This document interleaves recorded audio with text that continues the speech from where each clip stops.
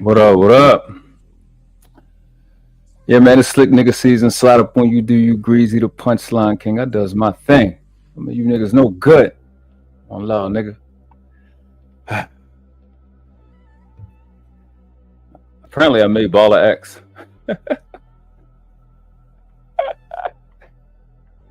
You know, I guess today it should just be rebuttal day. I was gonna make a video, but I said, you know what? Let's just bring things to the congregation. Let's bring the rebuttals out. You know, babe. We could bring the rebuttals out.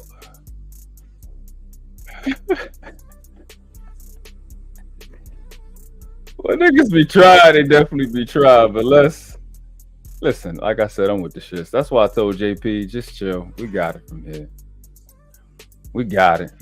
You know, I figured I might as well go back in my closet, you know, remove my old shirt, you know, because niggas is supposed to have what going on. I mean, I don't know. You know, I don't know what y'all think. What y'all think? Because it's supposed to be crazy angles. I don't know how crazy the angle supposed to be. When you know what the girls do when they want to see their titties? They tighten it. What we got? I think my ribs stick out a little bit more than my chest. You know what I'm saying? I know. It was a nice try, though. Got to do something. You know what I'm saying? Yeah, I mean, you got to say something. I mean, I don't know. If it wasn't against YouTube guidelines, I would just show everything. But I don't want nobody, baby mama, to pussy get wet. You know. Read them in week, kiddo. You tried and died. You know what I'm saying?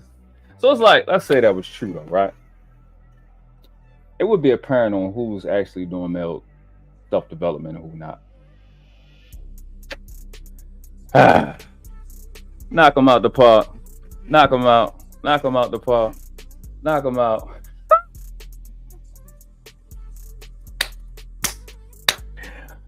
I'm too good for this shit, bro. Yeah. I don't make excuses. My mentor used to say,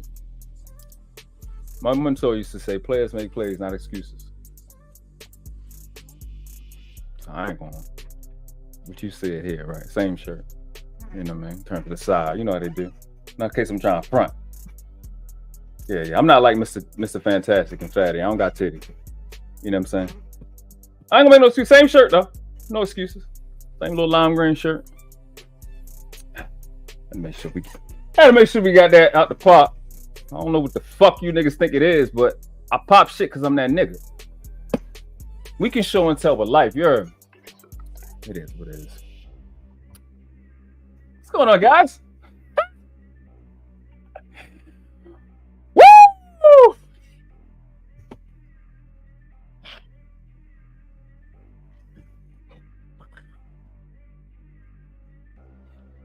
So shout out to my guy Hassan. Shout out to my little baby, Just Jay. Shout out to Unica Rector. Shout out to we're nearly this one now. This is what I'm saying. Listen, in real life, like my shirt and your skin tone is the same guy. It's literally the same character. You know what I'm saying? They would have, if it was Mortal Kombat, they would have the same finishing moves. You know what I'm saying? Hold on, Tommy, let me put you down because you know, they said, you know, man. You know what I'm saying? Like I'm hitting it and it's not moving. You know, can you do this? Can you? I don't know why y'all fall for it. So Tommy says, congratulations, everyone. This is light skin and a Leo. Shit. I don't even know why those two things. What's going on? Chocolate shake, no milk, just straight chocolate. Oh, my baby. So what you talking about? I gotta find my clip. I don't know what that means. I don't know what that means, and I don't want you to keep going. You know that's for later when we all can.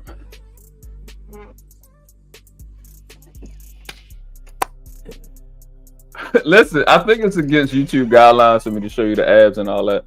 I would, but you know, I think you know what? It's inspiring me because like the when I first started YouTube, it was during COVID. I definitely put on some weight, but one of my homeboys, my guy Chris, like he bodybuilder, right? So I think I might do some content with bro, hit the field or whatever, and get with it because he rip like he's super ripped. I mean, so I might do some. I don't know, Mike. We're gonna do that. We're gonna put that together. I need to hit him up, put some content together because he's still been like the stuff that I showed him about health. Like he's been pushing it. He didn't take it to a new level. He got kids that's in the draft going into the draft this year. So shout out to bro. We're gonna do some content. Definitely hit a field or something. Let him coach me on how to work out and stuff. I gave him nutritional things. He gonna give me the workout stuff because I injured myself. Like especially that picture that the nigga got, which is from a live that's still present today. I don't hide nothing, so you can see my development. I be talking about it, but I do it. What Big Sean say? I do it. You say I feel uncomfortable right about this. Listen, so Tommy, if you go to Team Pedo, the pedophile, apparently I got titties because they found an extremely old video when I first started doing YouTube, and the way I was fucking sitting, I think I was probably like about 10-15 pounds heavier than what I am now. Probably. I ain't gonna make no excuses.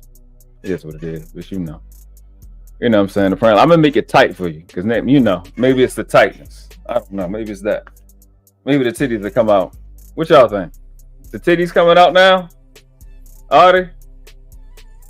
Huh? I don't know. Y'all tell me. I don't know. Let me know. That part. Look at you. Listen, let's do this. You show me yours, I'll show you.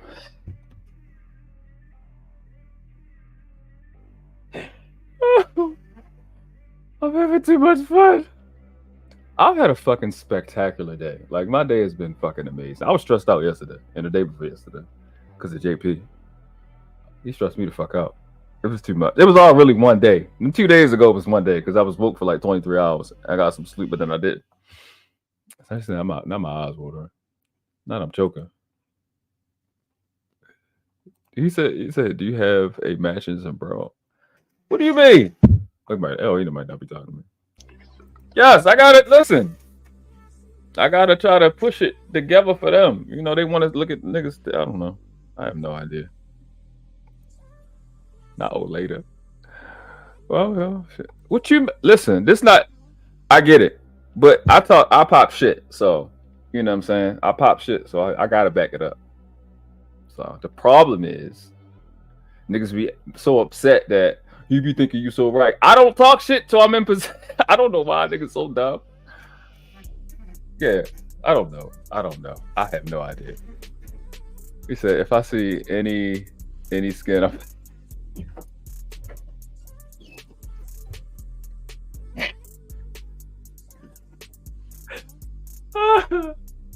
Hey Tommy, if you want the link, because I don't know if I'm gonna do a panel today, but if you want the link, you can hit it.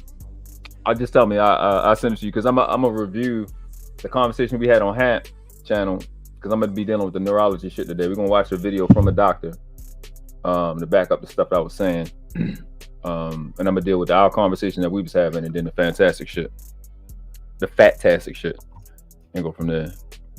We said W8 no fun. Y'all make sure you hit the like button. Shit throwing dollars. Listen, we got our new video. Fair exchange is crazy. Fair exchange is no robbery. Yeah, so yeah, if let me see. Yeah, just hit me up on my IG or something. We'll text or something. I'll send it to you. But I'm just go over that. Because I know that's a frustrating conversation. Because parenting is a frustrating conversation, period. You know what I'm saying? Nah, but it's the sad part is I say enough stuff. He says, "Nah, you and fantastic would beyond me, nigga. I don't know shit about neurology."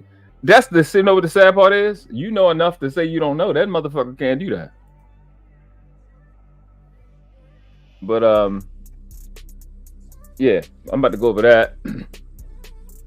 But I'm I ain't gonna niggas keep talking I'm small. But okay. All right. I wouldn't.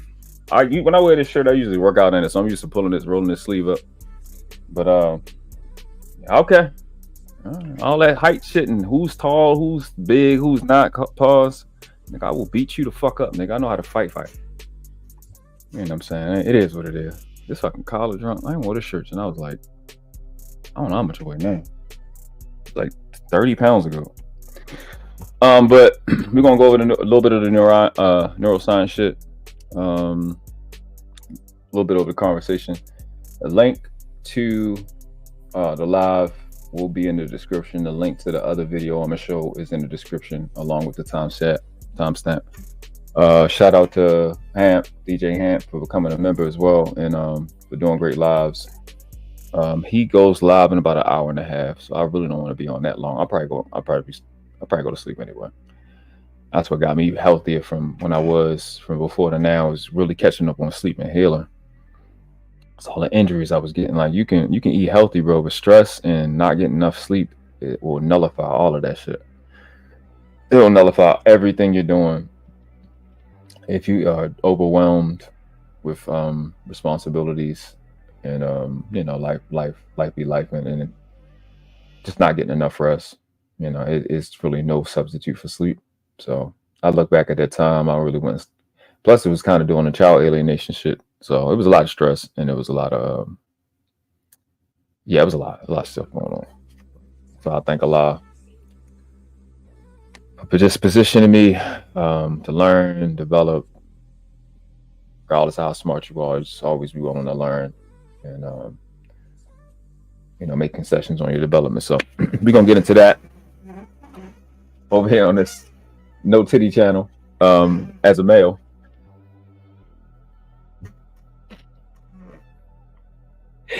I think we all thought the post was a nice idea.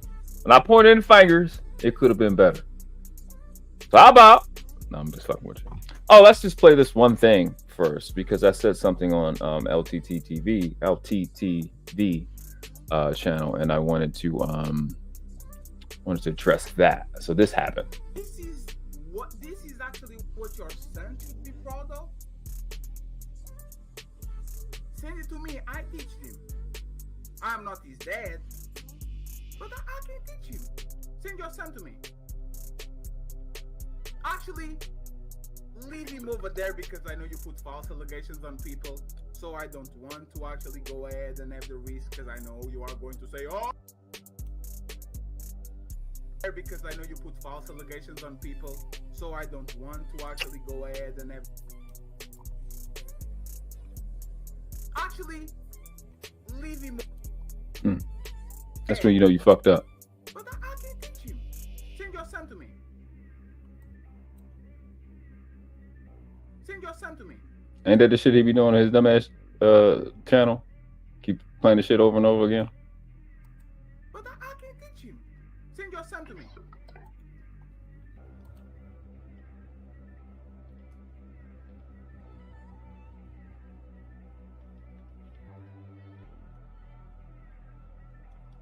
But you're not a pedophile, right?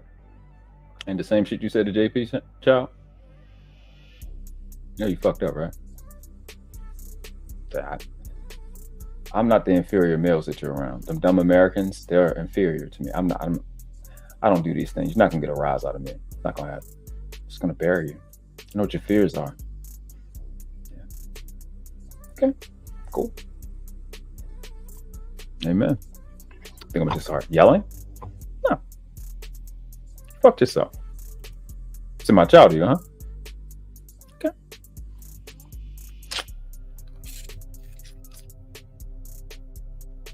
All right.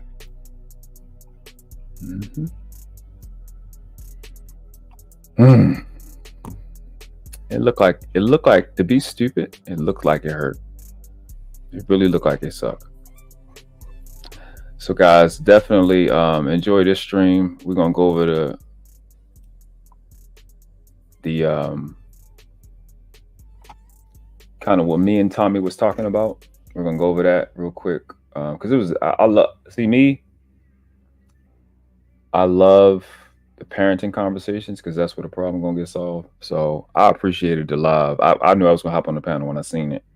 I think Scam even inboxed me and told me hop up there. But it was cool, and it was decent. It was a great conversation more than most of the time. But these pathetic incel, whatever the fuck they are, creatures.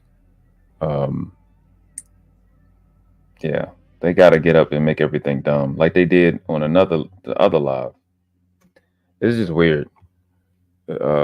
the shit with the chicks. I think from last night, if I'm not mistaken. It was just, and the sister, Hamp's sister was just saying like she just made perfect sense. I want to do a video. I'm gonna get out of doing as many lives as I do, and do more videos. But because shit shit was stupid, bro.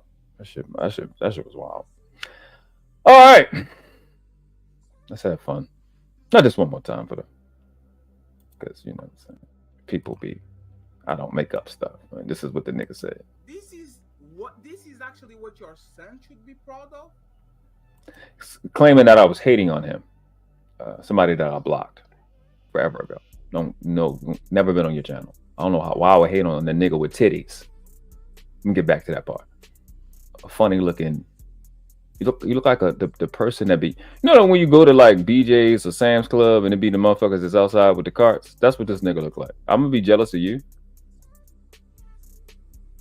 Do you know how many women in this space over the time I've been here use you as an example of ugly and what they don't want?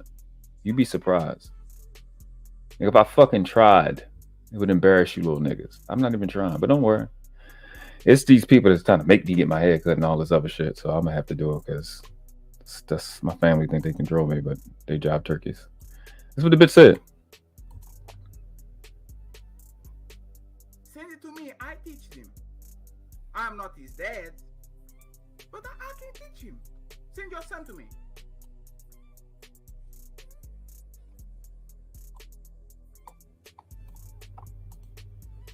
Send your son to me.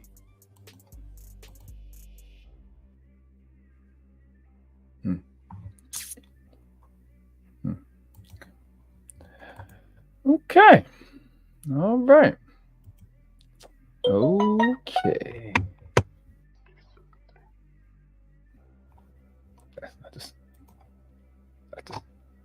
I just need you to understand. If you're ever in eyesight, I just need you to know how fast bullets travel. 4,000 miles, between 2,000 to 4,000 miles per hour. You ain't gonna be able to outrun it. That's all I'm telling you. Hey man, I don't. That's it. That's how you leave Earth. Saying stuff like that shouldn't slip out your mouth. But you trying to prove you're not a pedophile though. Just keep bringing up people's kids. It's weird. But it's Daryl Long though, right? You know what's crazy? You know what's crazy? He never missed my child. Not once. Daryl Long never did. Okay. All right. Lego. So this is oh, did I move it back? Oh, okay. I might have. Might have. Okay, here we go. Spanky. Right at the exact spot. And I probably need to move it back a bit. This is when I was talking, right? So my nieces, my nephew, and to my son, I've never had to hit them. I think I had just started. So we're just gonna listen to me talk a little bit. I think it was my goal. Okay, yeah. So Sharon finishes talking. So again, the title is "It Ain't the Parents, It's Parenting." I still think it's the parents, to be honest with you. I disagree with that because I think they are the same.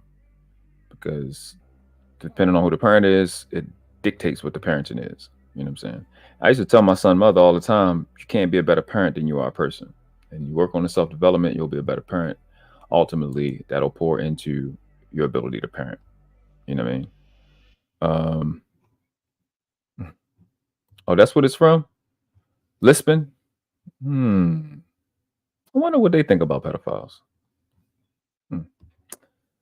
That's gonna be something we're gonna have to explore. Shout out to my guy Gore.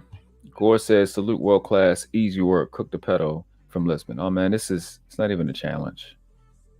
It's not even remotely close to a challenge, bro. Appreciate you, bro. Always coming through, always cash apping, always supporting the channel.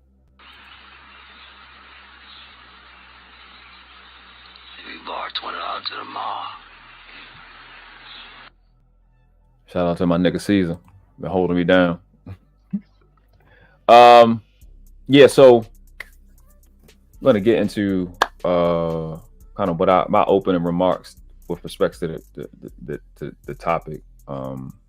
This is pretty much my favorite topic to talk about because again, like I said, this is where all the solutions are going to come from. All the social issues we have is not allowing children to be programmed with dumb shit that don't make any sense. So let go.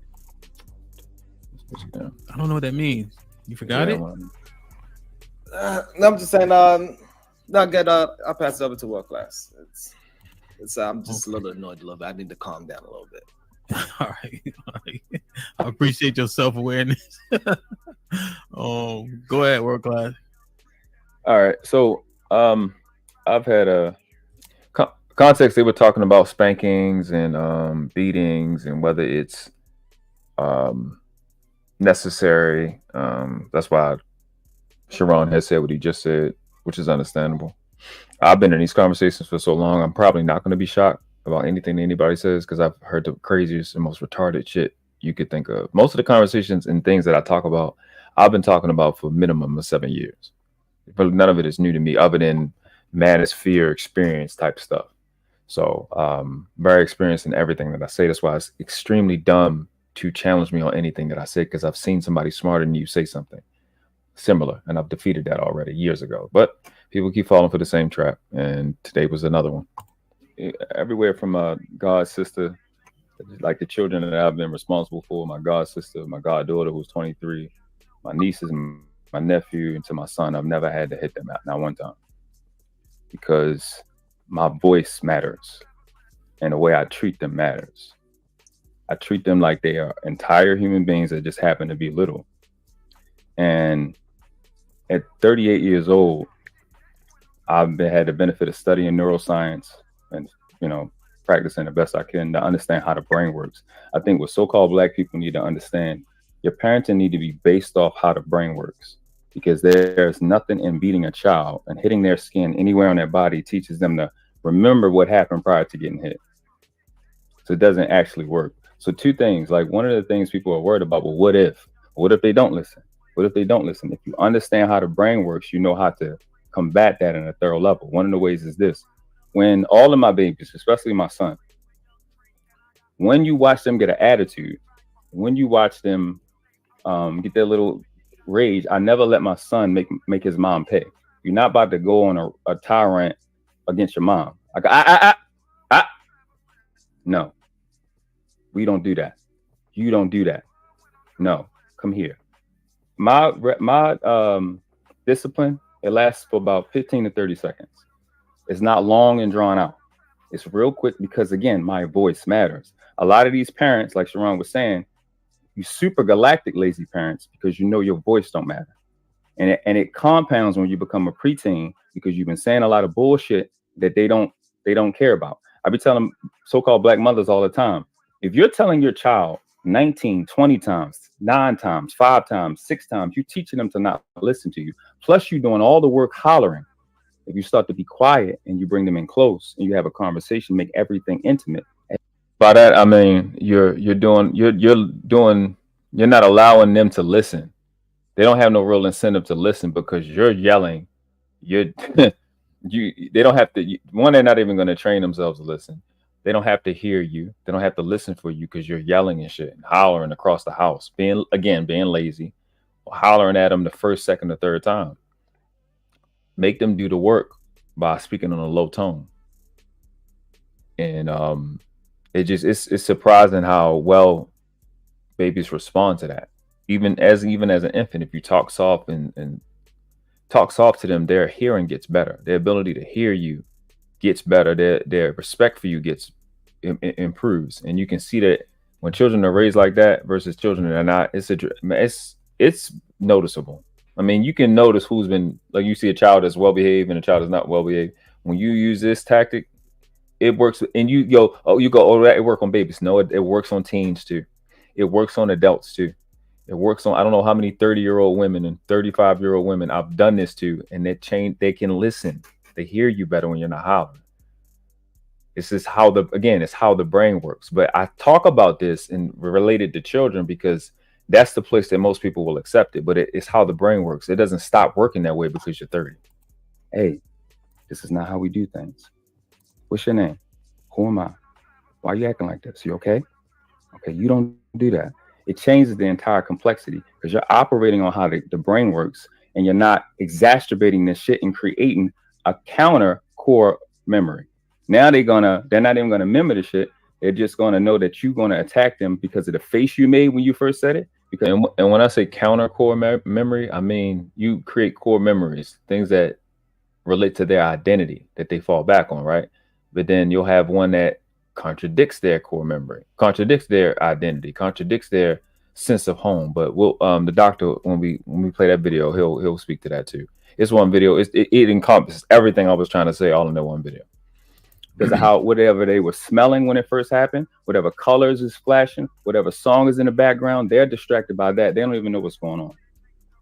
So it's like little stuff that our people don't understand about the brain and how it receives information and how you go from, like I was making the difference between spanking and beating. Both of them mean the same thing. Spanking is with an open hand. That's the difference. They're the same. That's what the words mean. So at the same time, you create horrible experiences for them that has nothing, literally nothing to do with them learning. Like we were having the conversation when Fantastic was up. The point is not to punish them. The point is to create a disciplined person. So if I can interject, like what August was saying, another avenue for you to be disciplined, and that's the point. It's not for you to be hurt and really fear me and for you to get it and sit in a corner. The point is for you to be a disciplined person. If I can come up with another way for you to be disciplined, and you can translate that, me having been an athlete, y'all being athletes and being in the military, that I can translate. I'm gonna look back and go, you know what? That's where I got my discipline from. And we sit and we talk like the divestors and shit about how the so-called white community is better. Well, their parenting is better. We thought little Tommy with the string and all of that was bad, but they're producing better producers, aren't they? Aren't they? So their way is working better than our way. If we're going to go there, hollering and screaming at them and slapping the shit out of them in Walmart don't seem to be working, because it seems to produce people like me who can't wait to go to school to fuck somebody up. My mom fucked me up. I'm going to fuck up your kid. It don't work. There's nothing in your body that's designed for you to fuck up a kid. Nothing. And that for them to learn. So, that's the foundation. The number one point is stop hollering at your child. One warning, full-fledged consequence. And the consequences was like Darrell said, and it was like Sharon said. Because if they value you and the things they gave you, and the things you gave them, then that's punishment to them. Not being able to be with you and have access to you and the stuff that you provide for them. All right, so that was my open. I've said this, I think every type of conversation we've had about this, I've said the same thing over and over and over and over and over again. It's not even challengeable in my life, but I can't make other people do what I do. And I'm probably definitely above average when it comes to discipline. But I know when you're consistent, like your baby's confidence, and this is what you need to take home. Your baby's confidence is so heavily dependent on your consistency. And I think I even said this later in the video, is that what people don't understand about the voice is not to take shots. I'm going to speak very direct because I'm not a female. Your words as a parent is your baby's thoughts. They don't even know their voice, but they know your voice. So if they're thinking of any sound, it's going to be what they went through, but it's going to be your voice. Your voice is going to be their inner thoughts and their inner voice. So your voice has to matter. It has to be behavior and consistent behavior backing up everything that you say to them. It is so crucial that we thought that shit worked. That shit didn't have anything to do with our ability to learn at all. We were wrong. Fuck up, beat, attack, all of that shit don't work. Like I watch my goddaughter, my niece, sweet. All their mothers had to do was call me, and whatever the hell they wanted would have got done. Because like I said in the video, I treat children as if they're entire adults. And Hamp went on to ask me, he said, what do you mean? Because I said, the entire adults that just happen to be little. He said, what I mean by that? Well, I said, like me, I need respect. And when I said that, he caught it. I'm like, I need respect. So they need respect, because how can they give something we never gave them? How are we going to ask children to have home training when the homes we put them in is more so like a crime scene? It's where they're getting violated. So what do you think they're going to do when they're outside? So I treat them like they're entire humans. I know what they need. You know what I mean? They need respect. They need to be respected, and they need to see somebody that's respecting them be respectful to other people so they can mimic it, i.e. mirror neurons, which is what I'm going to bring up, which everybody seems to miss, but they want to tell me about neurology and whether I know about it or not, when there's nobody that spoke about it that said anything close to what I was talking about. They did surface level Wikipedia shit, and I'm talking about mirror neurons. Like, if you would have to study, at least when I first learned about it, you would actually have to study neurology to talk about mirror neurons, because at the time I was studying it, it was kind of new. Now it's a different thing, but like I said, the doctor is going to explain everything that I said in the video. It's not new. He didn't just make it yesterday. You know, y'all get to see, but it's a conversation that I think need to be had. We need to do panels about this, like this is, much more often, because when people see the error in their ways, it's easy to see the deficient behavior in adults when you learn neuroscience. It's like, oh, that's why that's going on. This is why this is going on. That's why. This is what, okay. Then you can switch your behavior. Yeah, once again, world class, those are all great points. So again, I think I speak for the collective when I say everybody who has spoken with regards to spanking, and we're gonna get Tommy B in, we all agree with those sentiments. It's just that 1% where we feel a spanking towards a particular child may be warranted, is not coming in the form of abuse. So, Tommy B, what you got to say to it? But before we get into that, right? You know me. You know where we at, right? Let's share this tab instead. Let me make sure y'all can see it. Okay, that's kind of, I want that big, right? When we deal with words, some words are so fundamental. You know what I mean? They're so fundamental to the point where they're general enough to apply to so many different places. Abuse, right, as a verb. I mean, this can apply because as you're actually doing it, it is abuse. But we're kind of describing it in a conversation as a noun. But for the sake, we'll deal with this right now, right? So abuse as a verb, early 15th century, to misuse, to misapply. You see, literally abuse is the word, right? To misapply. To use discipline where abuse is misapplication. And it says what power? What do you think you're striking with? Right? To deceive, use abuse again, because it's from the abuser. It's from the French. Deceive. I don't even know if that's how you say that. They probably say it in a different way. Natasha probably laughing at me because you know French. The Latin, and abusing, and a using up. Right? To misuse, abuse, misapply. Outrage. Just that simple, just that quick. A spanking is misapply. Because this child that we're spanking is not a dog. That'll work with a dog. That'll work with a cow. That'll work with cattle. This is a being, and the guy's going to explain. I think in this video, I might have seen another video, I'm kind of forgetting, but the one that I'm showing is, he talks about children particularly. And just not understanding how the brain works, how the brain is designed, how our brain specifically, the thing that makes us different is how it's wired. That's why I keep saying neuroscience, because neuro just means nerve. And we're talking about the entire nervous system. And you have your what is it? You got your central nervous system and your peripheral nervous system, right? So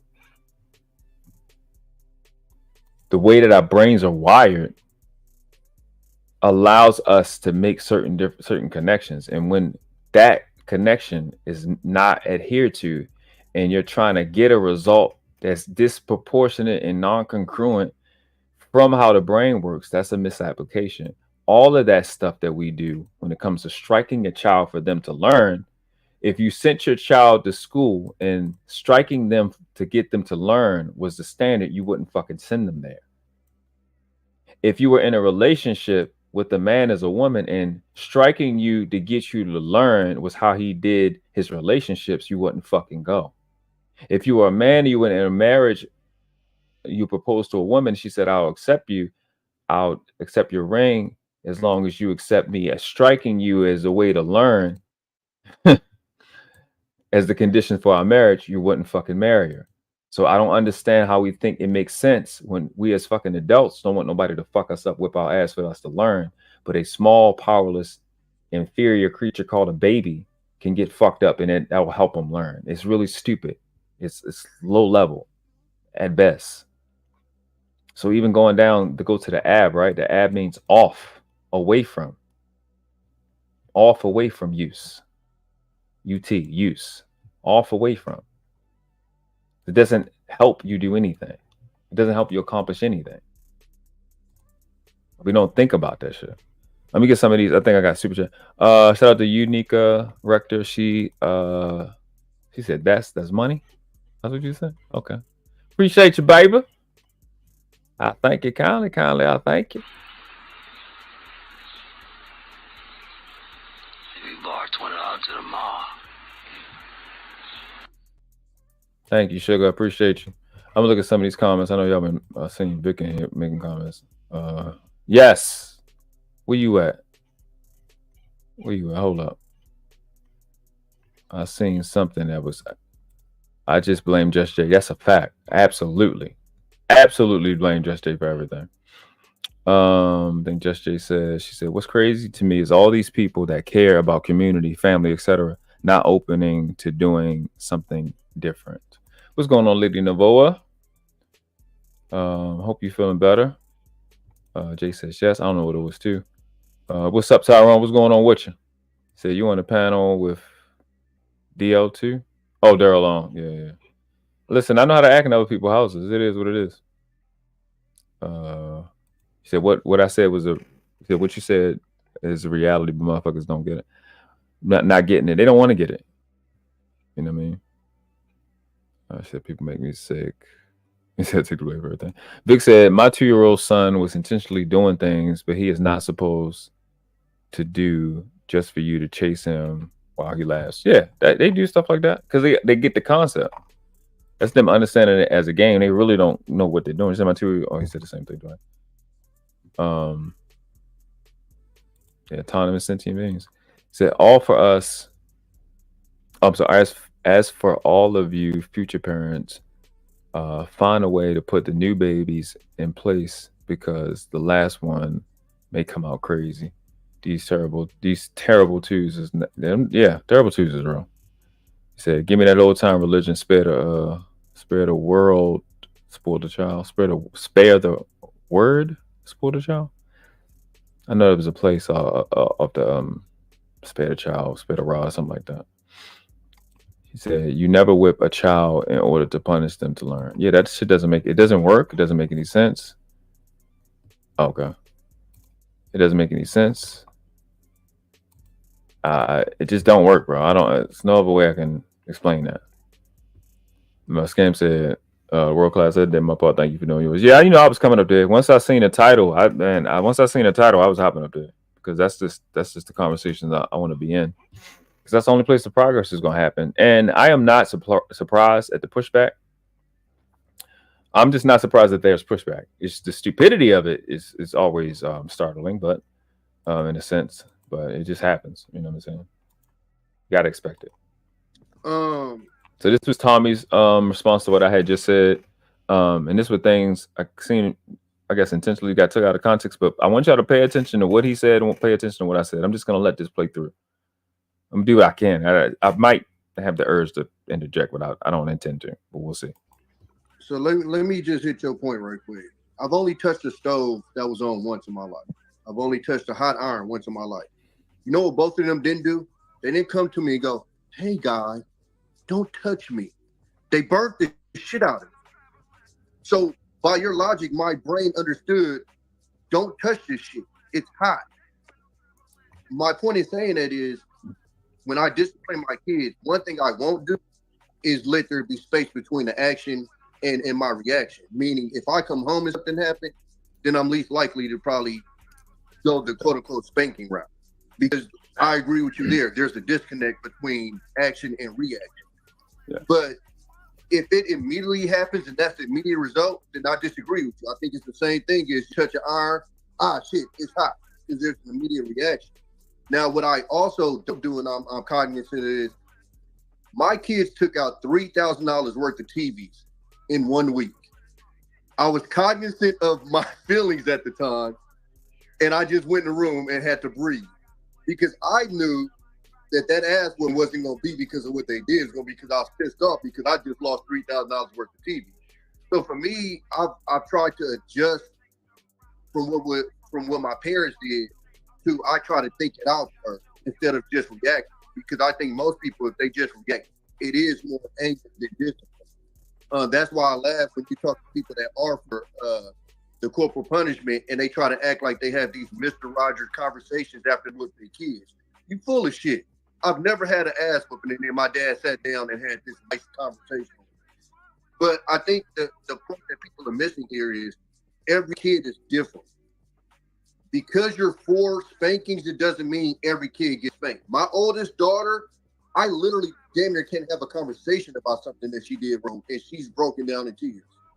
Now, these other two little thugs that I done had, they different. They will literally come in my face and do what the fuck I told them not to do and smile at me. It's completely different.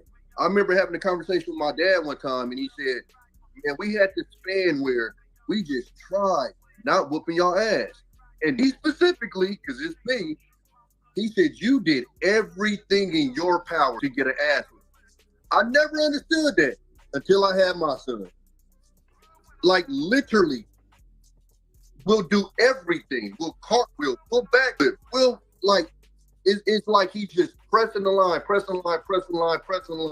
What's good? Like, so I'm kind of on both sides of it. Like, I think there's, like, I think when my parents and it was correct, this is why I disagree with JT.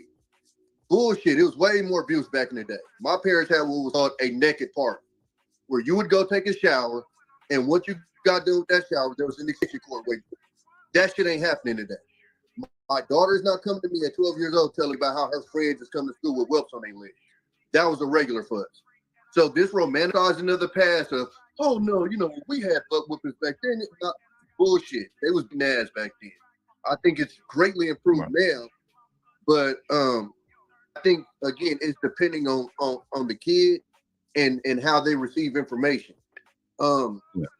Even to your point, Sharon, as far as like, and I don't want to get stuck on it, but my only problem with your thing as far as with it's not a crime if the kid takes it. Ignorance of, and we all know this, ignorance of the law is not an excuse.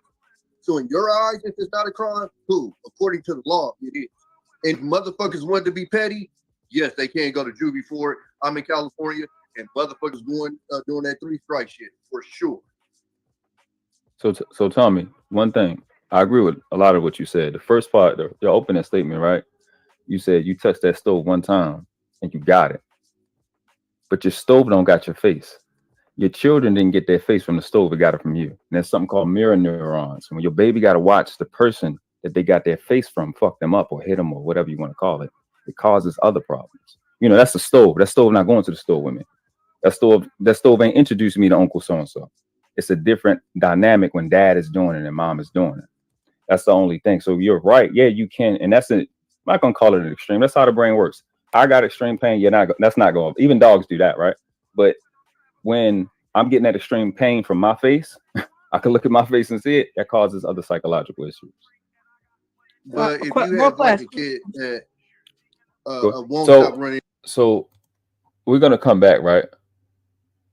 We're going to come right back to that because, you know, I always got receipts, but I put the description, the link to not only Hamp's live and the 2 timestamps that we're going to look at.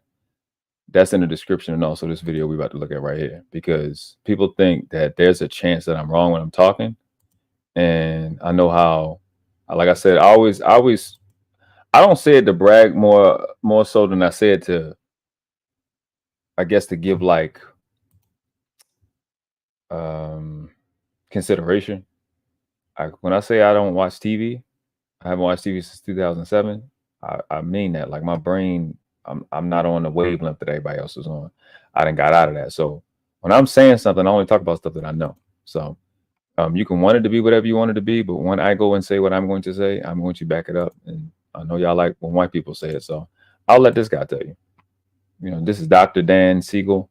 I'm gonna play it from the beginning so you can see his credentials and shit like that, and where you can reach out. So I'm just let this shit play. Shout out to Truth. What's going on, Truth?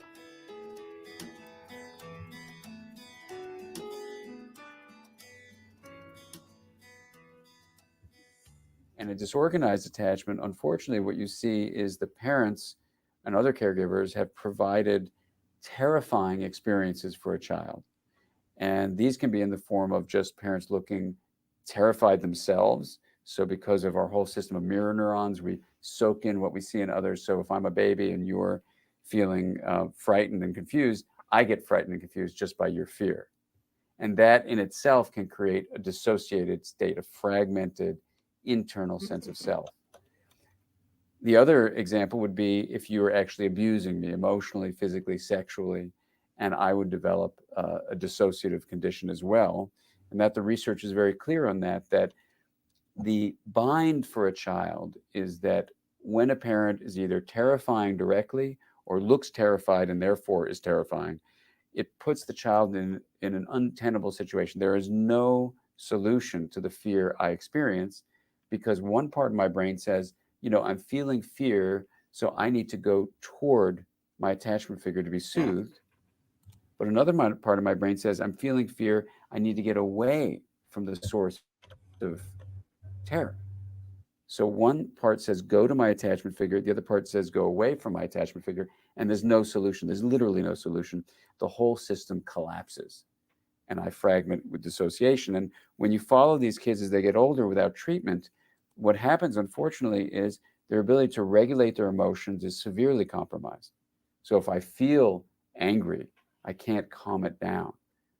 I can't make a separation between my impulse and my action. So there's a lot of acting out that is taking the inward world and acting it outwardly.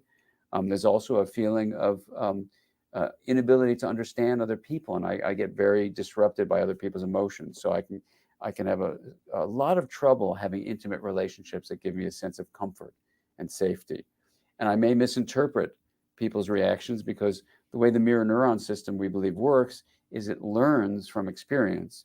So for example, if I've been abused as a child or terrified by my caregivers, and I'm just interacting with someone as an adult and that person raises her hand, well, if I never was abused, I might interpret the meaning of this raised hand as they're waving hello or asking a question or flagging a cab. But if I've been abused, my mirror neuron system automatically interprets the intention behind an action. So this is precisely to the T what I was explaining to Tommy B. That's exactly what I was talking about. You know what I'm saying?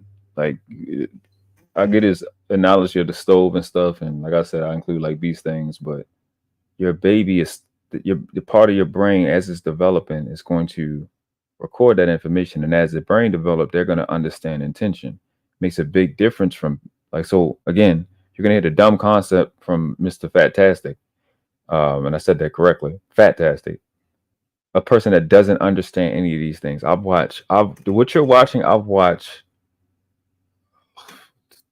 dozens and dozens of hours and listened to dozens and dozens and dozens of hours of audiobooks and read. I can't, bro. I've been on this stuff for 15, 16 years. I'm probably 18 to be honest. And it's solid science. It's logical. And then you thinking it's just like when we're learning it, oh, it's something new for white people. No, then you study the Cometians and the ancient texts and you see all of those, the scarab, the ujat, the aheru is the brain. This has always been the science that everybody is using. It's just the brain. All of those Egyptian, all of them is the brain. Every single Egyptian or Medu Neter depiction is the brain. 100% of them. The dopest shit in the world. So we've always been focused on how the brain works. And the thing he mentioned, I dropped a couple posts in my community tab about dissociation. Because like he said earlier, I wanted to play it through, but I just couldn't. A part of the brain is going, this is dad, I want to come to him. But then another part is, this is dad, He's attacking me. I got to move away. So those things create conflict. And like you said, it always breaks down. And that creates that dissociation. Dissociation in mirror neurons, almost like the polar opposite, right? Dissociation comes from, well, it's a lot of things it attributes to, but having a messed up sense of reality. Then you have mirror neurons who is reflecting everything, which they say is associated to empathy, as I think he's going to state a little later if he haven't already. So if I am trying to reflect my world, I'm gaining my reality from what I'm watching through my mirror neurons. That's in the, I think it's called the superior cortex in the middle of the brain. So I'm getting my reality from this stuff at the same time from the person I'm getting my reality from. If I'm getting my reality from my parents and then I'm also getting attacked, it starts to make a disconnect. So the one word I didn't say when we were doing it is your identity is really at risk when you're being beat by your parent. And your parent that is feeding you, clothing you. That's why I said the things I was saying to Tommy. The person you getting life from is also the same person attacking you. It creates dissociation. They've proven this over and over and over and over and over again. So yeah, this stuff is solid science. And I think as men to try to dismiss logic, this is science. This is not even psychology. This is science. This is them measuring things. I forgot the name of the machine. Measuring how the brain works, you know what I'm saying? So, and recording it, et cetera, et cetera. So this is not a debate. And therefore, this action is I'm going to be struck by this person I'm talking with. So my action at that point is in my own brain. I develop a constant vigilance for are things safe or unsafe?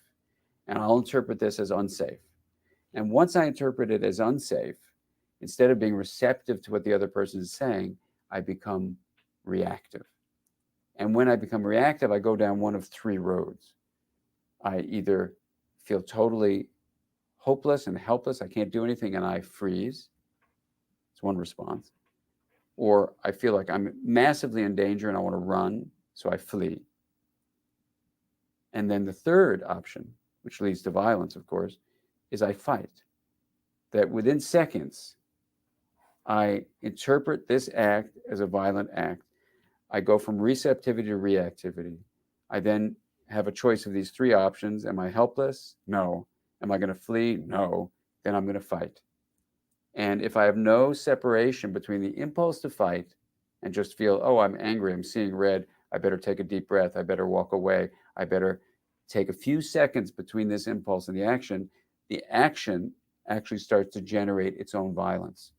Because once I enact a violent behavior, then my whole system is put on alert that I'm engaged in a fight. And everything that I've grown up with from an evolutionary point of view over millions of years of ultimately being a fish in a cave protecting the female that I'm laying eggs with, I am going to fight to the death. And it becomes a matter of life and death. It's not just about this, 100-year life I have. It's millions of years of history when the fight response becomes activated from the brainstem. I hope y'all understand that. I hope y'all really taking that point, because that shit is a very, very big point to life, period. You have to understand you've never died. From whatever was created to whoever was moving around here, you have been alive that entire time. That's where you get your life from. You didn't get your breath from dead people. So people be thinking science and religion is separate, and they're really not separate. This guy is a scientist. This guy is a doctor. And he's saying it's not just your 100 years that you're going to live. You've always been alive. You got your breath from your dad got it from his granddad, et cetera, all the way back to however we were, whether we were cells in some petri dish made by some superior beings, or we evolved. Either way, it's the same shit. We've always been alive this entire time. So what's happening is more than just some hood shit, more than just some ghetto shit. You got hundreds of millions of years of evolution responding to violence. So if dad is doing it or mom is doing it, it's not going to change just because you can get up on the internet and say stupid, goofy shit. It's a lot going into being a human being, and we don't put enough study and intention in understanding it. It's a bigger deal going on. So I do the best I can to encourage people to be worth the research and take it a little step further. That's why I'm pushing the envelope, bringing neurology, bringing in neuroscience into a conversation on a channel like HAMPS, so people can at least hear it. my thing was when I heard these things, I wish I'd at least heard these things the first 2 decades of my life to give myself an opportunity to study.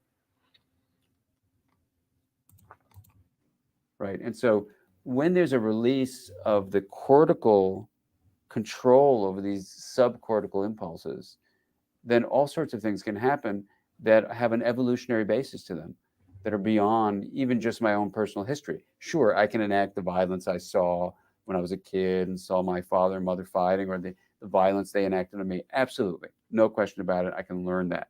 But I also have a whole brainstem fight response that I didn't need to learn anything about from anyone else, but millions of years of genetic sculpting that have shaped my nervous system. So I'm gonna drop this in a, I'm gonna go back to this tab. I'm gonna drop this in the link in case y'all wanna see. I know some people came in. I'm see who came in the chat. I say my baby Sugar Shiesty Bum. I like when she wear this one. She said my parents didn't believe in whoopings. I turned out great as crazy. Hold up. You saying that is wild. What? I don't know what that means. I don't know what that means, and I don't want you to keep going. I seen scams are terrifying to the pushback to business. You about to see it. Lana says, what's going on, Lana Love? She said, do they not have a negative feeling when they hit children? I don't even like yelling at the babies. I really don't. Not mine, because they're usually good children, and I know I'm a little aggressive. Because they all sweethearts. You know, all that I found. Not everybody's child, but all the ones I've had. They're little sweethearts, little sweet babies. He said the world class was the mommy issues thing from outside beef. I don't know. That's just what the dude baller X or girl baller X. Probably a tether. That's what I think they are. Non-FBA type of person. That's what I think. They just put that there. I don't know. I don't understand the mommy issues. Just because I admitted to getting abused. I don't really doesn't make any sense. I don't know. I'm not dumb, so I don't know how to come up with shit that don't make sense. What's going on, Alexis? He said I used to get ass whippings in midair because I would run. Why would you running and jumping? Why would you? What? That's a fascinating story. I have one question for you. How? Not you was jumping like a rabbit to get away. Reynolds says the difference is hilarious. The foundation of every being has primary reactions to north, south, east, west, etc. Mandrill, you don't watch TV? Good, because TV is TV is the devil. Said know the difference. I will join the panel and explain. Okay, if y'all want me to drop the link, just let me know. I guess she just did. Scam said Dr. Nakumbe will be doing a show on effects of corporal punishment next Thursday. I'll definitely be there. I'm probably going to inbox him. Even if it's late, I'll hop on. I like Dr. Nakumbe. Guys, he in the psychology thing, but I know that the psychologists they use a lot of the neuroscience information too. It's for everybody to use, obviously. Say bring the fire, gotta keep the message going. Yeah, I mean that has to. I mean it's full front because one, I'm talking about the abuse, I'm talking about the child deletions, etc. But we have to. I think how you solve it all is parenting and helping parents realize that you can have a. Like I said, came up. Helping parents realize, especially new parents, that you can have a obedient, disciplined, well-behaved child without beating them. You know what I'm saying? And it's a better environment when your child knows you're not going to hit them, you're going to protect them. They just become the sweetest babies in the world. You know what I'm saying? And I've watched so many children get beat, and it just robs them of their soul and their innocence. And you can see the clear distinction between those children. And like my son was breastfed. That's a big deal too. Breastfed and raised differently. So it's only out of love. You know what I'm saying? I'm his hero. And it's just, I don't, when I say that it matters to them, I don't, it's not complicated. I'll use the answer or no. She said, if you beat your child in front of me, I will call the cops. And Sugar Bum, that's the actual solution. People, what's the solution? Call the police on people that want to threaten and attack children. People think it's okay to attack children in front of you, but it's not okay to attack a woman or attack a man? No, it's not okay. You should be more inclined to call the police on the person threatening the child and beating the child than the damn adult. She said, I will definitely snitch. Please do. Oh my God. Yo, get the fuck out of here. She said, I'm grown and have to constantly deal with dysregulation. Make it make sense. She said, my parents didn't believe in whoopings. That was creepy. You tried it right there. What's going on, pretty girl? M Mills in the building. What's going on, baby? Gam said, everything you are saying right now explains my experience. I only talked about it because it needs to be said. That's it. It just needs to be said. I don't care who has to deal with it. If I got to be the guy, I got to be the guy. But I explained that in this video anyway. Talking to Kim folks says they don't do no type of research on nothing. They absolutely positively don't. Those are the same men who think striking a woman is okay if she doesn't submit. That's crazy. On some Flintstone shit. She don't. If it's a question of submitting, that's not a chick that you want. No damn way. Unique. I'm about to drop the link for you. What's going on, Love C? Love C, you definitely welcome too. We can kind of continue this conversation if you want. All I'm gonna do is go over me embarrassing Fantastic from here, to be honest with you. Yeah, I think we'll go through that, and then I'm gonna drop the link for everybody. Anybody want to come up and kind of have a conversation, because I think the parenting thing is definitely dope. I know Love C always bring it. I know Ham is about to go live in less than 45 something minutes. I know Just Jay have spoken about it, saying she regret, hitting her child. And I know Tommy B been telling me, he try to do it my way. And that's the best I can do. I can't come in your house and make you do anything. Pause. But just considering it, and if these YouTube streets weren't so ridiculous, if you didn't have such disgusting people like this. Send your son to me. If you didn't have disgusting people like this, it would be easier to, show you how we interact. When niggas want, target your children and shit, because nobody wants to have one with them. And see how well behaved they are. They're angels, bro. When you don't beat them, you don't beat the soul out of them. And I don't know, bro. Appreciate the emojis. What's going on, Sir O? Your name's gonna be Sir O from now on. I did clip. Trying to clip the videos and see me fucking your name up. I'm like, I'm just calling him Sir O from here on out.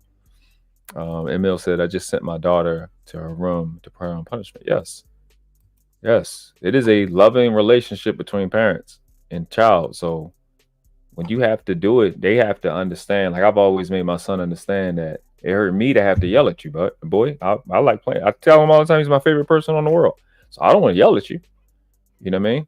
I want to have fun with you. I want to participate in your growth. It's fun to watch you grow. To watch you grow is the best thing in the world to me. So I have to stop you from doing that. I don't remember the last time I punished my son. I've had to take. Yeah, I think he likes popcorn. So I told him you're not getting no popcorn. One time, I think like a month or two ago, and he was upset. Hey, all that crying and shit, you better cut this shit the fuck out.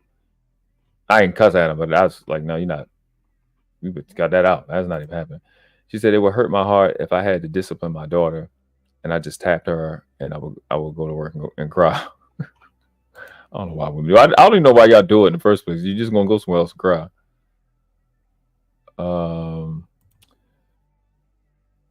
Scam said world class and Just Jay. Well, yeah, Just Jay. A show on alternative solutions will be good. My rebuttal to that is it's not the alternative. It's the main way to not beat your children. To beat your children is the alternate way. To make them into a slave and not a human. What to do when, or my favorite, why is the behavior happening? Why?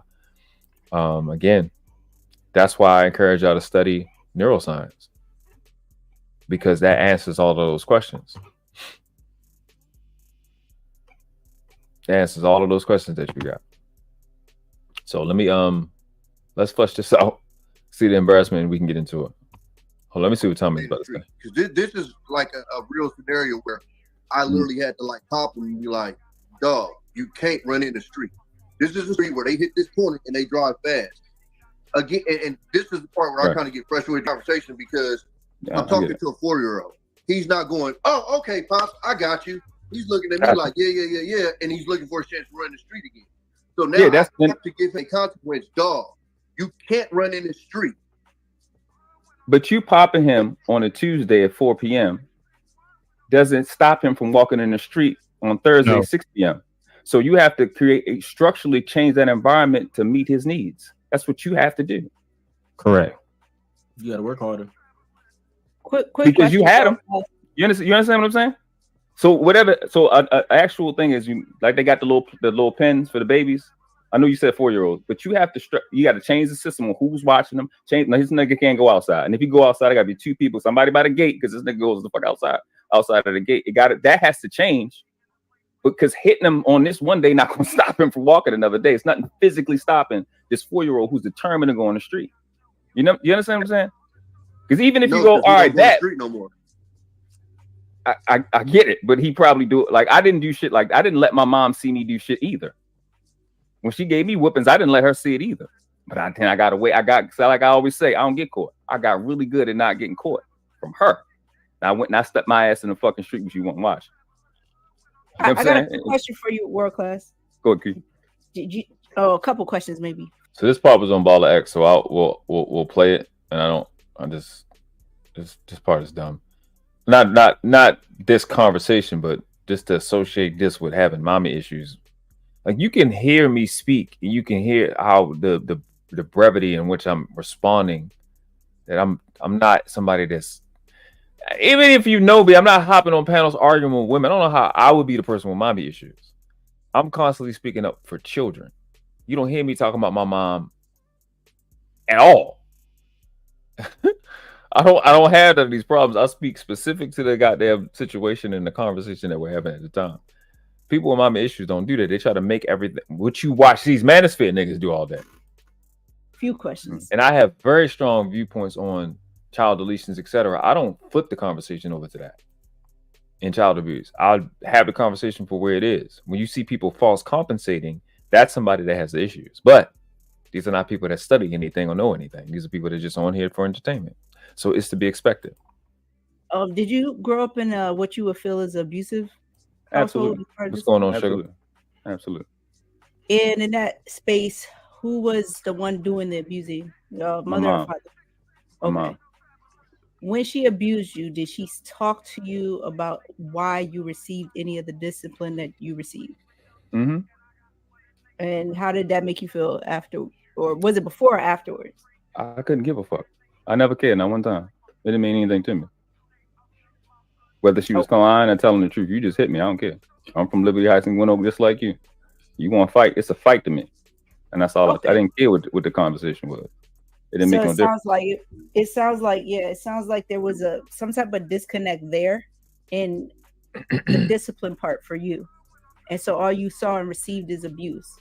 So it sounds like we're all saying pretty much the same thing when it comes to the abuse stuff, right? Yeah. But what I'm hearing from the guys in the lower corner is it sounds like you guys, and I can't really speak for Daryl because I didn't get a lot of backstory from him, but it sounds like I'm never a fan of feel like, sound like, look like. I don't look like it's kind of fringe, but I don't like to feel like look like, sound like. You guys is the epitome of the opposite side of the coin. So there's people who receive discipline in the form of abuse, and so that's all that they know. And that's the people that y'all are speaking against. Like, we're with you with that 100%, right?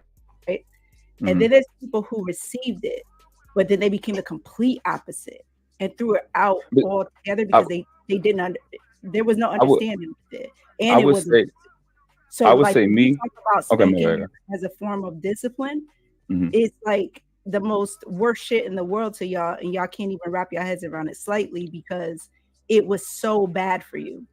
It's just no. I can I say this? I can tell you, I'm probably like the people that got abused. That's like friends because it didn't affect me. I knew because of how I was raised. You don't bang on somebody smaller than you and then beat your chest talking about you tough. I just knew my mother was weak. I knew she was weak, and it didn't really affect me like that. But other people that got fucked up, like my cousins, they were traumatized by the shit.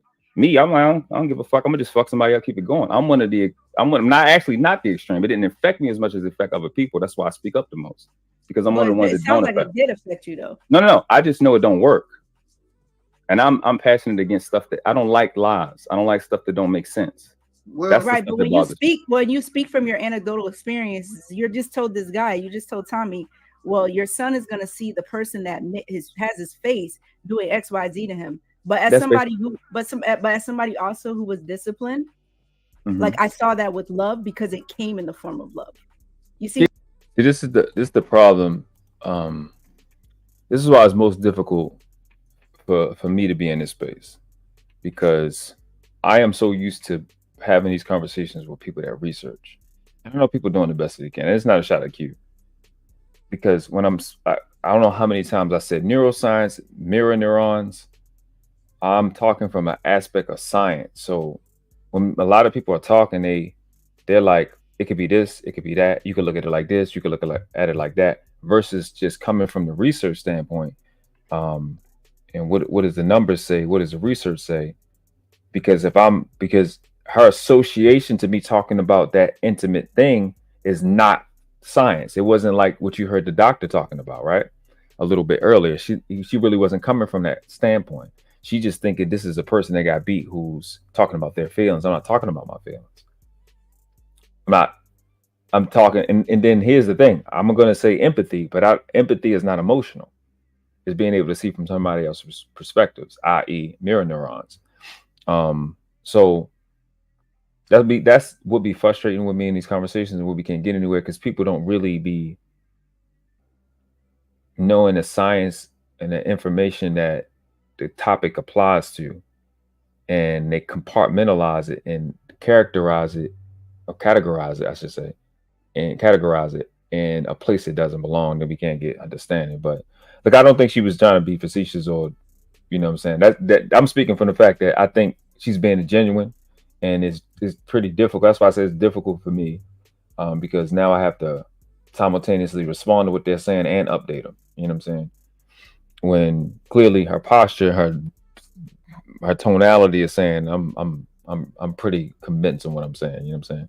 So it makes it difficult, and it require her to have to go study it, which, you know, that's why I brought it here. I actually kind of want to go over a video that I think we can all work from as we're trying to learn, because the same guy that I had, he has this, he calls it the hand model of the brain.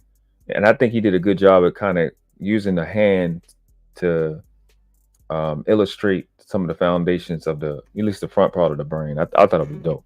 I never seen that before, and it helps you remember it. So yeah, it gets kind of difficult for me, because it's like, I mean, I enjoy it when it's genuine in terms of being able to kind of introduce people to stuff, but I think the thing that frustrates me is having to repeat myself. That's why I always say I'm not a teacher, because teachers don't be bothered. Well, I can't say they don't be bothered. They seem to do well with repeating themselves, and that's not my strength. That shit not my strength. That's not a strength. That's all I'm saying. Yeah, but I'm speaking from like where you didn't receive that. No, I received it. I'm speaking like Sharon asked, where's science? I spoke from a neuroscience standpoint. It's something called mirror neurons. They understand, baby is looking at you like you're the person that feeds me. It's empathy I'm speaking with. It's actually passive. I'm talking about empathy. You're the person that feeds me. And you think you have an association that an oven and you are equal, and they're not. You are far more important than this oven. You are far more important than an experience of maybe a bee sting or something like that. And I'm not going to go over there and mess with them bees. Your voice is their thoughts when you're a parent. Your voice is how they think. So respectfully, so that was that part. I'm going to go over to but what do y'all think about some of the things I said? Right. Actually, so one more time. Let me do this. Oh god, I was looking at my timestamp. I had to put it some bad damn way, and I put it in the wrong spot. What do y'all think about some of the things I said? I'm about to look at the comments in a section. In a second, I'm gonna go to the part of the roasting. Evil. All right, let me see what y'all got. Y'all time bet. What they talking about, cool? Be Atlanta. What's going on, sugar? Yeah, this is why people said, yeah, absolutely. That's why the video's in it. I don't know. I have no idea. Shout out to Reaper. Reaper had hopped on that. I can pull it up at the say this clip, and then we can kind of go into it. Yeah, that's why I don't. She said I always got beat. Don't work, and it worked. See, this shit is crazy. It ass whoopings and beatings. It hurt the girls way more than hurt the boys. Girls be destroyed. I don't. Hey, what you be saying, Chad? He was doing more than that. What's going on, Dr. Nkumbe? Dr. Nkumbe, if you, I don't know if you're going live. I definitely would love to have you up here when I drop the link. Definitely, because this is definitely in your area of expertise. B Atlanta says, world class, you did so well on that show. I saw this the other day. You made a lot of great points. I was impressed. Appreciate you, sweetie. I do my best. He said, when did Q become an expert with a line of questioning she's attempting? I don't know, but I think when people, what I talk about more than most of the time, especially when it comes to this, it really challenges people's identity. Really, like the stuff that I talk about challenges people's identity, their self-worth, and their value system, because those are the core places where change occurs. Could be more, but in my experience and my research and the books and stuff that I got information from, identity, value system, and self-worth, when those things are challenged, and obviously when you can make corrections and you can make improvement, that's where you get the best value. But also the problems be stemming in these three places. Misidentification is just fundamentally almost always the problem, but I say about 80% of the problem is misidentification, which comes from having a false identity. Faulty value system that can also include Stockholm syndrome. That would also be a problem. And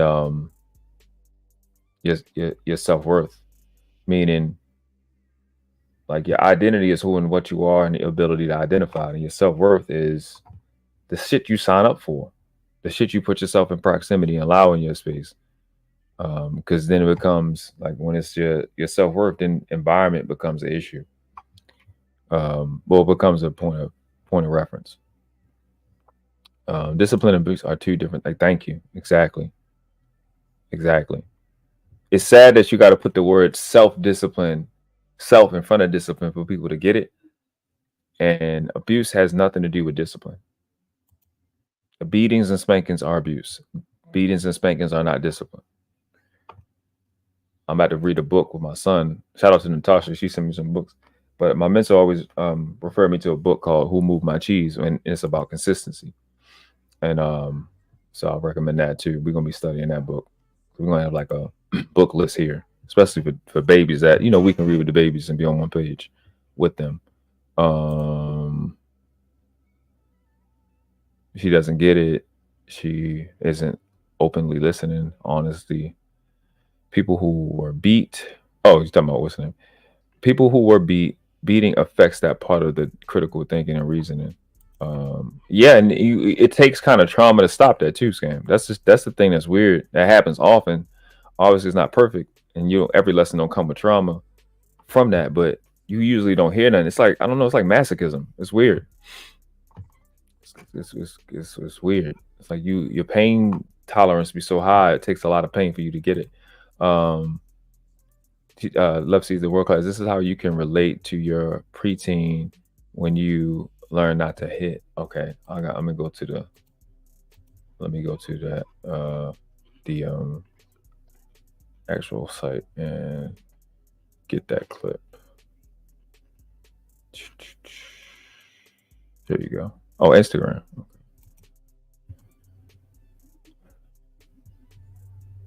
All right, I'm about that run. I'll come back in a second after I run through these. I'm gonna play this distracting, and then we're gonna go from there.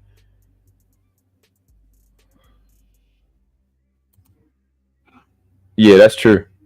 Yeah, it was a great conversation, to be honest. It was good. I know you was a little frustrated with it, but I mean, even then, you handled it, well, because Sharon wouldn't handle it that well. He was frustrated, but I understand his frustration.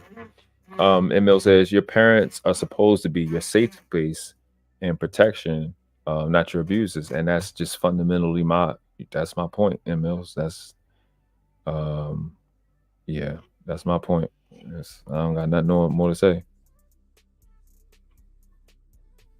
Nothing more. That's just it. Oh my God, that's crazy. Jesus Christ. She's I'm not the marital parent, but I am honest, and then that gives you honesty is everything. You know, you give a strong man meat, give a baby milk, and you can't tell a baby everything. You know what level they at, but being honest with them is a load off your back. It was some things that caught my eye. I got that link. Love, see, I'm gonna look at it and play it. I'm not surprised.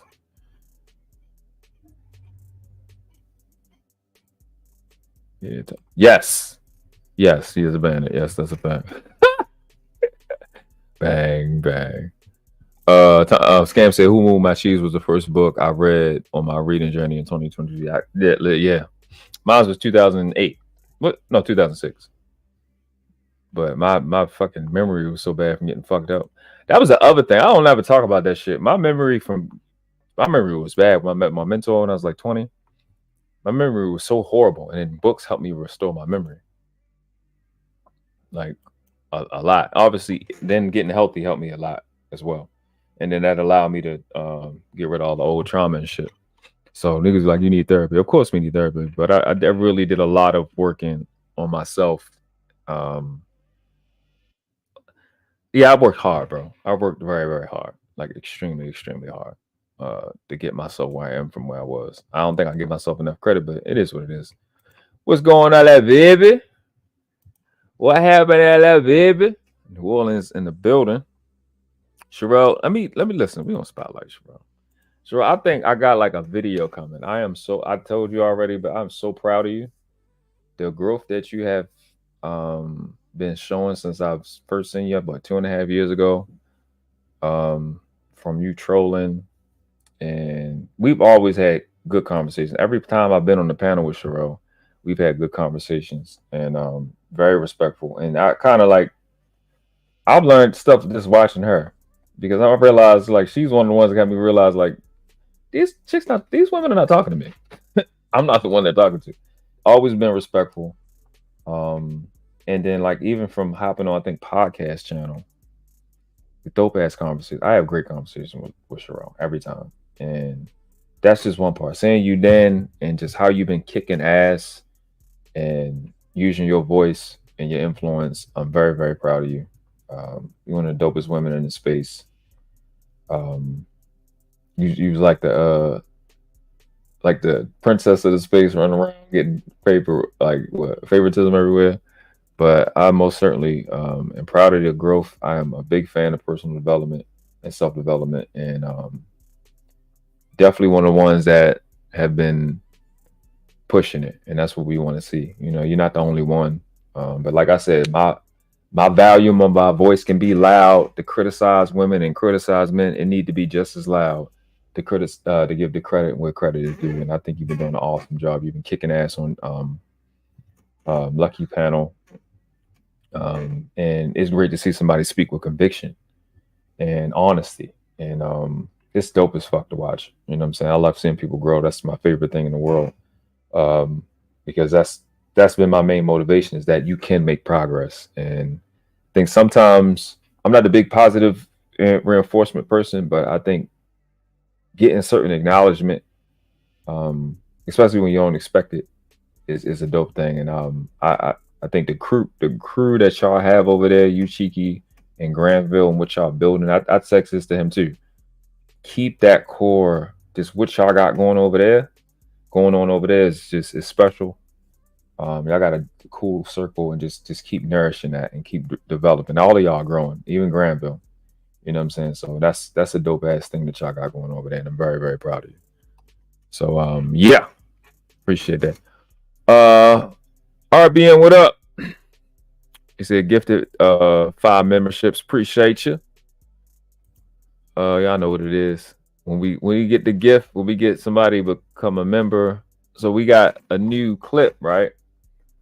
But y'all, again, my mods, one of the mods, please drop Sherelle's channel. Please go subscribe to Sherelle, the Sherelle Show.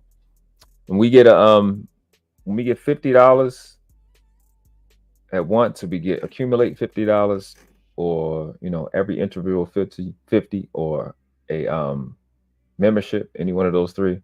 Then we get this video with my baby. This is like my favorite song. Oh, hey, oh, hey. I get ring out. Oh, the ring out.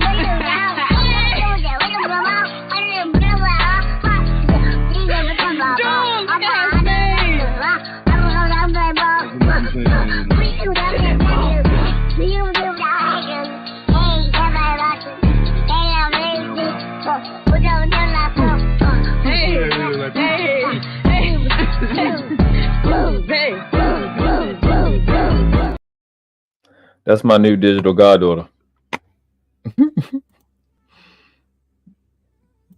That my baby.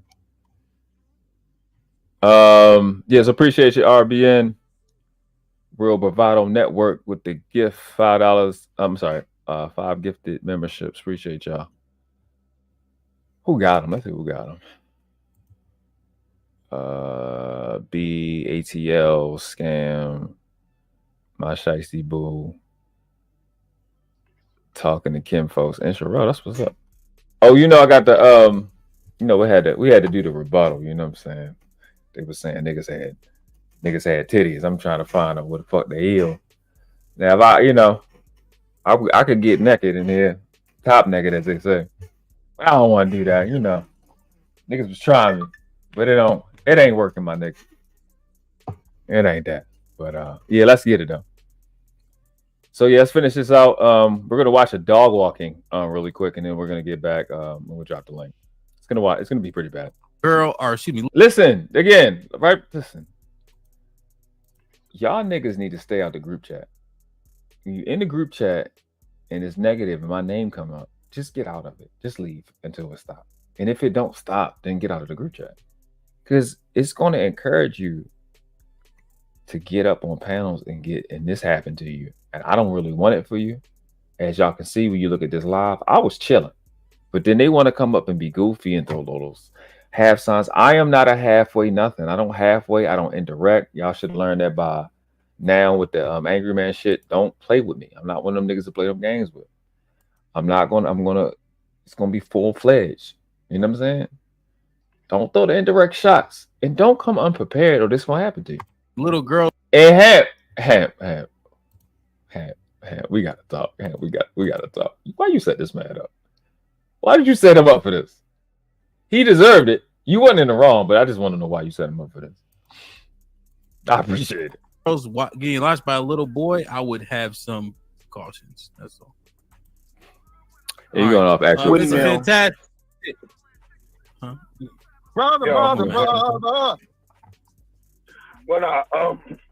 Who you got beef with, Vintage? You came up here looking disgusted. Who you want to talk to? Let's just get over with. Listen, man, I just heard a whole bunch of mindless crazy rhetoric, man. Niggas talking about neuroscience. Who said it? God damn it! I don't like when people bother you. Who said it? You see it? You see what I'm saying? You see what I'm saying? You got this man all cooked up. He already looked cooked. You know what I'm saying? God damn. Getting these niggas cooked. Sharon and the world class, it's just a whole bunch of it's the gay hand for me. Babble, man. Listen, again, hundreds and thousands of times. Tommy, what you smiling for? Why don't you want a nigga? Thousands of years and so on and so forth, and all of a sudden, this generation of people think we got everything figured out. Everybody's softer. Everybody's mentally challenged. Everybody's psychologically damaged. Every kid got ADHD. Don't this nigga look like a raccoon with braids? HD, all these different things. And Tommy was up here. I don't know if he's still up here. He's still up here. Yeah, bro. Pain is pain, bro. Again, whether it's being inflicted on you by a dog, a stove, or a person, that is. My nigga looked like somebody took a blood clot and made his face with it. Like a chick was on her period and just made his face and shit. That shit is stressful. A lesson in that. And the negative repercussions of that feeling is going to deter you from repeating whatever the reason for that was. Okay? Some of it is just reaction. This nigga look like an ostrich that did blackface. Like, hey, fire is hot, okay, or a dog's bite. But with people, it's the same thing. Again, humans are animals too. And again, just like you guys like to use it when it's to your benefit and bring up dogs and apes and everything else. This nigga like a 3D horror film. That's what I was thinking about when I was looking. I'm like, what the fuck is he talking about?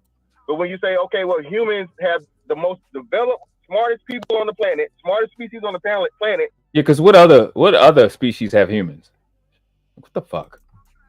Have developed something that's worked for thousands upon thousands of years. Now you just throw all that shit away, and it's like, well, no, that shit right there is fucked up.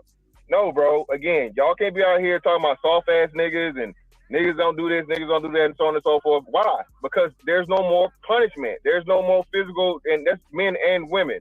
But that's just one part of it, bro. Like, the neuroscience shit was crazy, though, to talk about, to act like pain. Your mind registers pain as pain, regardless of where it comes. Your mind registers pain as pain. God. Let's see how long this lasts. Comes from. So don't talk about neuroscience, bro, and then throw the bullshit into it, talking about, oh, well, a person hitting your skin is different from a fucking stove being. Don't talk about neuroscience and then throw the bullshit in. So do y'all realize how stupid you look when you fucking open your mouth? I've already provided evidence and information prior to this moment in this live. You know how stupid you look right now? All you had to do was Google it before you could have hopped off the live and Googled it and listened to 5-6 minute video and then hopped up it. This was 5 hours. You could have watched so many videos on neuroscience by now. It was like a fucking the Tommy shit. To me, with Tommy going back and forth was like at 3 hours and 20-something minutes. This shit is 2 hours after that. You could have watched anything to get caught up. Like, you didn't have to be out here like this. It's dumb. Just saying goofy shit. Hot. No, it's not, nigga. It's the same shit. Right, because do a stove have arms? Does it have a face? Does it speak? So if you don't know neuroscience, you probably shouldn't talk about it. You have a problem. I know way more. Happy, you ain't shit. I see you over here now. I couldn't see you before because I was focused. I see you over here looking. You knew it was gonna go left. You ain't shit. You do. Okay, cool. Prove it one day. He tells me he knows it more than I. This is a 40-year-old man. Does it speak? So if you don't know neuroscience, you probably shouldn't talk about it. You have a problem. I know way more than you do. Okay, cool. Prove it. He knows neuroscience way more than I do. This nigga gave this little opening speech. I don't know how many times I said mirror neurons in this live. Nigga never brought it up. It explained everything I said, but you're gonna tell me you know it more than I do, and you couldn't even remember the thing I said because you never studied it. Not once. And the shit that you mentioned about humans for thousands of years, what you mentioned in terms of neuroscience, etc., is labeling. But I don't think you'll take your ass in the store without those same labels. In modern day, we label everything. The other benefits you get from the labeling, throw them shits out too, since you don't want to acknowledge a world-class science called neuroscience that you're benefiting from now. YouTube exists. YouTube is how big it is because they utilize neuroscience and neurology. How the brain actually you just saying the word don't mean you understand it. And that's my point. Thank you for making my point.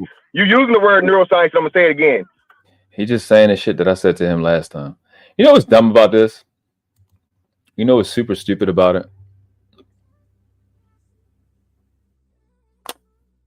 The nigga said pain registers it as pain. And then also said don't bring the neuroscience bullshit in. What science would pain registers it as pain? What would it fall in? What do you think? Chemistry? I think it would probably fall into neuroscience. So you are speaking against neuroscience while using it? Stupid much?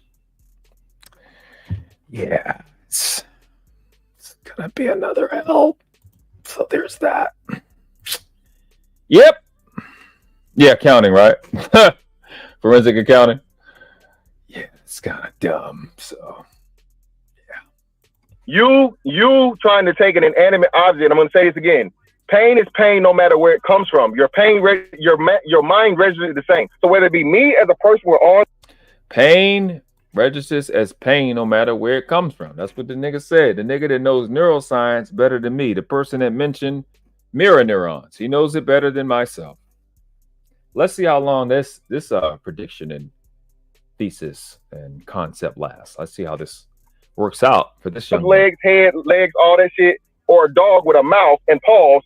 It's the same effect. I did something that caused this. Do you see the people in the top right? You see the people in the top right? You see their faces? Yeah. Yep. Yeah, that's this part. It'd be me as a person with arms, legs, head, legs, all that shit, or a dog with a mouth and paws. It's the same effect. I did something that caused this. This nigga just switched it from registered to effect. Just saying anything. Went up and I motherfucking poked the dog in the eye. The dog bit my motherfucking hand off. Okay? I went up and touched a hot stove. That stove is hot. Okay, that's fire. That orange shit or that bright red damn thing, iron thing on the stove. If I touch that again, so again, you learn from that pain. So you can't talk about based off of pain, off of the Mr. Neuroscience. So are we gonna get into neurons and synapses? Listen, you want to destroy a Manosphere, nigga? 3-word question. Based off what? Destroys him every time. You see the conniption fit he went through as I asked him a fundamental question? This is sad.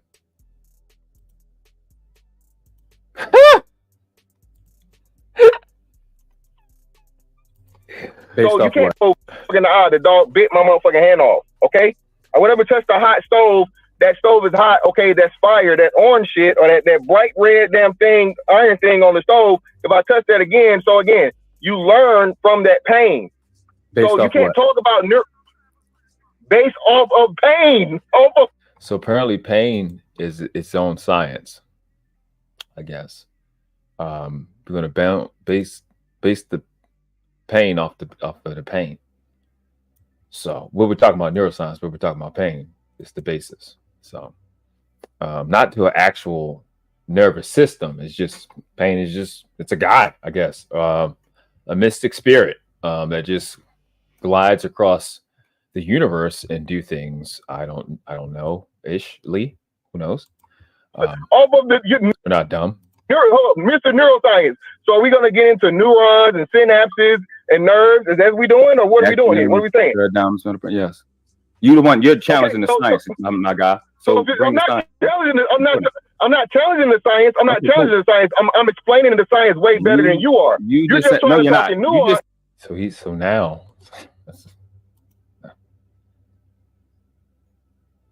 Now he's explaining it better than I am.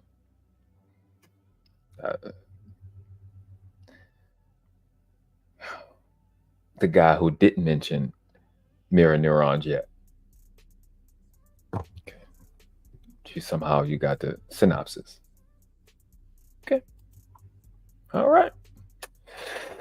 Okay. Sure. Doing great, pal. Said people. You said pain registers as pain, based off what? Yes. That's what I just told you, nerves. And what part of, cool. And what part of the brain? What you mean? What part of the brain? Pain? You're talking neuro. Hey. Since when was pain a part of the brain? Like, what's going on? This is embarrassing. What the fuck? What's going on? I heard you say. I didn't know if you knew this. No, I'm just asking you what's going on. I get that. I don't know why you're not listening to me. No hair. Back up for a second. I just want to get clarity. You hear what you're saying out loud, brother?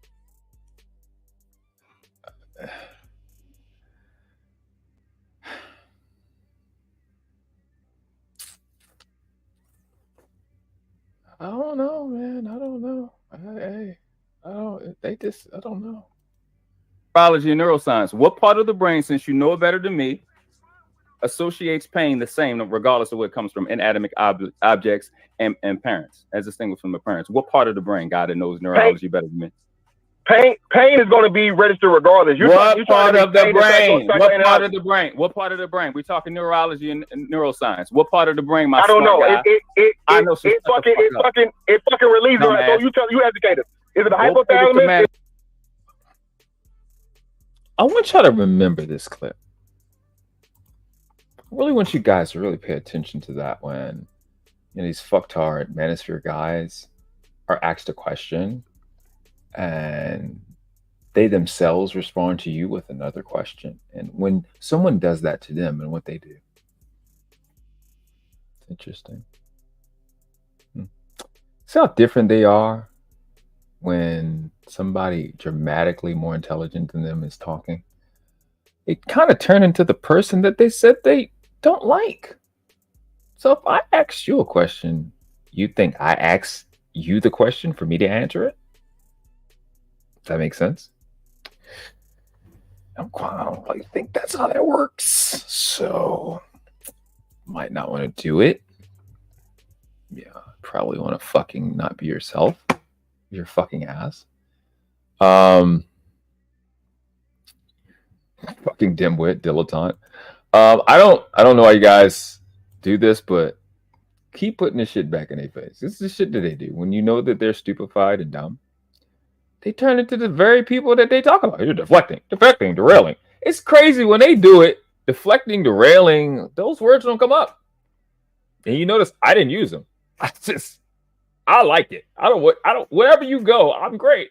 That's fine. Let's go. I'm just gonna make you look fucking retarded. So if pain just registers as pain, what part of the brain does it do that? Because I know. I don't know what to tell you. I don't know. Then you want me to answer my question. I don't understand. What do you think I'm fucking 38 years old. I've been a big brother since I was 3.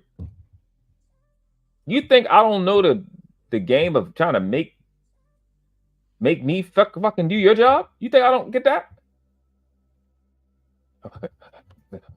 Well, you tell me. If I asked you the question and you didn't even give me one word, you think I don't realize that you lose? You think I was confused? Like you really got me now. What? I said mirror neurons. You never even said what I said. Then you're trying to tell me that you're better than me at explaining it. You don't even fucking know what a mirror neuron is. You don't even know what part of the brain a mirror neuron is. There's a fucking specific part. And I'm sitting there looking at you like, listen, y'all that's going to go study. You're going to come back and go, damn, this nigga world class really know what the fuck you're talking about. Yes! Not only did I fucking know exactly where the brain. This is why I asked the nigga. The nigga said he explained it better than me. Where your fucking mirror neurons are is where you experience pain. And then the other people on the panel are going to fucking explain 4 different places. You know what? I'm not running my mouth. They're going to explain the shit. I explain the thing within the 4. That's the shit that's crazy about it. But you think you know it better. Okay. All right, cool. All right. You're a dumb Manosphere nigga that don't know nothing other than complaining about chicks that don't want your funny face. Oh, no, I ain't gonna get into it. I'll just let that go. So all they know is to complain about 304s that don't want them. They don't know shit, and it's irritating. Just say you don't know this shit and move on. Why do we got to do this? I don't want to do this. What part of the brain? What part of the brain? I said I'm gonna say it again. It escapes me at the. That's one place. Ronnie GQ, prefrontal cortex. Even though it's actually wrong, but whatever. Cortex is correct. I'll just go with that. It was better than what he gave. It escapes me at the moment. You tell me. I'm gonna keep telling me because you don't know. What part of the brain? Now I'm wrong for not telling you when I asked you the question. This shit don't make sense to me. No, you don't know neither, nigga. You just asked. The sad part is, she says the middle part of the brain. She's actually correct. Because that's where your brain stem is, that you're going to receive all the fucking nerves, that you're going to receive the information from your brain through your fucking reptilian brain. She's actually correct. That's the shit to say. You could have just said that. You could have said anything. The nigga didn't say nothing because he knew he was fucking caught. Because you're dumb. Fuck.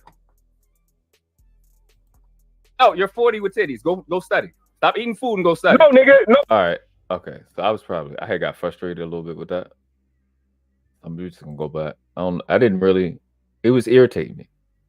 Come on, you tell me. I'm gonna keep tell me because you don't know. What part of the brain? So now you don't know neither, nigga. You just asked. You're an adult. You're 40 with titties. Go study. Stop eating food and go study. No, nigga. No. Okay. No. You're a ugly ass Right. nigga with a scarlet face that's got to wear fucking glasses and a fucking turban and a turban and the cover of your butt fucking hairline. Imagine. Let's just do this real quick. Let's just do this real quick. Imagine a nigga that looked like a Kenyan elbow telling me that because I have a scar on my face, because I actually fought in real life, that somehow I was unattractive and ugly. Imagine that. Are you fucking retarded?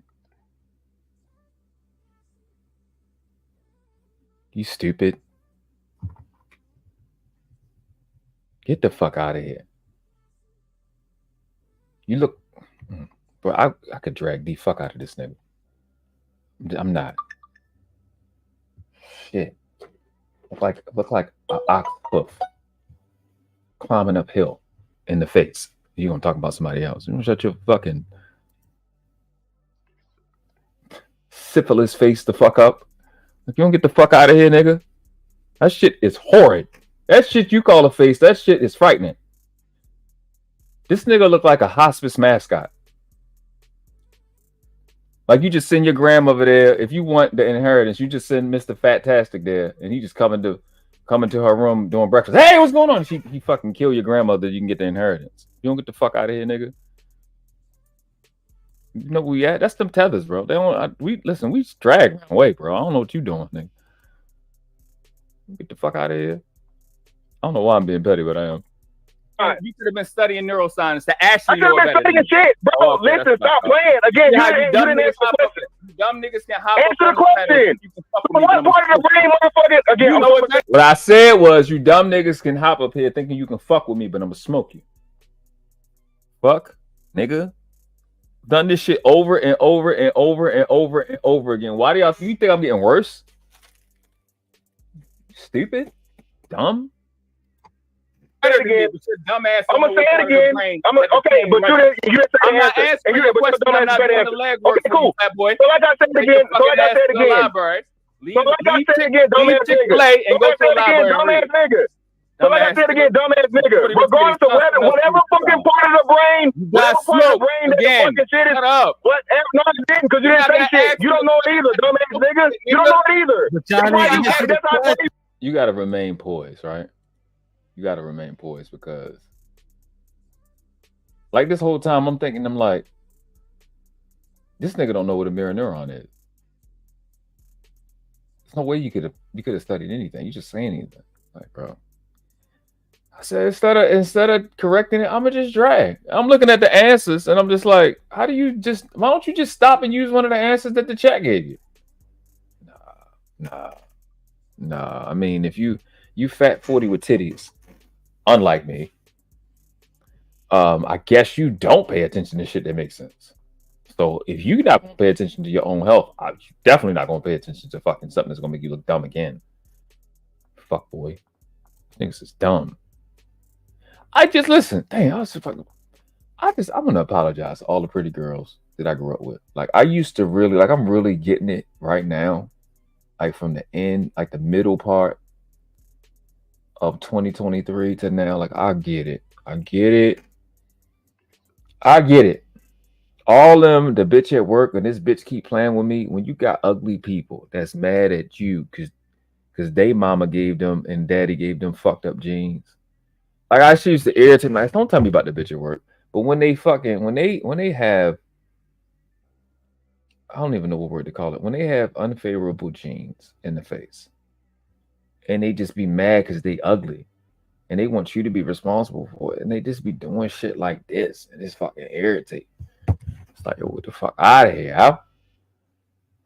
And real Baltimore coming out now. That should be pissing me off. I get it now. These little fucking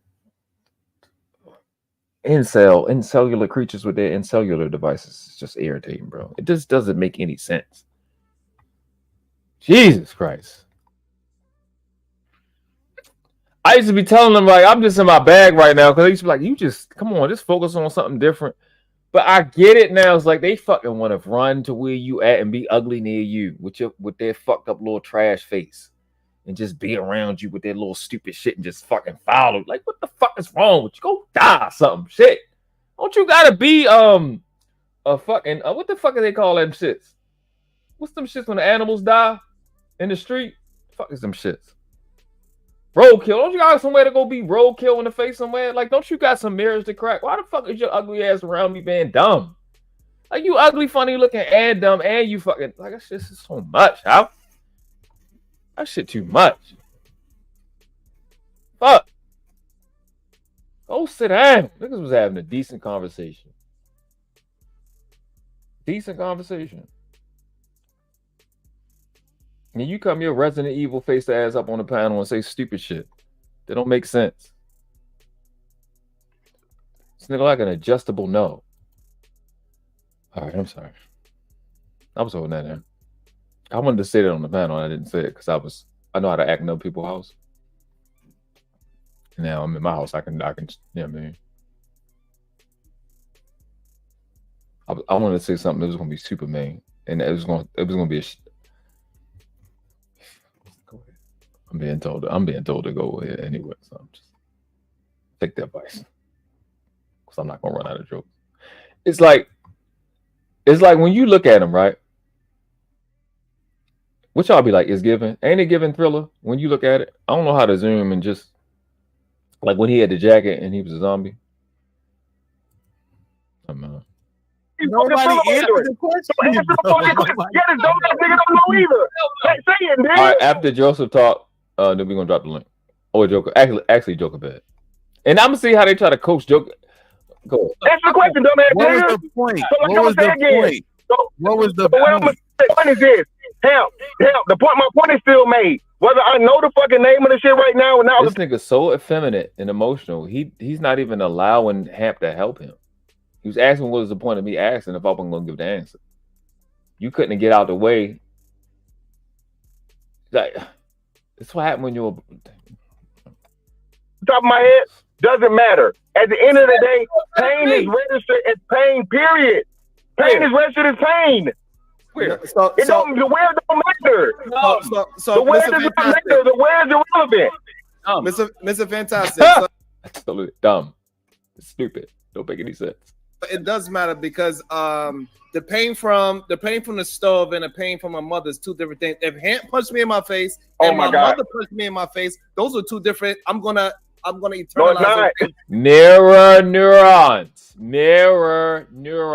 You fucking idiot. God. Now you're not dumb. Everybody that doesn't know what a mirror neuron ain't study is not dumb. You're dumb because you're getting up and you're arguing shit you know you don't know nothing about, and then telling somebody that has studied it that they're wrong. That is fucking dumb. You fucking shitwad. I'm gonna look at. We're not talking about. You guys are trying to mix psychoanalysis. Hold on, stop doing this. I'm talking about physical only. Your fucking brain, bro. Your shit. It's not psychoanalysis, you stupid motherfucker. If I know what a mirror neuron is and I can explain it, like the fucking white man said the same shit that I said. Dumb boy. Fucking idiot. Motherfucking registers physical pain, period. Y'all trying to add the emotional shit to it. That's a whole nother thing. Every time, bro. But the problem is that you're missing that we are equating the emotional part to. Tell me I'm wrong on what I said first. So am I wrong? So the dumbass nigga, hold on. The dumbass nigga with the turban, the scar, and the fucking cheap ass glasses covering his face claims he knows what the name of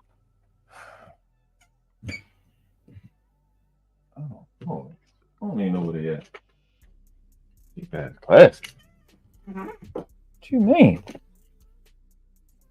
What you saying? Hold up. I mean, what are we doing? Is this drugs day? Cheap. Y'all see that? Cheap? The guy had us. What do you mean? What do you mean? Cheap. Scar. I'm fighting. Who gives a fuck? All women love it. Why the fuck you worried about it?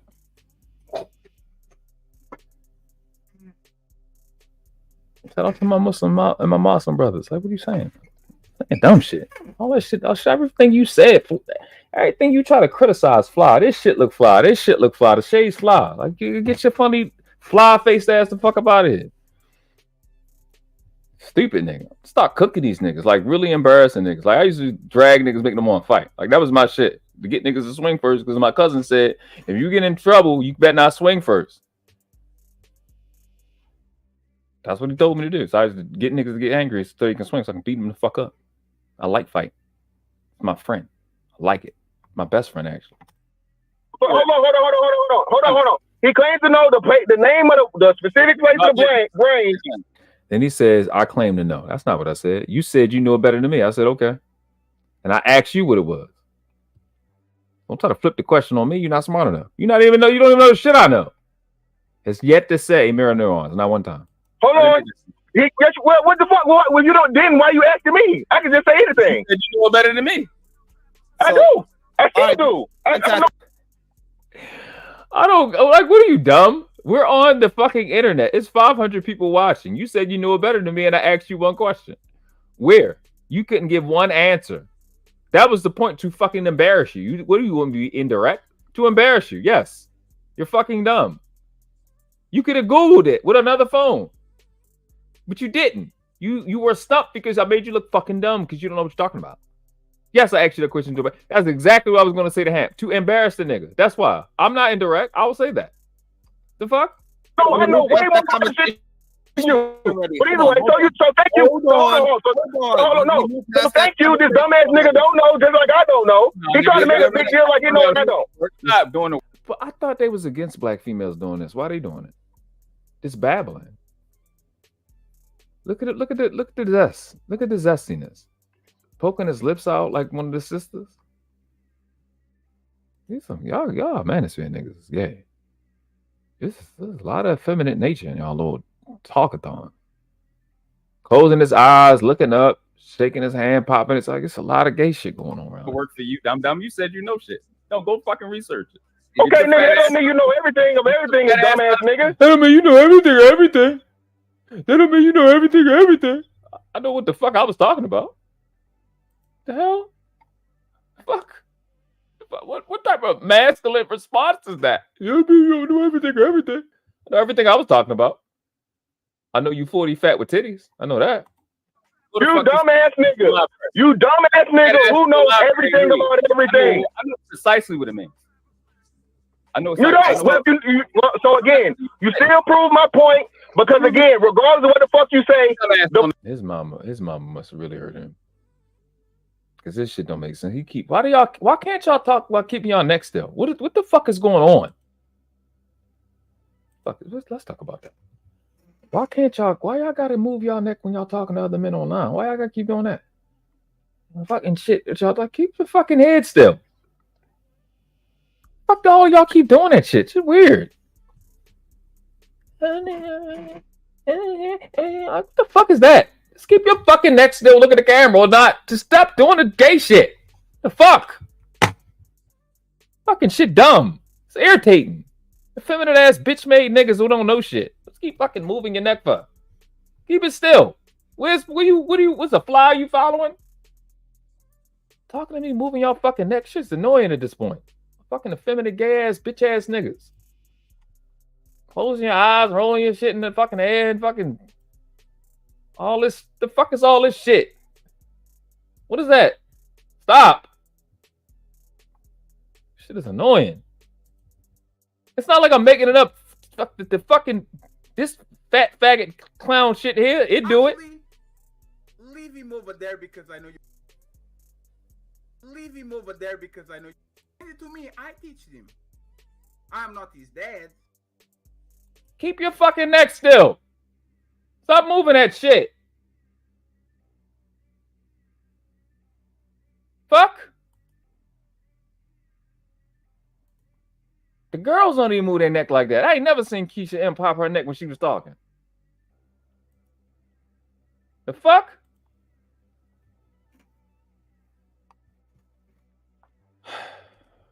Hey, shit going on around here. We gotta put a stop to this. No. The shit is still registered, period. Pain is pain. But go ahead, Sherrod. So what I'm saying is no. Did he? Fucking y'all. What's y'all wouldn't survive in Baltimore, bro. None of y'all would. Y'all niggas is too soft and effeminate. Pause. Shit. No, we do register it differently. So the pain that after jokes ago, I'm dropping. I get from a stove and the pain that I get from my mother whooping my ass is two different types of pain in our mind, no matter how you try to frame it. It's different. That's a fact. If I get hit by him and I get hit by my father, I'm gonna register that as different types of pain. So let's say, so what you're saying is if I put my hand over a fire, right, and I burn it, that's one thing. But let's say unintentionally, right, my father fucking dumps a motherfucking cigarette ash or something on my hand and I burn it. That's different pain. Yes. You dumb as hell. Fantastic. I'm gonna help you out a little bit. You mind if I answer your question?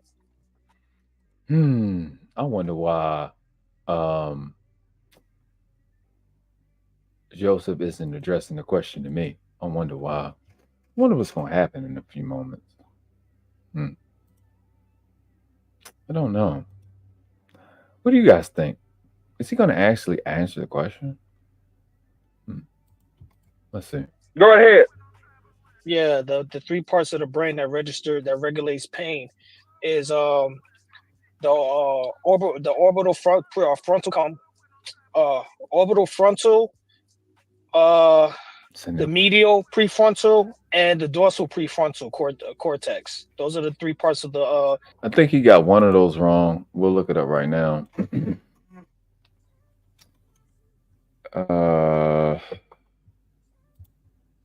Press wrong.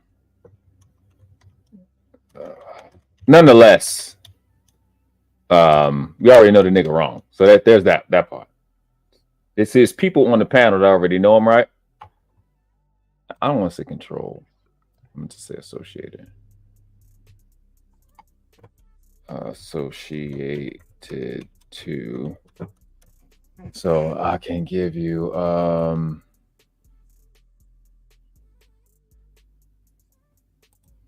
yeah. Let me bring this up. It's a lot. It's like it's nowhere for you to be. It's like if you have any clue. So can you guys? Let me see if you guys can see this. Okay, you can see it. Okay. All right. So you have like any type of clue. So brain structures, I'll put parts of the brain associated to pain. Brain structures include primary. What is that? Somatosensory cortex, secondary somatosensory cortex, anterior.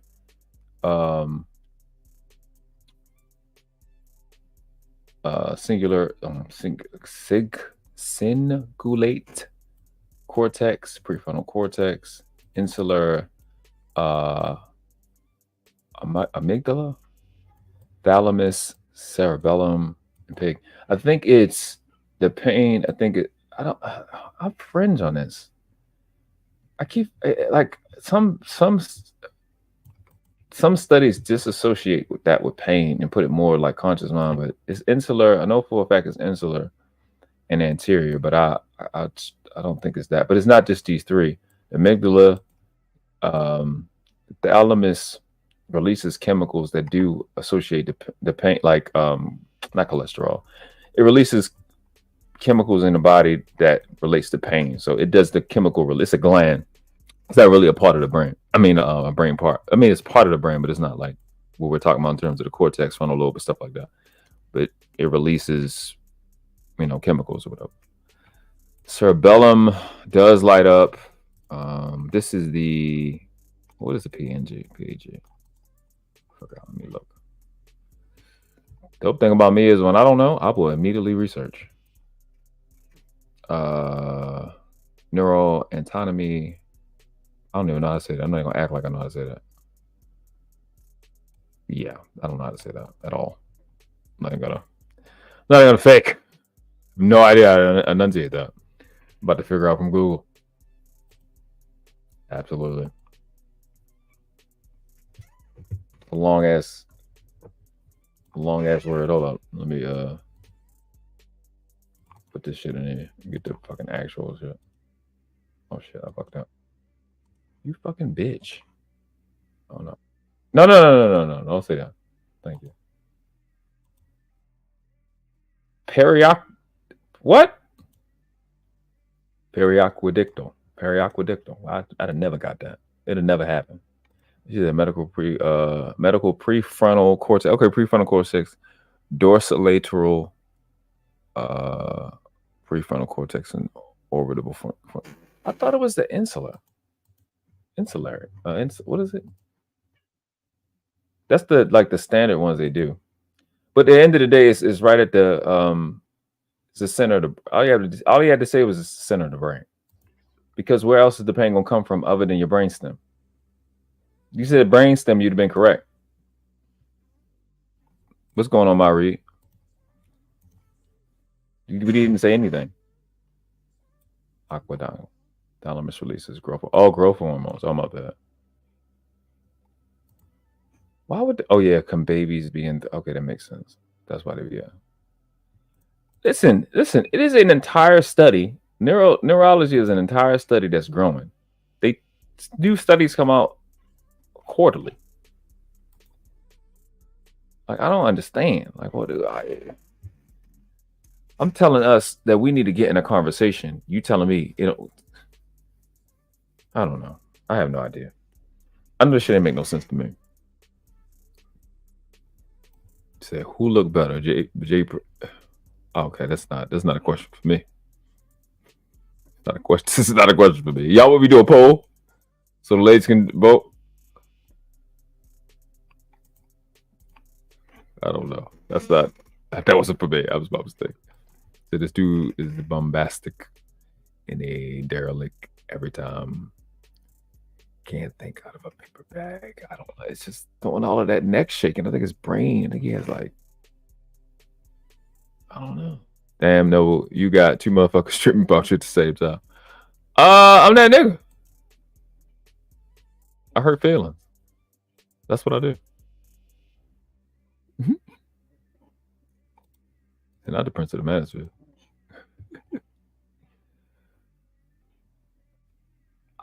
Listen, it looked like that's what it'll be looking like to me. I'll be ready to quit. So we don't have blue slick.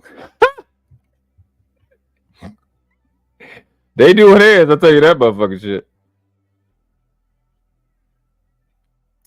Just JB popping that neck. I ain't gonna say that loud. She was her last live, she was popping her neck. Vic says, I cannot stand the internet people who come through the panel try to explain something big just recently read off of Google, not fully understanding what they are talking about. Yeah, you have to. That's why I said I talk about stuff that I've been studying for well over 7-something years, man. Been in a conversation about monogamy and polygamy, neuroscience, neurology, modern money mechanics, law, alkalinity. I mean, law is a big ass conversation. Universal law, divine law, natural law, parenting. I mean, I can just go on. Everything I talk about, the child deletions, child abuse. There's all of these things I've talked about for forever. I'm not new to none of these conversations. What's going on, Scam? What's good? What's going on? What's up with you? Interesting. First of all, shout out to a few people. Shout out to you for I threw my grenade. Then I was because I don't have a job, but I had to go work and do some stuff. Then I was back and heard a bunch of dust. You know how that as I was running a 4-mile run, I heard more dust, and it was just bad. Shout out to Tommy B. Real talk. He doesn't fully agree with it, but he's open-minded enough to have a conversation. Don't agree with it. Don't get out of pocket. Well, it's my blah blah blah. Right. A lot of people, it's a sensitive topic. Sensitive topic. Yeah. But just being open-minded enough to like Victor Hart in the chat saying he's open-minded enough to listen. That's all I'm saying. Just be open to hearing the other side. But what I was gonna say, the grenade I threw in the room was, so you had these kids, A lot of it out of undisciplined behavior. Let's be real. Yeah. Want your wife. It wasn't no planned whatever. She go stick something, just stick your meat randomly anywhere. Bad discipline. Then you get on panels, fat, sloppy, greasy, over talking people, can't sit still, can't behave your rather to fight women. Right. Then you go say it's right to go beat on the kids. Your behavior that you're doing is worse than the damn kids. Who's beating the shit out of you? How do you go to the kids and say, man, it's unacceptable. You're not meeting a standard. Shaming, blaming, neglecting the kids. Get on the internet and go do the same damn thing. The kids in the other room like, Daddy, what the hell are you doing? Mama, what you hell wrong with you? And we talk about standards, which there are none. I'm just saying. Oh, I'm wrong, right? World class, I'm wrong, right? You preaching. I mean, this is retardedville. You know, I got to continue to quote Poppy and Tommy V. They help me realize that, you know, we're the weirdos here. People that think and think what we say makes sense. This behavior is so bad that 600-pound men's, women's, angry, can't control their emotions, got to inflict pain on a 4-year-old. Yeah. Their behavior is that bad. You get up here and do it yourself. Yeah. That's the sentiment. I'm gonna tell you, I don't understand. I'm with all jokes aside. You don't understand how frustrated I've been. You're telling them they didn't meet a standard. I've been frustrated for a decade having this conversation. It's the most mind-boggling shit ever in life. I just don't understand it. I'm welcome. Confused. I don't know who that is up there. Just welcome. Jay. Hey. Oh, what up, Jay? Yeah, just Jay. We had it the other day. It was good. Just Jay, you gonna come up so everybody can see you popping that neck? Since we had so much of it on it. No, thank you. I'd rather not. I just wanted to speak briefly. Okay. Oh, go ahead. What you about to say? Okay, so I wanted to say, like, in reference to the conversation over by Hamps, right? Shout out to DJ Hamp. As usual, he's gracious in allowing people to review his videos, right? Okay, so the conversation, what I don't get, right, in regards to spanking, beating, however people want to word it, when it comes to how we rear children, right? The conversations are about community. They are about building families. They are about getting rid of broken homes, et cetera, right? So if it's about these things, why do people resist doing something different, right? Because they already said that what's been going on ain't been working, right? But they continue to resist doing something different. That's what I don't understand. So my thing is, whether you choose to beat the fuck out your kids or not, that's your business, because nobody can run your household, right? But why not be open to something different? So the resistance that I see in the space in regards to the pushback, right? Because I see it's a small handful of men in the space that really advocate for children, right? And the amount of pushback that those men in the space get is just very crazy to me. So to me, that is very indicative of a more serious problem. The fact that people who advocate for children are getting pushback, right? So people are complaining and say, these black men ain't shit, whatever, right?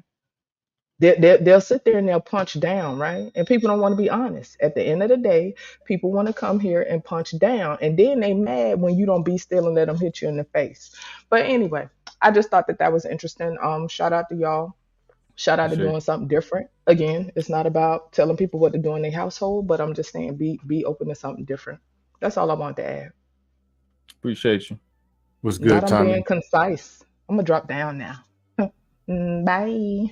All right, sweetie. So, just Jay, thank you for your service. Absolutely, anytime. Scam. Bye. Tommy, what up? I don't know how much you seen. Is he froze? Yeah, he is froze. Because you know, light-skinned people don't stay still that long.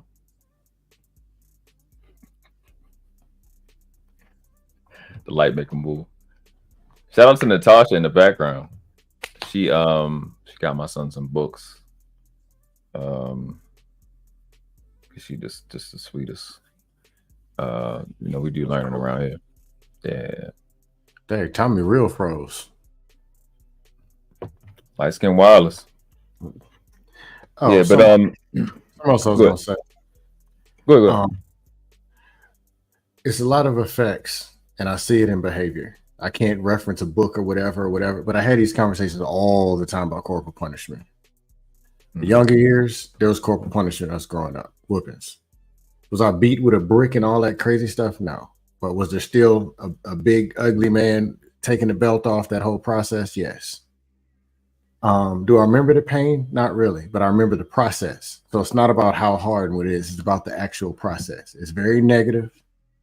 And the very thing of how you're saying the safety part, 1 minute the parent is protected, the next minute they're a monster. Exactly. Screws up brain cells. I don't know if you think.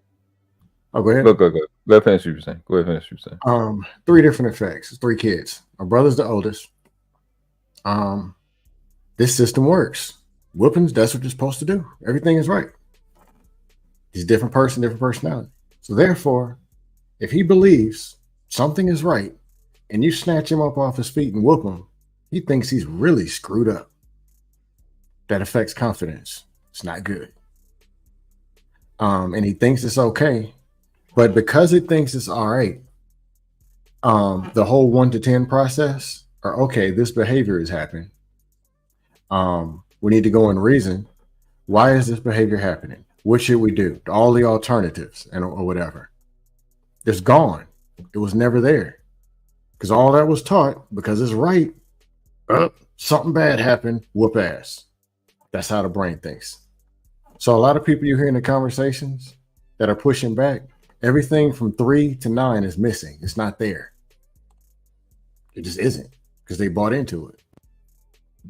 My sister, same thing like you, world class. She knew what was wrong at a young age. So, mad because it's not cool. Somebody fire me up with a belt. Mad, no reasoning, go to school, beat the shit out of the first person, let the anger out. It was taught. She'll say it taught hate, and the worst words is, I'm whooping you because I love you. She's like, well, dang, I'd rather you hate me. Right. Or that conversation just didn't click. So like when Q was asking you about the conversation and reasoning, I don't mean nothing. Somebody about to beat the shit out of me. What's there to talk about? I don't hear nothing. Yeah, I mean, she said that. She said, I just took it as love. I think if we zoom back in history when you was getting your ass whooped, I think you was probably crying. Yeah, the white man didn't love us when they was whooping us. Hey, I really and love then you. got the nerve to say, "Oh, it's hurting you, but it's hurting me more." The fuck?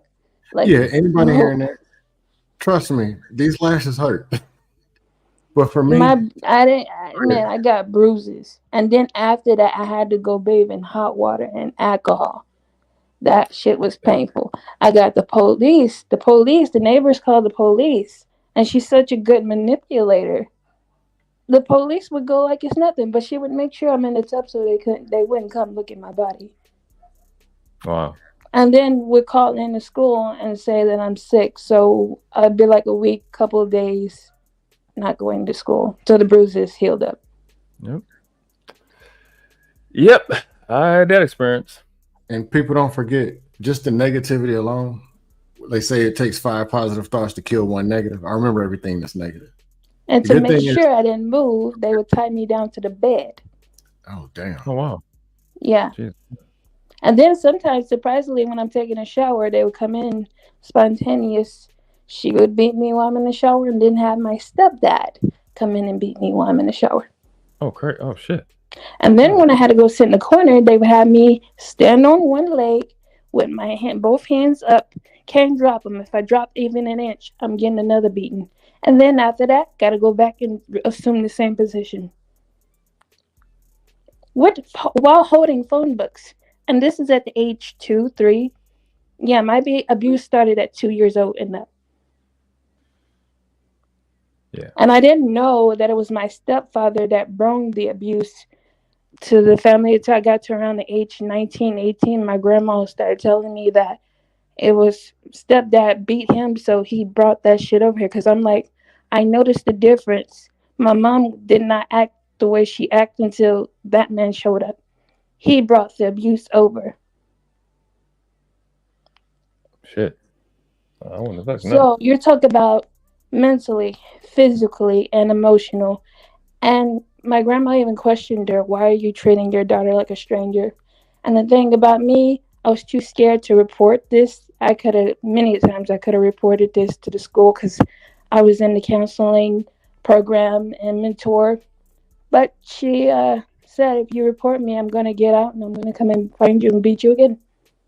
And it wasn't just that fear. It was also that I had love for my mama. And I didn't want to see her get locked up. And you talk about you want to love somebody, you love and you give all your love, and you thinking they're gonna love you because this is your parent, but they'll never give it to you. And then when you think it's all good, it goes back to base one, and it's all about hurt, pain. So some people just never change, you know. And then I had my dad. My daddy, he actually gave me a spanking. He didn't give me beaten. I only got one time by my father, but that was something I messed up on. So I know the difference between a beating and a spanking. I know the difference between when your parents get on you for.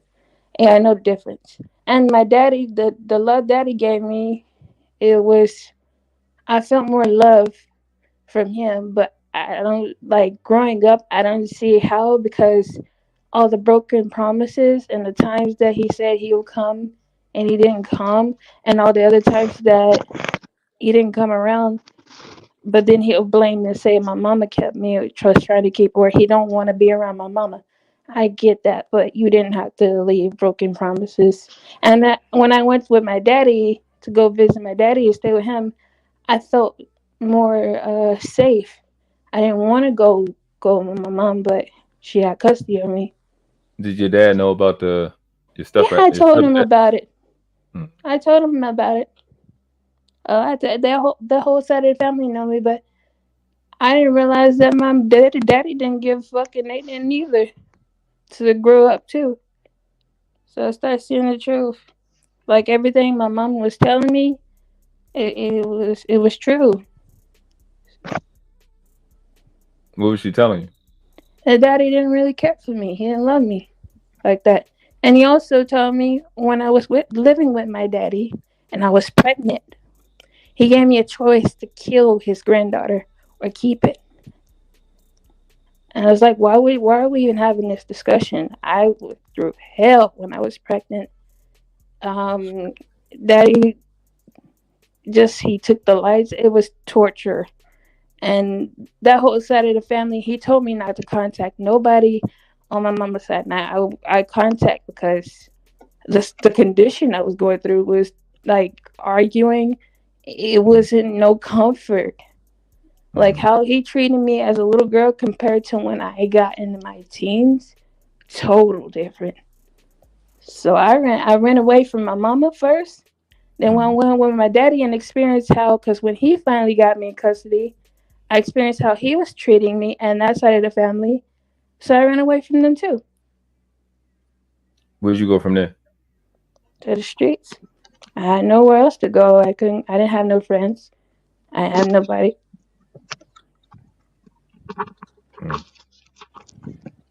My grandma on my mama's side, she's the only one that actually showed me love.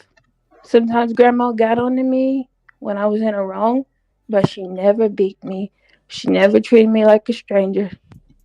She did give me a spanking one time when I got out of line. But I respected my grandma and I listened to my grandma, and I love my grandma because I know she loved me. It wasn't that false shit, you telling me you love me, but you're beating me and all this other stuff.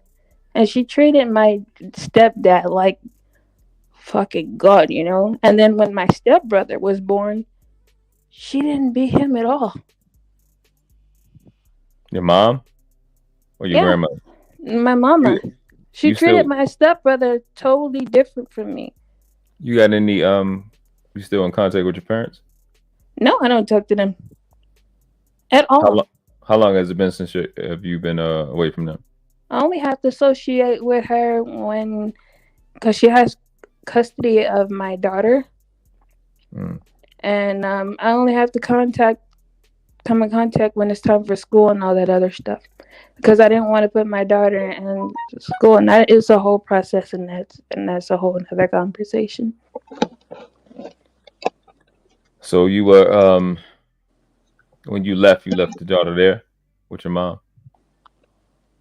No, that was years after I ran away. It was like 5 years later when she took my daughter away from me. So do you find that situation with your parents is not only affecting like maybe your confidence, identity, but like relationships with other people, not just sexual, but you know what I mean? I mean, all the relationships I've been in with my ex and both of my exes, I was very loyal to them. I didn't do anything wrong. They were lying to me and manipulating me, and they only wanted to get what they wanted to get from me. And I started seeing my mama and daddy act like them in certain ways, but it wasn't no communication and none of that. And I was always giving and giving, and it was to the point so I just had enough. So I cut them off. One was very extremely loud. He always want to find a problem when it was no problem, like making it a big deal, and that one made me look at him like, what are you doing? Because I'm not doing anything. Was very honest with him, loving and caring, but he was on his bullshit. And like I said, it was always about what they can get from me, and it was always one-sided. So I had to learn self-love and just like cut them off. Like, it's not it. And after I seen what my mama and through my stepdad and how he treated her, I wasn't going through that. It's just stuff I don't put up with. So the stepdad was treating your mom the same way? He was abusing your mom too? Oh, what my stepdad did to her is 10 times worse. She said that my biological daddy, cheated on her, and that's why they broke up. But whatever I seen my stepdad put that woman through, he went out and had like 6-7 kids while still with her, because they were married. And then he would go when they get in an argument, she would kick his ass, they would get into fights and stuff, and then he would leave, and she said she's done. She would go to my grandma and tell her, hey, I'm done, cry to us, and say she's done with him, and then she'd take him back. And it was in and out, and it's the same thing over and over and over. So it's just a bunch of lies. And then sometimes while she's separated from him, she would go with another man, and I would have to call him stepdaddy. Well, she's still married to him. Then she got divorced from him and still was going back to him. Yeah, I think I'd be playing about what I'd be saying about the household and parents and shit. This is the core problem that we be having in our community. Nobody want to talk about it. So I definitely appreciate you telling your story, love, because I know it ain't easy. And I didn't find out this woman truly hated me till I turned 19, almost about to turn 20. You saying your mom? My own mother hates me. What makes you say that? I found out I have ways of like communication with my ancestors and the creator. I find out things a lot. Like, I'm very psychic and intuitive. It took me a long time to see that woman. I knew she didn't like me, but I didn't know that she hated me on top of it. Now, I found out that my daddy hates me because my grandma on my daddy's side came to me and told me, hey, your daddy resents you. Because my daddy is hard and forgiving. Like, you cross him or you do anything, he hold grudges for years.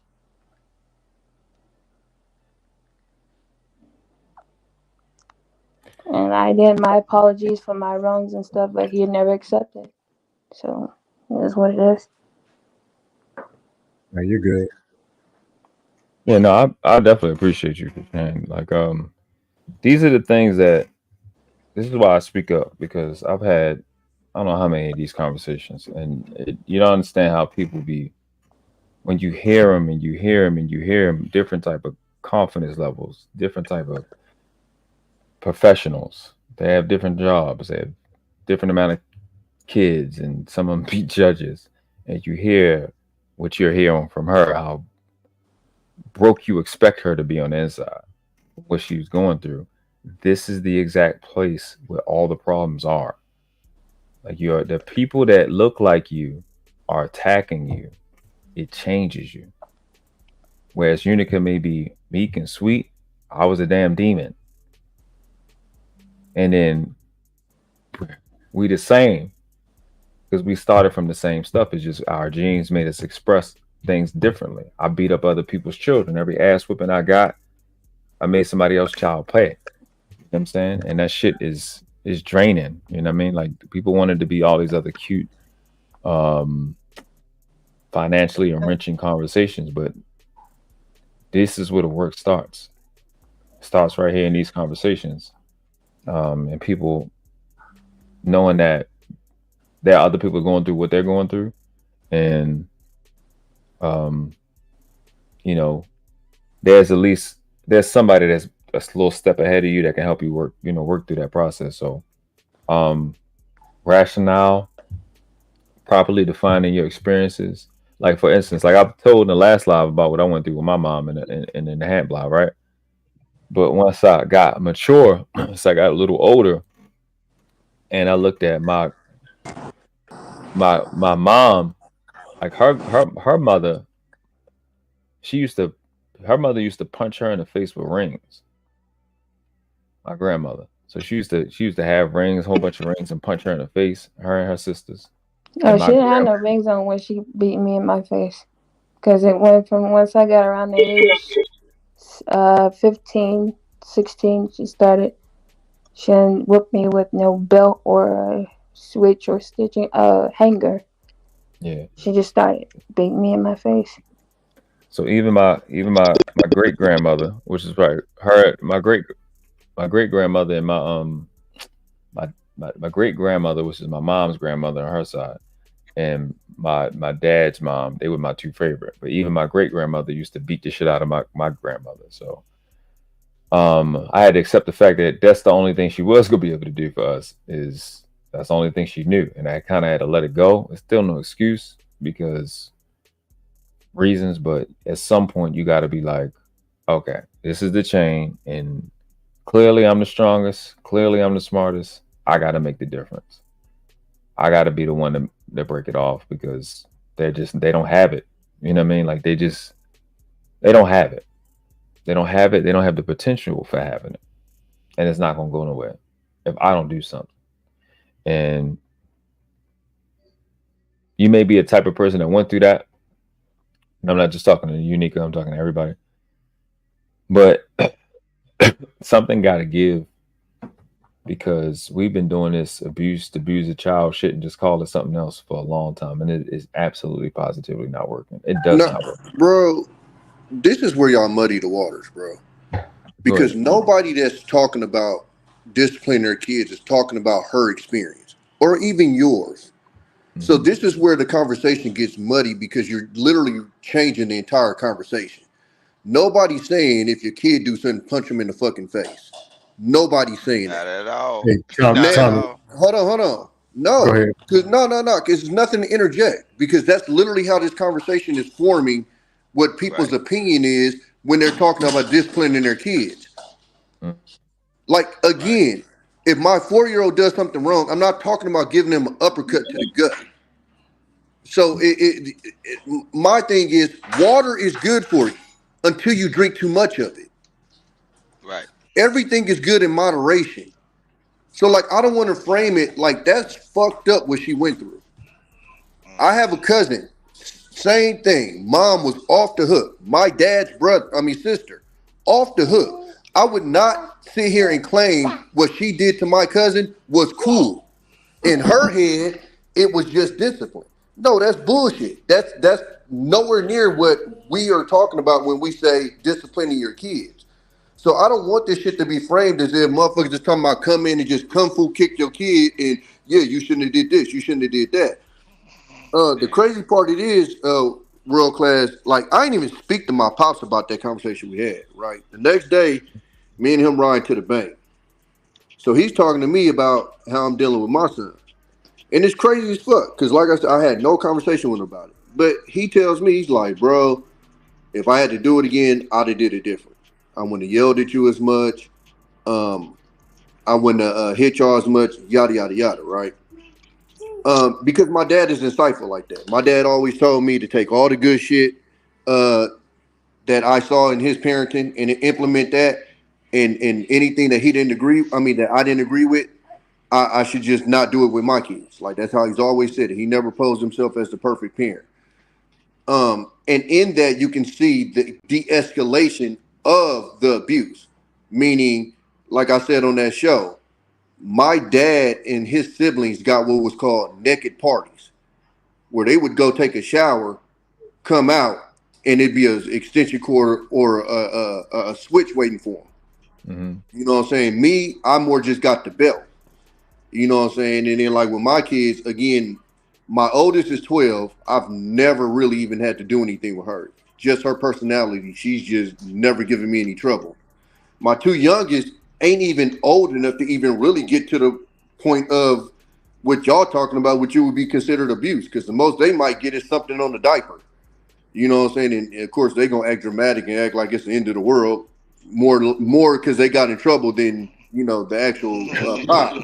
Right. But yeah, again, nobody's making a case that what Unica went through is, oh yeah, that's how you discipline your kids. Like, fuck no, bro. And if you are supporting that, there's something wrong with you.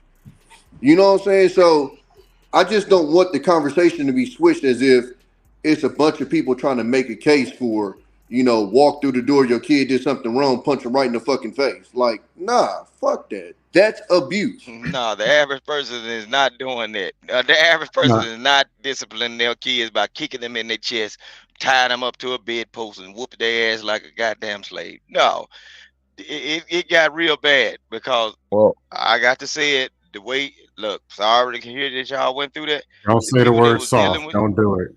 Look, the people that was dealing with y'all and calling themselves disciplining y'all, no, they had a true hate in their heart for whatever they was doing. Maybe it's just simply parenting. They had a hate in their heart for parenting. And the average parent is not damaging and fucking their children up like that. A discipline could be a little fuss and tap on their tail, taking their little appliances and go to your room. Shut up. Don't talk to me. Go to school and you on punishment. Ain't nobody just really doing that unless they just a terrible human being. That's not even just terrible to the kids. They are terrible all across the board because of not only just disciplining their kids, you can see them how they deal with people in the world. These are different people you're talking about. You know what I'm saying? That's just an abusive person. No, people that's disciplining their children, not doing it. That's not discipline. That's abuse. Y'all talking about two different things. Those are abusive people, not disciplinary parents. Hey, Vic, I'll say this. Just being honest. I was never hit with a switch, a brick, a board, snatched up off my feet. None of that. No. But I was saying, small things still can have a big effect. And it's not about being soft or hard and all that other stuff. It affected the way that I thought. That's my experience. My brother's experience, my sister's experience. It can be small, it can be big. Yes, if I got thrown down a chimney, it's going to have a bigger problem. But it still was a problem. And it was something that affected my critical thinking and navigating the process as a child.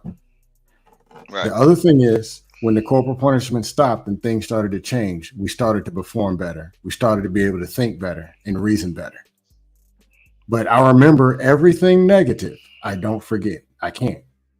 Luckily, I was able to make peace because exactly. You I was just able to don't make forget, peace. no matter how many times you try to move on. Yeah, and it's then still forget there. and forget. You just can't get rid of it. It's not right. You're not going to unsee what you've seen or feel. You know? Some of it was petty, something small, but the effect that it had at that particular time. Like, okay, y'all can call it petty if you want. I can't even remember what was even said or done in the garage. that dad just says, "Come here," and pops me right in the mouth.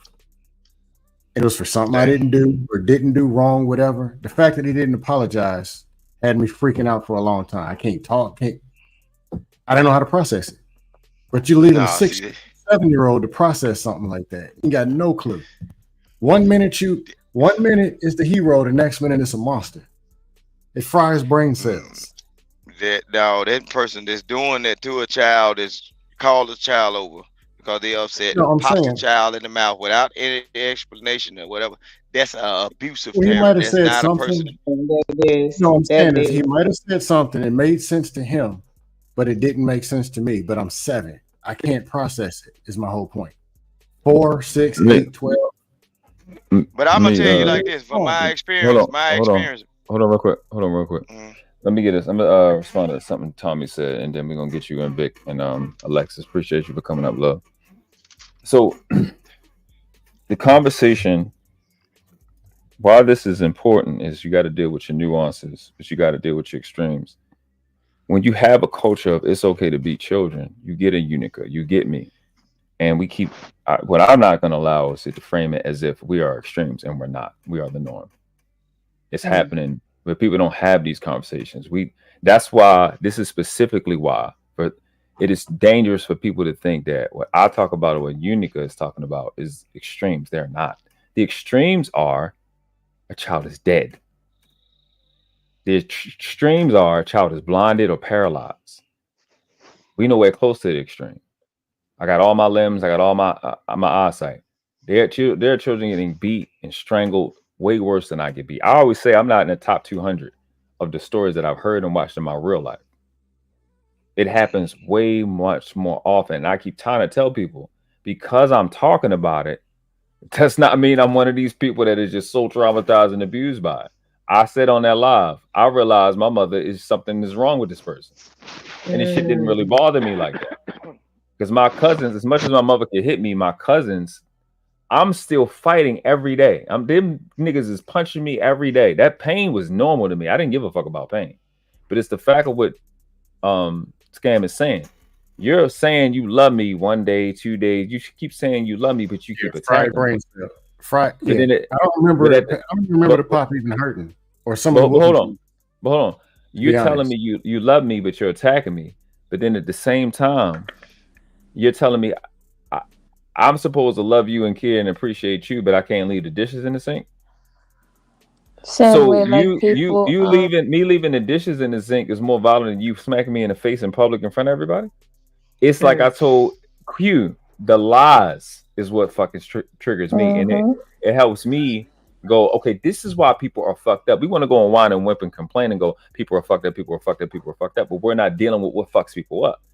Like, we can get damaged. We play football, we play basketball, we play fight, and you watch these same little girls play fight with the boys, get a little scratch on their arm, and they're cool. But if a dude call her ugly, then she's just broken and destroyed. Right? So we know that there's something about that, something going on in the brain that's happening a little bit worse. We're a little bit more than what we take it as. And I'm telling you for a fact, I am the norm when it comes to having this culture of so-called black people beating children. I watched my mother stomp my brother in the face because he was lying. Come to find out, this motherfucker spent her life lying and stealing. And he was lying about eating food out the house. And she put the heel of her foot on his face. Because she said she would do it, and she did. I brought you into this world. I take you out.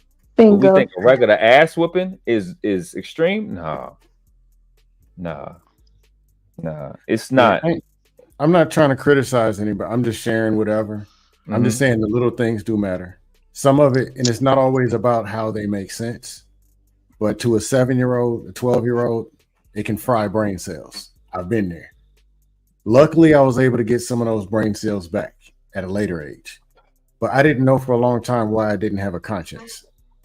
And I realized it was because some things never got apologized for. And that was just how my brain worked. Yeah. You're on your own. It just is what it is. Never even thought about it until I got older. So I'm just saying the little things. All I'm saying is this: little things matter too. Like Go I ahead, was Vic. saying, based on what I've seen in my life upon people disciplining the kids. Some of the people that I grew up with, they are no longer here because their parents, they are either locked up, some of them still in jail. I still get them send me a cash app call and everything. A lot of times, those were the kids to when they acted up, their parents didn't want nothing done to them because we had corporal punishment in the school. You get a paddling, you go back to your class, or you're in school suspension. Those kids, their parents would used to come up to the school and cut up like hell with those teachers. When that prison, the school pipeline started working, some of the motherfuckers still sitting up there today, and some of them dead because their parents did not want nobody to do what they couldn't do. They couldn't chastise them and put them in their place. They got out here in the world and wreaked havoc on the world. Somebody either put them in the ground or put them in prison. So y'all can do what y'all want to do as parents, but the whole thing, you better catch your children before they dart your door, because the world has got ways of humbling them. It's your decision. That's your child, and whatever. The world ain't gonna be soft on them. I'm just tell you just like that. You better do all the talking, and you spank them on their tail or whatever. You know, you see, they talking about abusive people. No, these people are one chastising you or trying to set you straight. They had a certain internal anger. Those are the parents that y'all had or experienced. The average parent ain't coming up in the house. Damn, you ain't mopped the floor today, or you ain't get your homework out. I'm finna DDT your ass off the top rope, and maybe you can think better when your head stops spinning. No, the average person not doing it. The average person, the average parent that got good sense, a lot of times the children will go days and days and days of fucking up. And then when it's time to get that, hey, catch a cut, it's time. It's time for that ass whooping. I'll let you raise. Well, Vic, let me ask you this: when the average adult does the same thing, what usually happens? When you got two adults in a relationship and one adult has been dealing with bullshit, and then the other adult slap the shit out of them, what happens? There's always a snapping point to every human being. I just But can't look. what happens? What happens when two adults do the same thing? Oh shit, it can get bad. What you mean? Explain it a little farther. It's a crime, isn't it? Ain't somebody going to jail? Yeah. You going to jail? I don't. Yeah. Why would it be cool for a baby to get hit the same exact way and nobody goes to jail? We thinking it's cool. We don't need to smack it. I'm gonna show you something. And they can't mentally process it either. World class. A lot of times, I'm finna show you something. A lot of times, and this is the stuff that people don't want to talk about.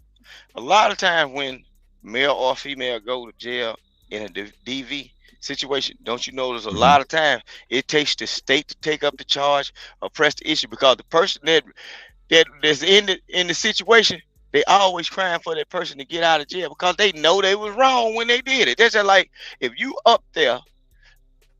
It's okay. If your uncle leave a ladder outside of the house, you the oldest brother, and you got other siblings. You take your ass up there and you encourage the other kids to get up there.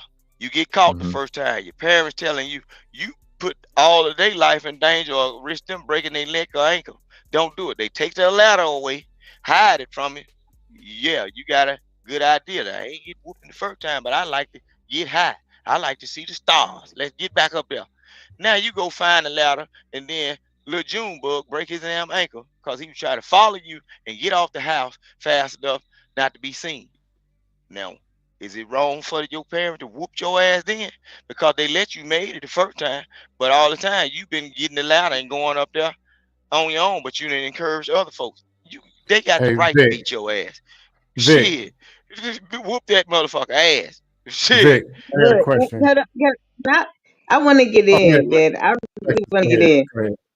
Go ahead, Alex. So let's also take the fact that there's so many nuance, and I think that's what people are initially trying to get at when this discussion is going on. um, because I am a person that believes in Christ, and with my belief in Christ and the Bible, and I'm only using this as a reference. Like, I don't like the fact that people always be like, honor and obey your mother and father, or your days will be longer upon the earth. And my mom used to say that stuff all the time. However, there's context to everything. And there's a verse that says right before it, or right after it, parents, do not cause your children to strife. But everybody quotes that other part, but they don't quote the second part. And it's important. It's important. Like they go together. That's why you have to. I don't like people just quoting one scripture or one verse. You have to read like the verse before, that, after, the whole chapter, the whole book, like to get everything sometimes. Yeah. So, in that point, I moved to when Vic was talking about that the average person in fairy tale life, we like to think there is a such thing as a average person and an average person characteristics, and we say that a lot, but that's just not true, because everybody is different, and there's a nuance. There's a verse before me, and there's a verse before me, and a verse, and then there's after me, and then the whole dang on book again. So understand, my mom, I learned a lot from my mom. I loved her to death. I don't want to say it like that because she actually ain't here, but she had some moments, and I had to reconcile with understanding and doing the work. Just like World Class talking about understanding his mother, I had to do work to understand my mom, to where even when we got older and she brought up the situation, I was able to be like, no, that doesn't work on me no more. I don't care what you say. You messed up for doing what you did. And I responded. And then, and when I go into this story, I'm going to make it quick, but I also want to frame this other piece on how dramatic in our community is and messed up we are, because, and that's what I'm saying. There's so much, like, I know people want to, there's so many nuances to this thing, like, especially in our community, we're so messed up. My mom, let me tell you what my mom did. I had been acting up, and I'll be granted to say, I was the child that my mom and dad needed to spank. My two sisters, they were the ones that my parents could talk to, and they would just cry. Nah, not Alexis. You gonna have to go upside my head. I ain't even gonna hold you. I'm not. I'm being honest with myself, and some of it did me good.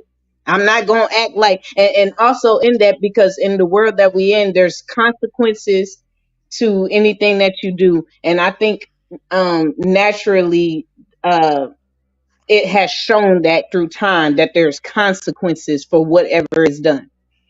So back real quick to my mom. I had been acting up. Yeah, that's what I did. I was in Kansas City, doing things I do. And probably chiefing. Look, let me get back. But she was, and I was trying to be on my best behavior too, because I knew that she was coming for me in a way. So my mom, okay, back in the day, like the cordless phones were kind of out, but they were like new. So you had to have money to have like the cordless phones. Remember this back when they first came out in the house. Mm-hmm. So we still had the long extension cord on the phone. That's right. But we looked up. My mom had got one, but for the other phone in the house, we had the long extension cord. So my mom took it, and then she wrapped it down to where it was about this long.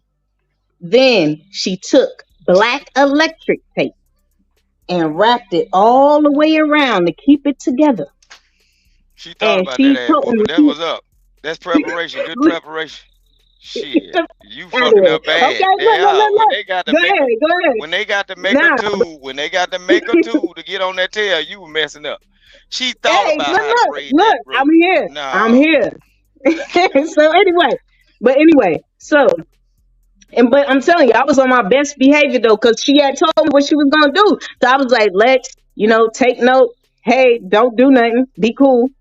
So she went to her friend's house, and when she went to her friend's house, she said, Lexus, when I come back, I want you either in the bed or in the tub and, about to go in the bed. Like, cool. I'm a nerd. I was reading. My sister spilled something on my comforter. It was just water. So I threw it in the dryer, right? While I was in the dryer, I had my water running, and I was like, oh, I'm going to read some of my book for about 15 minutes while all this going on, right? Boy, mom busted that door. I was sitting at that table reading that book. But look, she was like, go to. I was like, go to the room.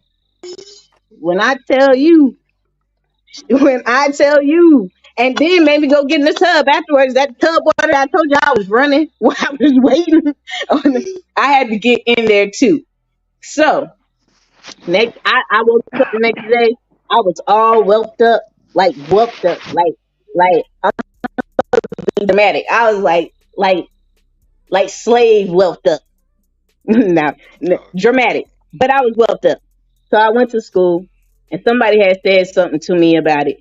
And my teacher was sitting there, and I told them, and the teacher was like, did this happen? And she asking me these questions, and I'm not thinking like, oh yeah, something gonna happen.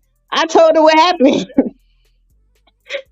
But we was in foster care.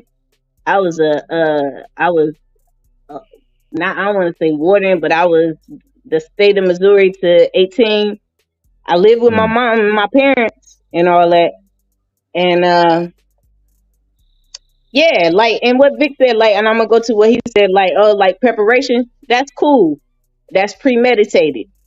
When I got old enough and I had to tell my mom, like, no, what you did was wrong. I understand that, yeah, I did what I did, but at the same time, what you did was wrong. What you did was wrong. Like, and at the end, two wrong. Look, two wrongs don't make it right. Exactly. But the thing is, what they used to teach us a long time ago in school, and then they used to teach I us. got a question. They used to teach us cause and effect. What did you do to cause that effect? The thing is, look, man. A lot of stuff when I used to get an ass whooping in midair. You see what I'm saying? Because I was a running kid. I run. The thing is, I understood what I did, and I understood that the punishment that could possibly happen. So I ain't never upset about what my mama did. Like when she whooped me, I knew I was doing wrong. And guess what? When I got the whooping, I continued to do this shit. Know what it did? Wait, hold on. It made me. It made me be a better criminal. And that's what I'm saying. I just knew not to get caught. Apologize. I'm not trying to interrupt you like that, but I got to interject this. This is what I'm saying. Like, you understand that of your mom. Well, like, you did something wrong, so there are consequences, right? You understand that. Just in the same way in the world, in the criminal justice system, you do something wrong, there are consequences. You don't study and you fail the test, there are consequences. Mom, yes, I messed up, but you went a little too far. There are consequences. Yeah. Alexis, now see, like, did she try to fight you when you brought it to her? Because I couldn't tell my mama that she tried to fight me when I got older to try to bring to her attention the wrongs. Nah, she was able to receive it, but because at the same time I was in a different place in life, and she had to be able to admit that too, and be like, because I didn't. And then again, I had went to therapy. I had, did some stuff to actually get my mind right, and then I was able to pinpoint and also bring to her attention the tension she was making between my two sisters. I got 10 years on my youngest sister and 8 years on my middle sister. And I was able to tell her how she was doing stuff to them and how it was affecting them. But either way, because I was in my bag too. I was young and doing what I wanted to do and looking good while doing it. Oh, nah, Mom, you got to handle that trauma, baby. Go ahead. Go ahead. I don't feel bad at all. When you had that conversation with your mom, how old were you? Go ahead, then I got a question. 24. 24. And I had it. I'm 37. Unica, how old are you now? I'm 28. 28. Okay. Go ahead, In Sam. August, I'll be 29 this year in August. Happy super early Appreciate birthday. Now my Man, question is, I'm now, not Vic, hold on. in it Let me ask a question, and it's referring to something you said and something Alexis said. Your best friend right now, somebody real cool with, they got $100 sitting out, fell out their pocket. Would you take it and put it in your pocket? You know you can get away with it. Would you take that $100, put it in your pocket, and say, "I got $100, Richard"? Would you do it? Who is that I question wouldn't. for? Hey, No, if would it's y'all my do close it? friend, I wouldn't. If it was my close friend, I wouldn't, because I'd be thinking that we gonna eat together regardless. So I'm gonna give him the money. Scam, you bullshitting. You shouldn't even ask about a friend. It's about morals. No, hold on, Vic. It's anybody, not Hey, anybody. Vic. Just taking from Okay. somebody is wrong, period. It don't matter I'm who it is. starting No, with man. one of your. I'm starting with one of your friends for this reason. Somehow, somewhere, the value was taught, and you don't fear the consequence. Because really, the truth is, eventually, and a lot of times, people don't fear consequences. People who go to jail go right back to jail more often.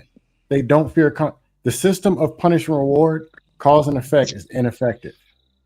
Wow. What needs to be is the taught value. This is why we don't do this. This is how we do the right thing. Then the problem solving and the whole process, what, why, then you can just open the front door and say, all right, now choose what you're going to do. Let them do the whole thinking and navigate through the process. 80 to 90% of the correction happen on a preventive measure. That's teaching, modeling behavior, showing examples. Then you can ask them questions. When they become teenagers, ask them questions. Hey, man, let's go over to the rehab center right quick. Take them around there and see some things. All right, now cool. The door's open. You want to go start doing some drugs. What you want? Food or drugs? They're going to be able to do the reasoning. You won't have to go beat them when you find out they were smoking weed. The value, everything was already taught. And trust me, they get it. Then the front door can be wide open. You can go to sleep. Hey, man, it's a crack house 6 blocks down. I'll give you the address. See if they go. The whole value system is taught. Versus, don't do this or I'm going to beat you. Don't do this, I'm going to get you. So the reasoning why they're not doing bad behavior is because they know, they're not interested, and they can think through the whole process 1 through 10. Versus, if I do this, mama going to get me. Daddy going to get me. That's all I got. Man, it's the same thing as how people read the Bible and had this thought of a God up above that will smite them with all their might. The consequences, people fear the consequences. If you show no consequences for people's actions, they will carry on and keep doing what they're doing. Every time, therefore your conscience come from.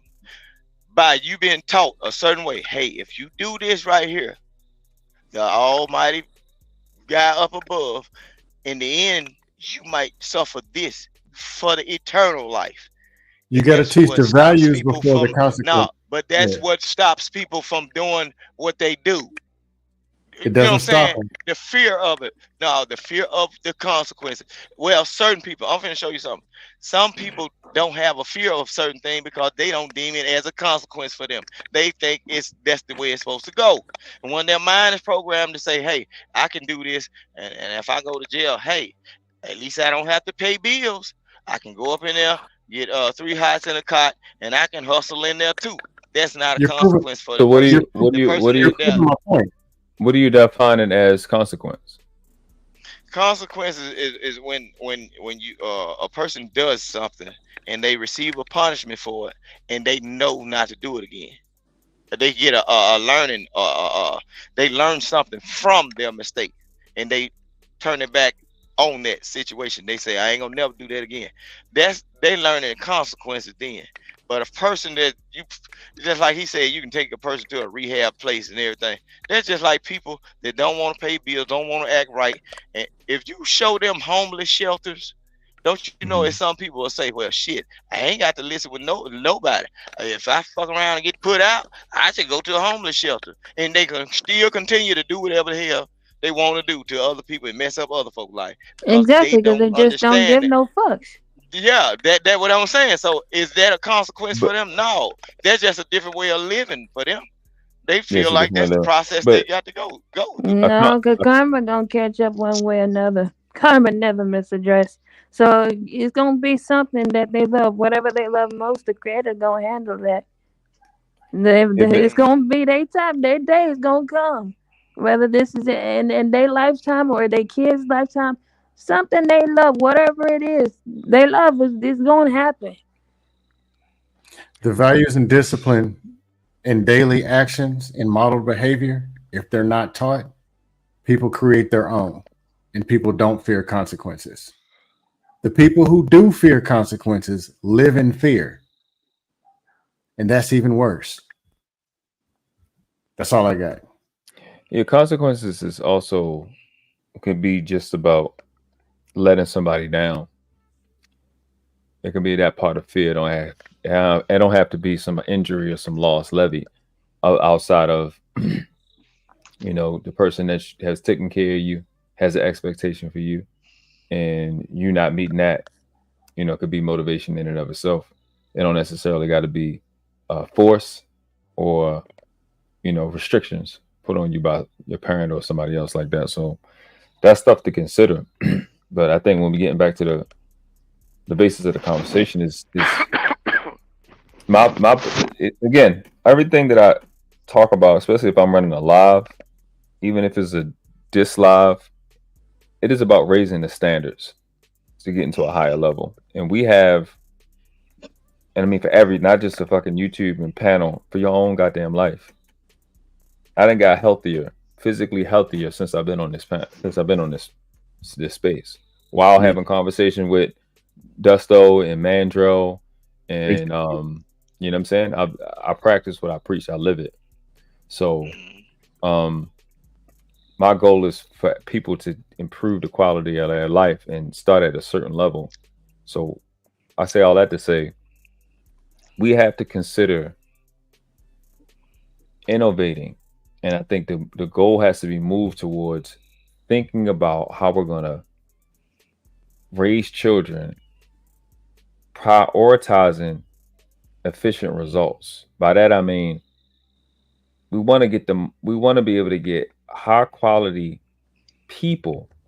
Like I love what Love C said the other day, because I say something very similar. I'm not raising a child. I say I'm raising a parent. She said I'm raising an adult. Same thing. Same, it's in the same nature. But it's very specific. I'm raising a parent. That's how I'm raising my child. You know what I'm saying? And they say I'm raising an adult because we're saying the same thing. Somebody that's gonna. It's like if somebody get puppies, and they want to sell puppies. They want to raise puppies. They either to fight them, but they're really raising a guard dog, right? They're really raising a family member to a new family that may take their person. So we're not like we don't name an apple tree for no other reason than what it produces, and we're looking to produce successful people. So if hitting an infant, a toddler, a preteen is not going to produce the product that we want, why are we continue to do it? How can we expect a harvest if we keep contaminating all the seeds? I think I've said that for the last 3 years. And I just know as a person that went through it and watched it and continue to watch it, like I get what Tommy is saying, but I'm the culture of it's okay to spank and beat. It has not only because watch this. This is another reason like why the word beat though. Beat. But but you gonna have to like the word. You don't have to like the word, but a lot of children been told today, "I'm gonna beat your ass." It's a normal thing. I know what you mean about the word usage, but I don't like the word beat. I was in the classroom. I taught 4th grade in the hood. Beat. Yeah. That's the word.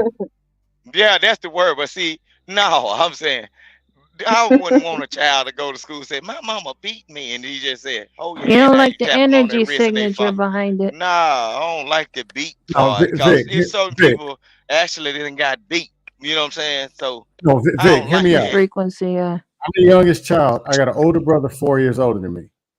Him beating me up, and just the fact that I got to swing back and got to take the loss and get 1 or 2 punches in or bite him when he wasn't looking had no effect. But a parent saying, "Come here and grabbing a belt and popping me," had a massive effect. It's all about how the brain works and what the actual effects are. And we're trying to share with you that there are effects. They are real. Yeah. I know what you And mean. trump I the other understand. option. I understand, but the word usage sometimes, look, it's certain people that ain't gonna dig deep and they gonna just take it as face value. We talking about beat. We talking about going up in the house and stomping your kid out until you have to mop the floor for No, 3 no, days. And no. It's not that's a that. But we It's beating. that gotta go effect. deep. We gotta go Shit, deep. That's what that's a world No. class beating. said. Ain't nobody talking about it. We That's a gotta go deep. yeah, The that's a point is beating. that it Now has an effect. I'm talking about if you get a little twig and braid it up, like she said, Mama braided the stitchy cord. If a person took that time and just thought about braiding it up and saying, damn, I got to prepare a tool for this child, that means the child been running amok. Because it That usually means when you can be somebody, arrested pretty much. listen what I'm saying. That No, means hell no. Because, look, because I used to have to go pick out my switches. And I knew I was doing wrong. I already knew what was going to happen, but I took my chances. I rolled the dice. I played the rule of numbers. And my number came up. I took them whippers, and I turned out to be all right. You see what I'm I'm saying? 'Cause I saying, knew what I was would you doing. allow a child to sample is sampling fentanyl for an 8-year-old okay versus them smoking fentanyl? Does it really make that much of a difference? Man, we ain't talking about no 8-year-old smoking no What fentanyl. What can the I hell talking No, look? what I'm Can saying is sampling. Oh, it's just sampling. We're just Why trying it out. why It's like would we're they just even be spanking or close popping. to it? A negative Only but way effect you that know and a what? negative child would, thing is still only way negative. an 8-year-old child would be close to fentanyl if their abusive ass parent is bringing that shit to their environment. So it's on Oh the my parent. goodness. What the hell? Look, hold on. Why are we talking about Okay. fentanyl? Hold on, No, look, I'm hold saying on. That's what I'm world saying. class Listen. gets Scam what I'm said that. saying. World Scam, hold class on. gets what Okay, let I'm me saying. talk about something real quick. So That's crazy. that's why I go back to saying like context. I But isn't think that if the you're same able to thing? have conversations with your children and take a little bit of what world class was saying when you're treating them uh as adults but just small ones. Like we like to put the adjectives on things like what he was saying, like he's raising parents and the other woman says she's raising an adult. I say I put a few extra words on mine. I say I'm raising productive human beings. That's what I tell Right. people because I Right. just don't Yeah. want. 'Cause there's a standard to where I need my human beings, even if they don't go to college. I need them to be able to go out and work and provide for Yeah. themselves. You know what I'm Right. saying? So that's what I'm raising. So at the Right. same time, I feel like there's degrees of things, and when you have conversation with your children to where maybe you can get them to understand that this discipline is because of X, Y, and Z, and they can correlate that this discipline is because of X, Y, Z, and it doesn't seem like you're just hitting them just because there's a difference. Like my mom, if she would have came in and said, "Hey Alexis, you know what? I'm a maybe not even whoop me with the citrus cord, but you know what, Alexis, I'm gonna take away this and that because I understand that you understand that I told you if I come back, it was like this. But I see that the water is running. The fact, for Christ's sake, I was sitting at the table reading the book. It wasn't like I was outside and up at some boy's house. I was out on the table reading a book. And it's Yeah. like, you know what? But you still have to have discipline because I told you. But because there's a degree, I want you to understand why X, Y, and Z. When I took on that because of how my parents were, to where I explained things to my children. I explained things to my son, and I asked him. I straight told him because he actually said something to me one time. Was like, I didn't like it when you had popped me on the legs because I was like, man, I said, Trey. And my dad gets so mad, so funny. My dad gets mad because he's like, your son always talking in third person. Because I talk to him like this, and he's 4 now. I told him, I said, I broke it down to him. I said, Trey, I understand that you don't like it when I pop you on the legs. But Trey, didn't mommy tell you not to do this, that, and the third? He'll answer. He be like, yeah. I said, Trey, I said it how many times? And I pointed out to him, I said, Trey, I said it when you was at the table. I said it when you went to the bathroom. And he said, yeah. He understanding. He's like correlating. to where I was like, okay, so if I popped you, it's because this, that, and the third. He said, oh, okay, so that means I need to listen and make sure that I listen. Yes, baby. You know what I'm saying? So I think there's degrees to where if you have a communication, again, treating them like they're a small adult, talking to them, which is good for them.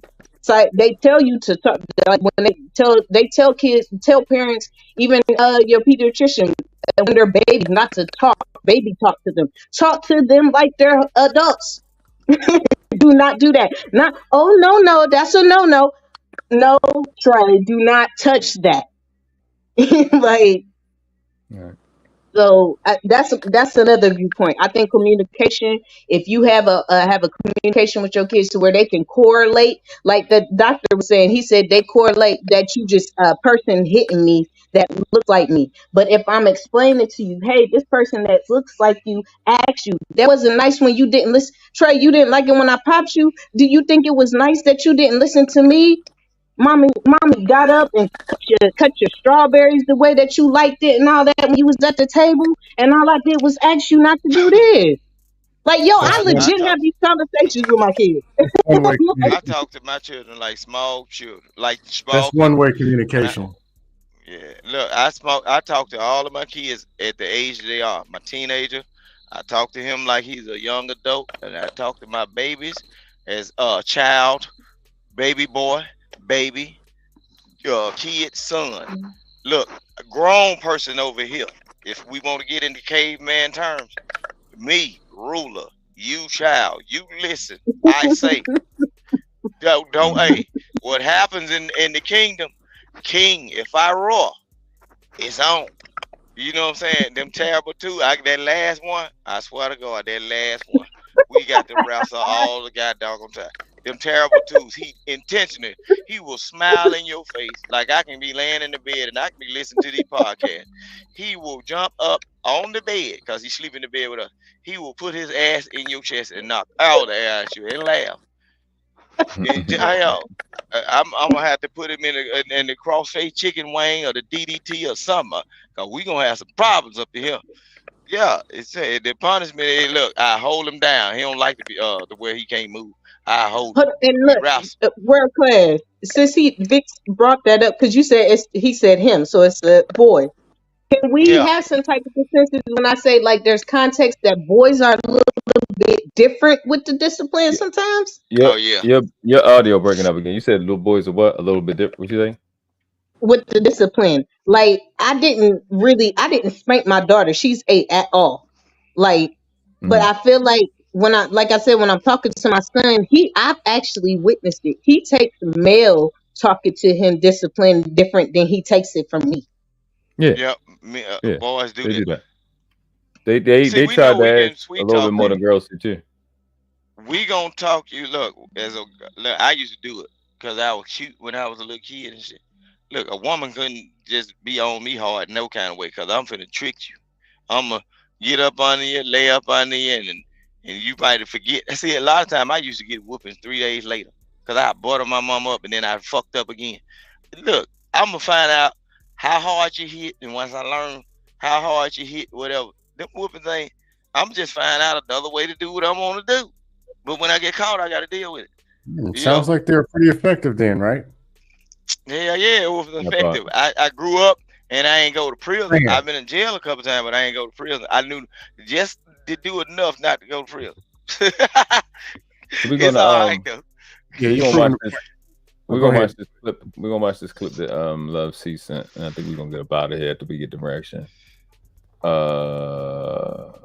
about to drop off. Appreciate you, world class. Thank you all for your service. No problem. Appreciate you, Scam. They keep your hands off the kids. Let them be kids. Look, peace out. Scam, you doing right. Hey, keep on preaching, man. Nobody need to be beating kids and stuff. They know. Well, we ain't beating them around here. We chastise them, talk to them, give them a little pop on their tail or whatever. And proceeded to change my behavior. Let me refresh it. 11-year-old walks up to me. She looks me dead in my face and she says, "Mom, you may be supporting me through the night routine, but you're not being very supportive of my feelings." Yeah, if you think that was disrespectful for an 11-year-old, you're probably on the wrong page and you should keep scrolling. For me, that was her assertive way of saying, Mom, you're more focused on the checklist than our relationship right now. Now, I didn't want to take this personal, so I went in my room for a little bit, put my legs up the wall, Google it, and give myself the opportunity to return to a more compassionate, regulated state. I went back in her room and I apologized and proceeded to change my behavior, right? Because that's the apology, don't mean nothing. Right. Now, here's what I loved about this moment. When I apologized, we both had like this awkward smile, like, and it's the same smile we do at each other when she walks away and then comes back and apologizes. And it's just like really sweet because somewhere inside, we both know that we're going to take responsibility for our actions. Like, girl, I think you was going to come up in here and fix this. And it's just like so good for our nervous systems to expect repair. Like, I don't feel shame around mistakes because I know the power of our repair, and she doesn't have to feel like she has to walk on eggshells or like the night is going to be ruined because she knows to expect repair. And I'm just like, it wasn't always like that. So the 11-year-old walks up to me, she looks me dead in my face, and she said, I actually really, really like this, to be honest with you. I think this is fucking awesome. Me too, because she actually got a mama that loves her and is willing to listen and admit to the wrongs. Yeah. You just came back, Scam? Huh? Yeah. Okay, Scam. Yeah, go ahead. No, that was awesome. I really like it because especially the end when she came to the conclusion, knowing that they don't have to walk on eggshells, knowing that they can come to a conclusion. What she say? That you have, what did she say specifically? She said that you have the opportunity to repair. I think that's what she said. When you don't have to, when you know the other person gonna take responsibility. And I think we've been so egotistical in our community that we've been even saying to the children, do what I say, not as I do, type of shit. It's this, that, the third or the fourth, because I said so.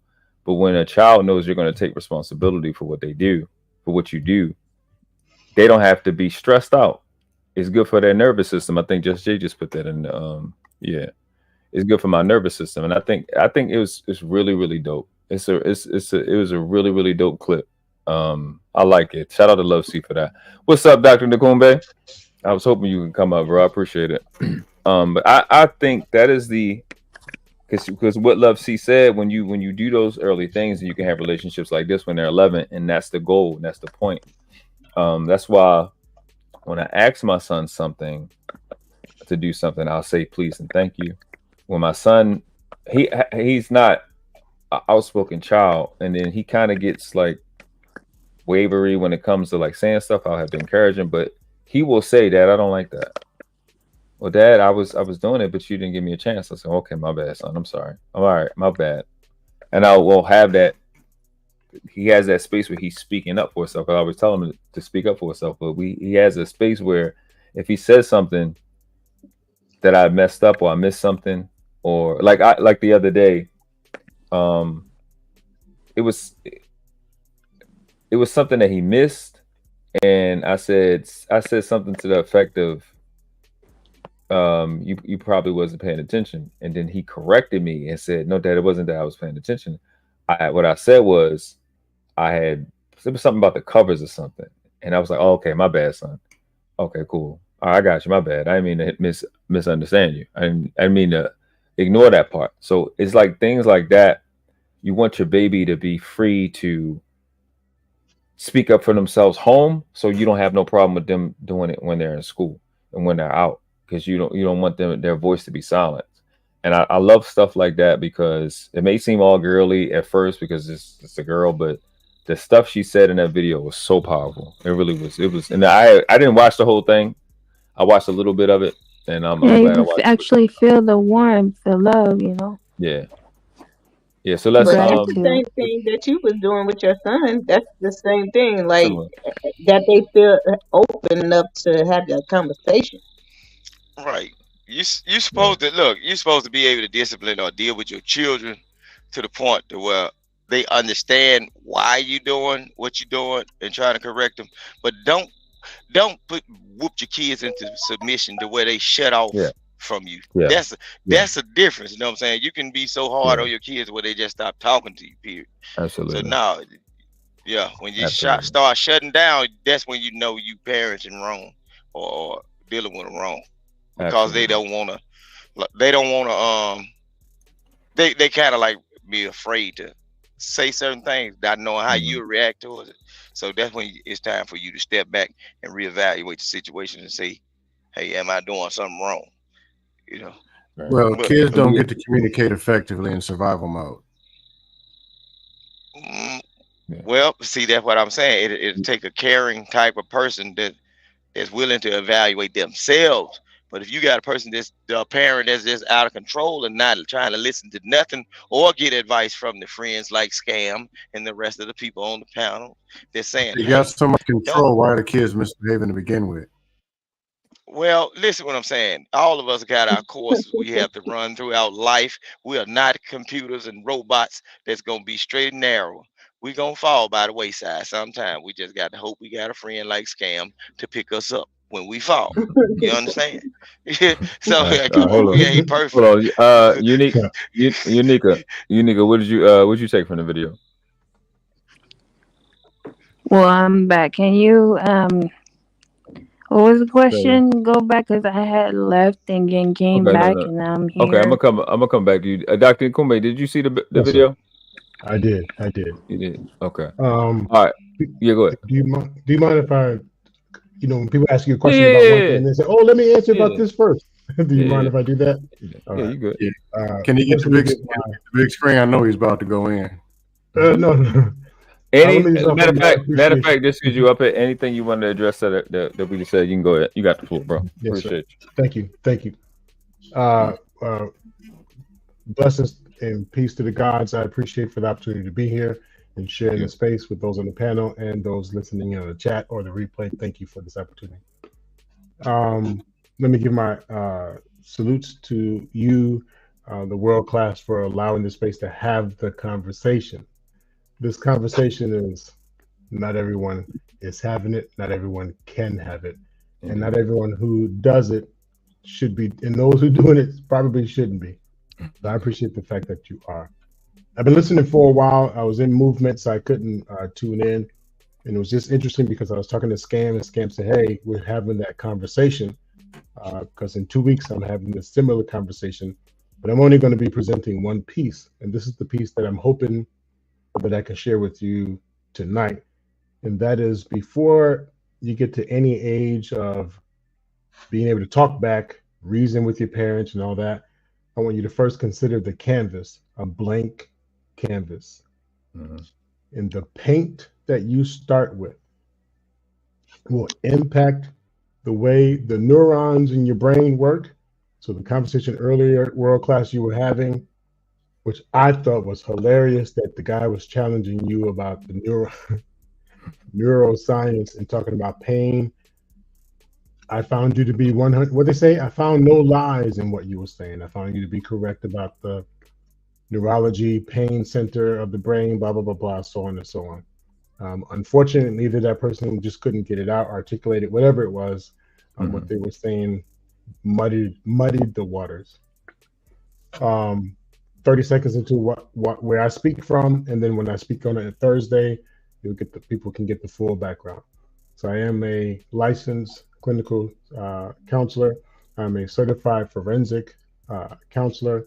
I am a licensed alcohol and drug counselor, certified in a bunch of things, EMDR, forensic crisis management, and I work with offenders, people who've committed violent crimes, those who've been abused. I've done tons of research on those who've been abused. I worked through schema therapy, DBT, CBT, and then the one that is most powerful but very hard for people to do is through behavior activation, also known as exposure therapy. And that's where I work with victims of sex abuse. That being said, please understand, every blow to the kid, if you want to call it beat, gentle or not, you can still get the same imp without hitting them at all.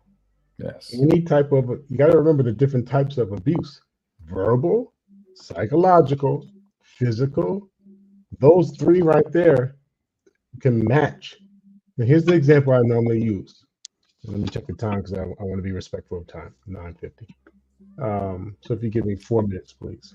You got it. If you have a mama and a papa, whatever denomination you want to call it, mama, mama, papa, papa, they, whatever denomination you want. You have 2 parents in the house, mom and dad. They both work. They both work. And you ask dad, a 5-year-old, Dad, will you stay home from work? And dad is kind. He says, oh, son, I can't. I'm sorry, I have to go to work. We're talking about 2 parents who don't smoke weed. They don't do alcohol. There's no presenting mental health problems. They have a picket white fence. They take you to Dairy Queen on Sundays. Just beautiful parents. They do no wrong. The second that father said no, in the subconscious part of the brain, unannounced to the kid and unannounced to the father, neglect and abandonment. Unannounced to either one of them. Father didn't swing. Father didn't say, get the hell out of here. Nothing. Just, oh, son.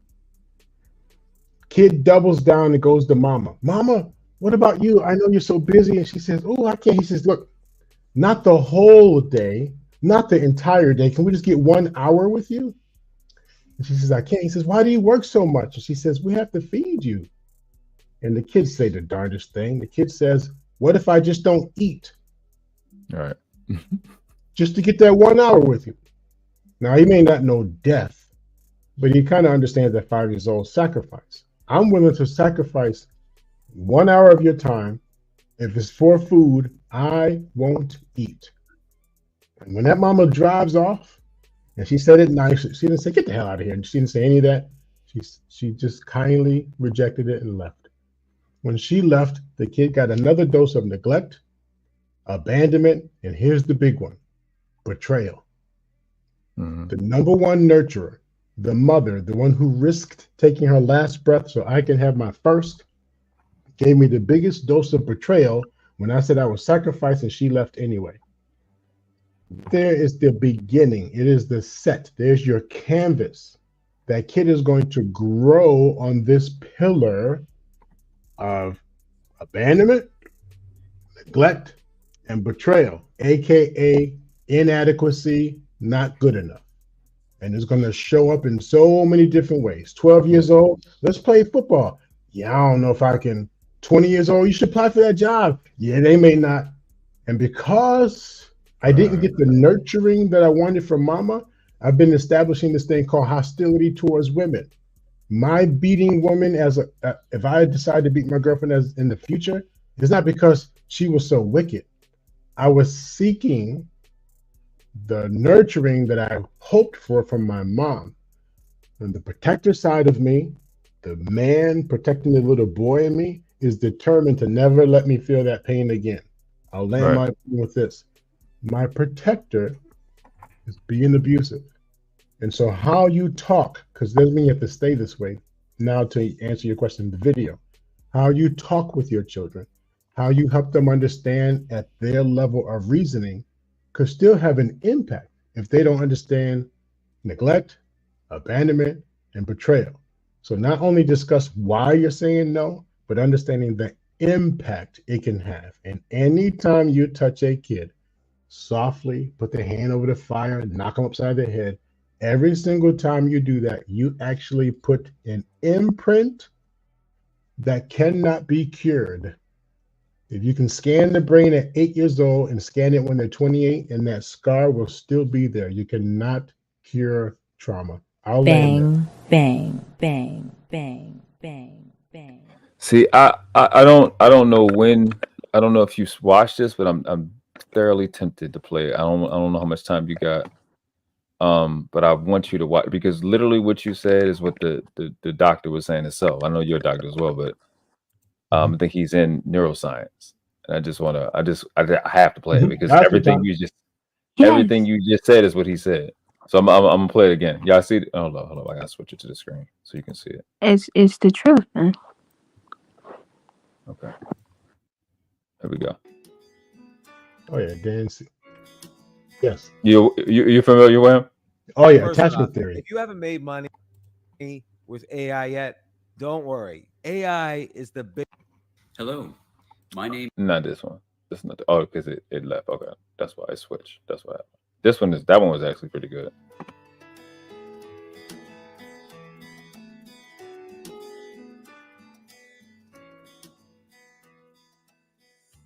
disorganized attachment, unfortunately, what you see is the parents and other caregivers have provided terrifying experiences for a child. You want me to stop? Anybody want me to stop? You just let me know. And these can be in the form of just parents looking terrified themselves. So because of our whole system of mirror neurons, we soak in what we see in others. So if I'm a baby and you're feeling frightened and confused, I get frightened and confused just by your fear. And that in itself can create a dissociated state, a fragmented internal sense of self.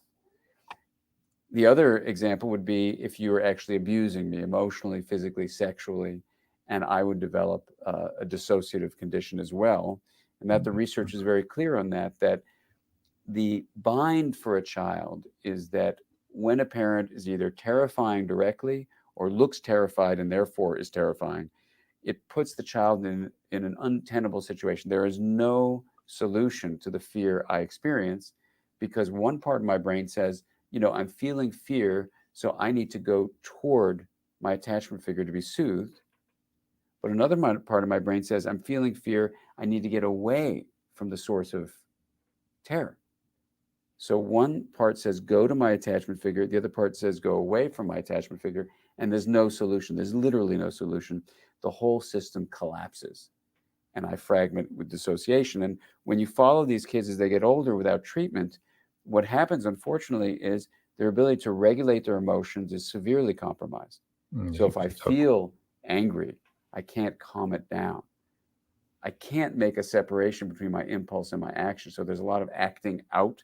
It is taking the inward world and acting it outwardly. There's also a feeling of inability. Step out ahead. Yes. So thank you. I just want to add to that. So remember, let me bring this into another analogy or perspective. Please understand any damage to the brain impacts your reasoning, your ability to reason. And the shock, flight, scared, flight, run, flight, all that response system. We're talking about we're talking about a warped system. So if you take a pot of hot something and the kid is helping you cook, you say, oh, here, nice and calm. Here you go. Take the, oh no, it's hot. It's hot. And the kid hears hot. And then you go one octave higher. It's hot. Right there, boom, you hit. So those synapses that are working, the messaging that the kid hears is, uh-oh.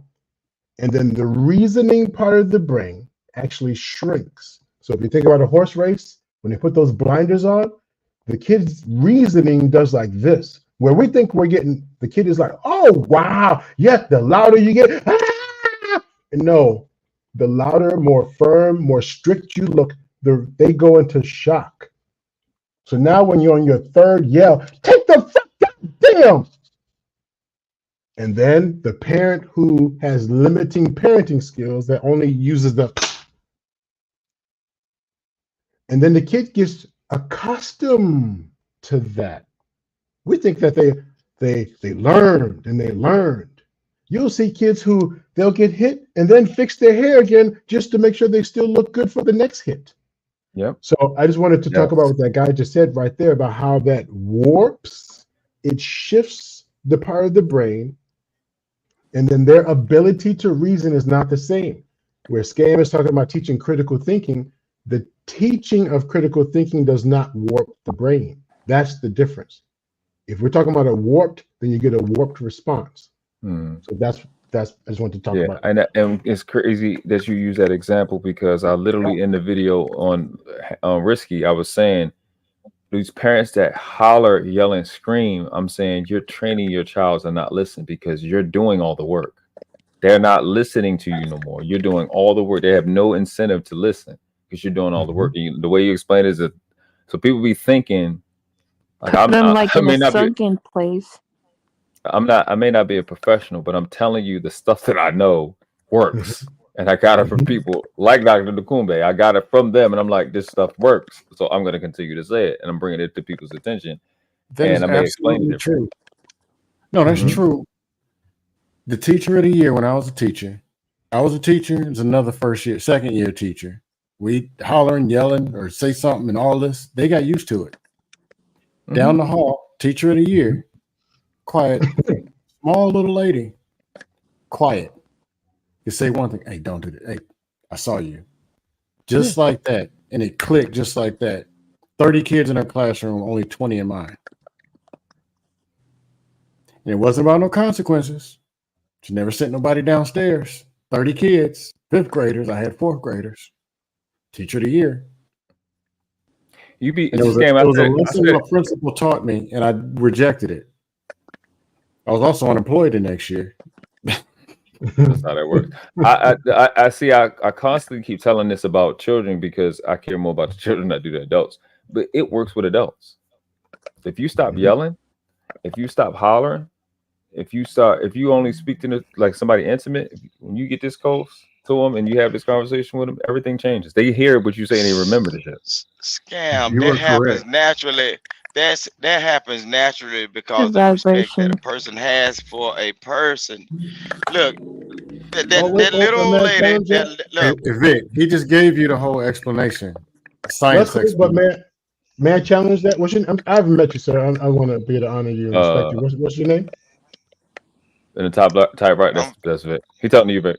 Okay, Vic. Pleasure to I'm meet you, sir. Vic. I'm Vic. Okay. All right. Pleasure to meet you. Oh, Let's good to meet roll. you too. Let's roll with what you said. It's because that person respects. If I may, just for a moment, what is your definition of respect? Now, I was saying the reason why, like the way Scam explained what happens with kids, is because over a consecutive amount of years that the woman has been there, she has shown a certain thing, and other That's your children will definition? pass the word. This is this person. The respect, and the kids are taught to respect her through other children and the children before them. Well, I'm asking, And what's by your her definition? actions. What's your definition of respect? I don't know the person individually, but she might talk lightly to him No. and I'm explain. asking you, what is your definition of respect? Oh, not stepping on toes and being disrespectful and pushing boundaries. Yeah. Okay. And who's the person next to you in the panel up here at the top? Unica. Oh, Unica. Unica is Hello. me. Nice to meet you. Unica, if I may ask, what is your definition of respect? It's respecting boundaries. You're not gonna cross. You're not gonna do anything to harm or All right. cross Let me ask one over. more. Somebody says don't cross this lane, don't do it. Okay. Sorry, you were breaking up. I thought you were done. All right. And then Scam, what is your definition of respect? Can't give you come back to me. Okay, no worries. Let me just pause there. Vic, one word, and we already have 3 different definitions. So even though we'll go with what you said, I give it's not fear. I'll say that, but continue. All right. So we have stepping on toes, not crossing boundaries, and fear. 3 different answers for Not one fear. word, not fear. Yeah. So whenever I hear someone say it was because they respected them, are we clear or sure that the 2 people's understanding were the same? Yeah, okay. And so we can't guarantee that it was about respect because that kid might not even have understood, or that mama's version of respect might have been totally different. So that's the only challenge I have to it. If it's not the same definition, it can come out totally different to somebody. Right. I understand. I'm just saying flat out respect is you not pushing boundaries, not stepping on toes, or doing anything to violate anybody else, and you and them treating you the same, and that's mutual respect. You know what I'm saying? Okay. Do unto others that you want them to do unto you. Is respect. And that's why Period. I see respect over love, because when you love people, you'll still fuck over them. So I put respect over love. And I say respect is treat people how they want to be treated, not how I want to be treated. How I want to be treated is selfish. So how they want to be treated. But so if you're a good person, right. If you're a good person, quite naturally, if you know how to treat people the right way, you would expect people to treat you the same way, and it will be a mutual respect. But if you're just a dirtbag guy, you shouldn't expect people to treat you like you treat them, because it's gonna always be a fight because you're a dirtbag. You stepping over toes and pushing boundaries. You supposed to you're supposed to not expect respect because you Right. doing dirty things. You're supposed to expect the same thing to come to you. You see All what I'm right. saying? In So, theory. So let me give one more, and then I'll turn the floor back over to world class. This good-natured person that you're talking about, I agree with you. Let's look at the good-natured person. Why in the world is that person so good-natured?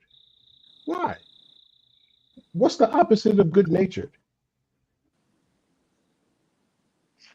Bad natured. bad natured. Yeah. A So wicked, cruel nature. Mhm. wicked. So let's talk about that kid that feels betrayed, neglected, and abandoned. The opposite. So this kid was being good. So the opposite of being neglected and betrayed, maybe they need to be nicer. If I have an office that everyone walks by and no one seems to stop by, no one seems to talk to me, and I don't like that feeling of being neglected and abandoned, so I put out a bowl of candy. Isn't that nice? I have chocolates, I keep it filled. When people walk past my office, they stop by. Hey, some of them talk crazy. Really, they just came for chocolate. And all the people stop by, no one ever refills it. But I'm so kind, I keep refilling it. And I'm known as the nice person with the candy bowl at the end office. So clearly, my kindness, it receives an end result for me. It gives me attention. It gives me this. It gives me that. Think about a lot of people who are accused of sexual abuse and all that. Ever hear how many comedians and teachers and people who are so kind and nice? I lived next door to them for 15 years. I would have never known. They cut my grass. They help me with my toenails sometimes. So this greatness we talk about, please don't let that fool you. They may not act like the master manipulator and be mean and be mean. However, that glue unannounced, they're not doing it on purpose because they have low intimacy. They actually do the opposite to attract.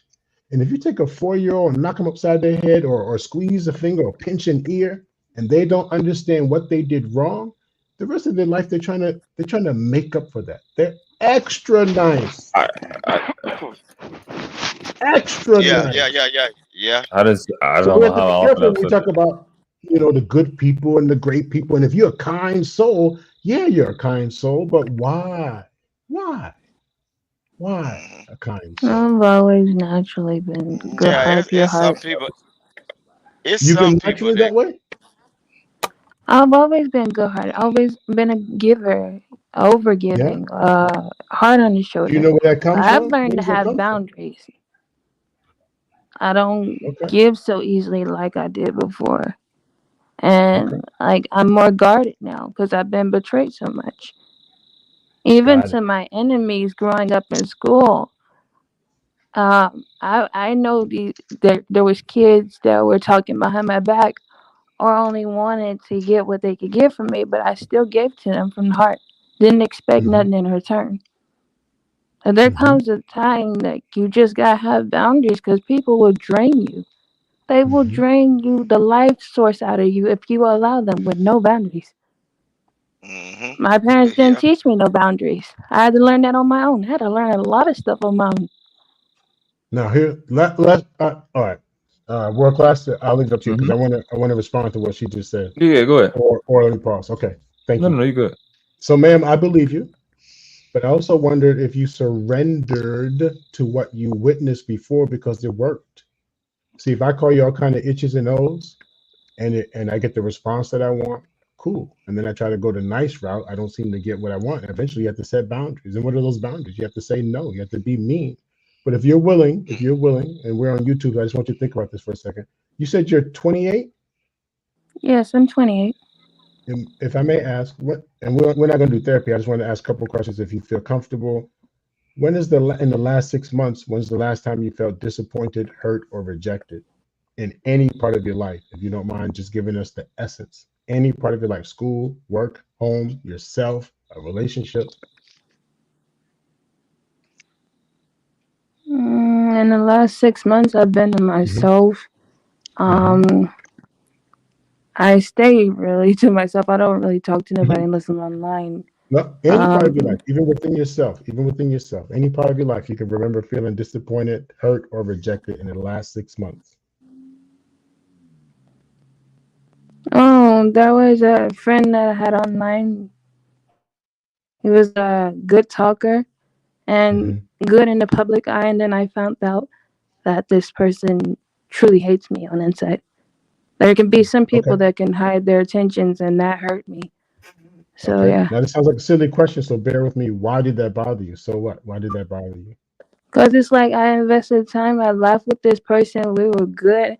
I never would have thought that this person had like his true nature is he hates strong women. So, and I never Okay. thought that I would be an enemy to him like this. I didn't see it, couldn't see it, but All right. I got the awareness and I had to cut him Okay. off. And I have no problem with cutting people off that's not good for me. Right. So the first thing you learned, I mean, first story we just did, you learned being nice and trusting and all that. You got burned. You got to cut people off. Got to be wicked. You have to be strong. Right. So you actually Right. became the same thing that that guy was. You became. Now let's go back one other story. Between the ages of 4 and 8, 4 and 8. Can you think of one time in your life between that age where you felt disappointed, hurt, or rejected? Oh, One. yeah, a lot of times. My mom You just would tell me give a lot one. of love to my stepdad. Mhm. Um, Times that I would get abused for not getting the answers right during homework.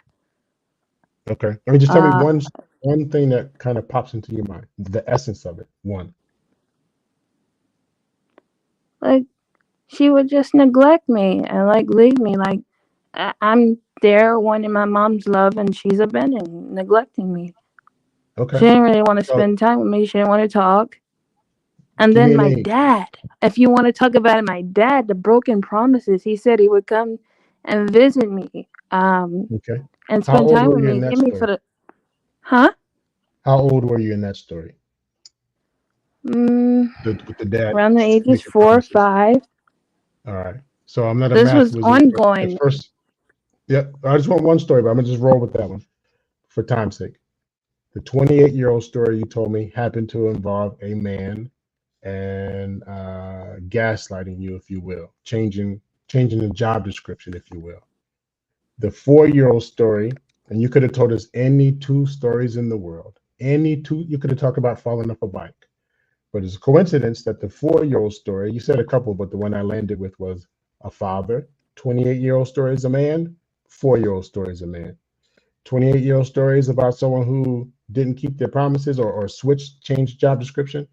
The 4-year-old story is about a dad who made promises and didn't keep them, changed the job description, didn't follow through. Now, it's a hell of a coincidence that in a 24-year gap, 24-year gap, I call them bookends. So the 4-year-old bookend is almost the same 24 years later. Now, you didn't ask for that, but that's a hell of a coincidence. And if you think throughout your life, I'll bet you find a bunch more. I'll land with this. At some point, you're going to become probably bitter, hostile, angry, all those terms, and then you're going to flip and then become or act just like the people who hurt you. And that's where we get the phrase hurt people. I'll yield my mic. Thank you for sharing. Appreciate that, y'all too. I'm glad that worked out. It was a good mix. We're gonna watch the rest of this. I think you said you watched the previous. Never mind. No, I think you did say that. All right, watch the rest of this. But I'm how about to could I drop. become bitter if I practice self-love, like boundaries? Like I don't like how I feel now and how I see.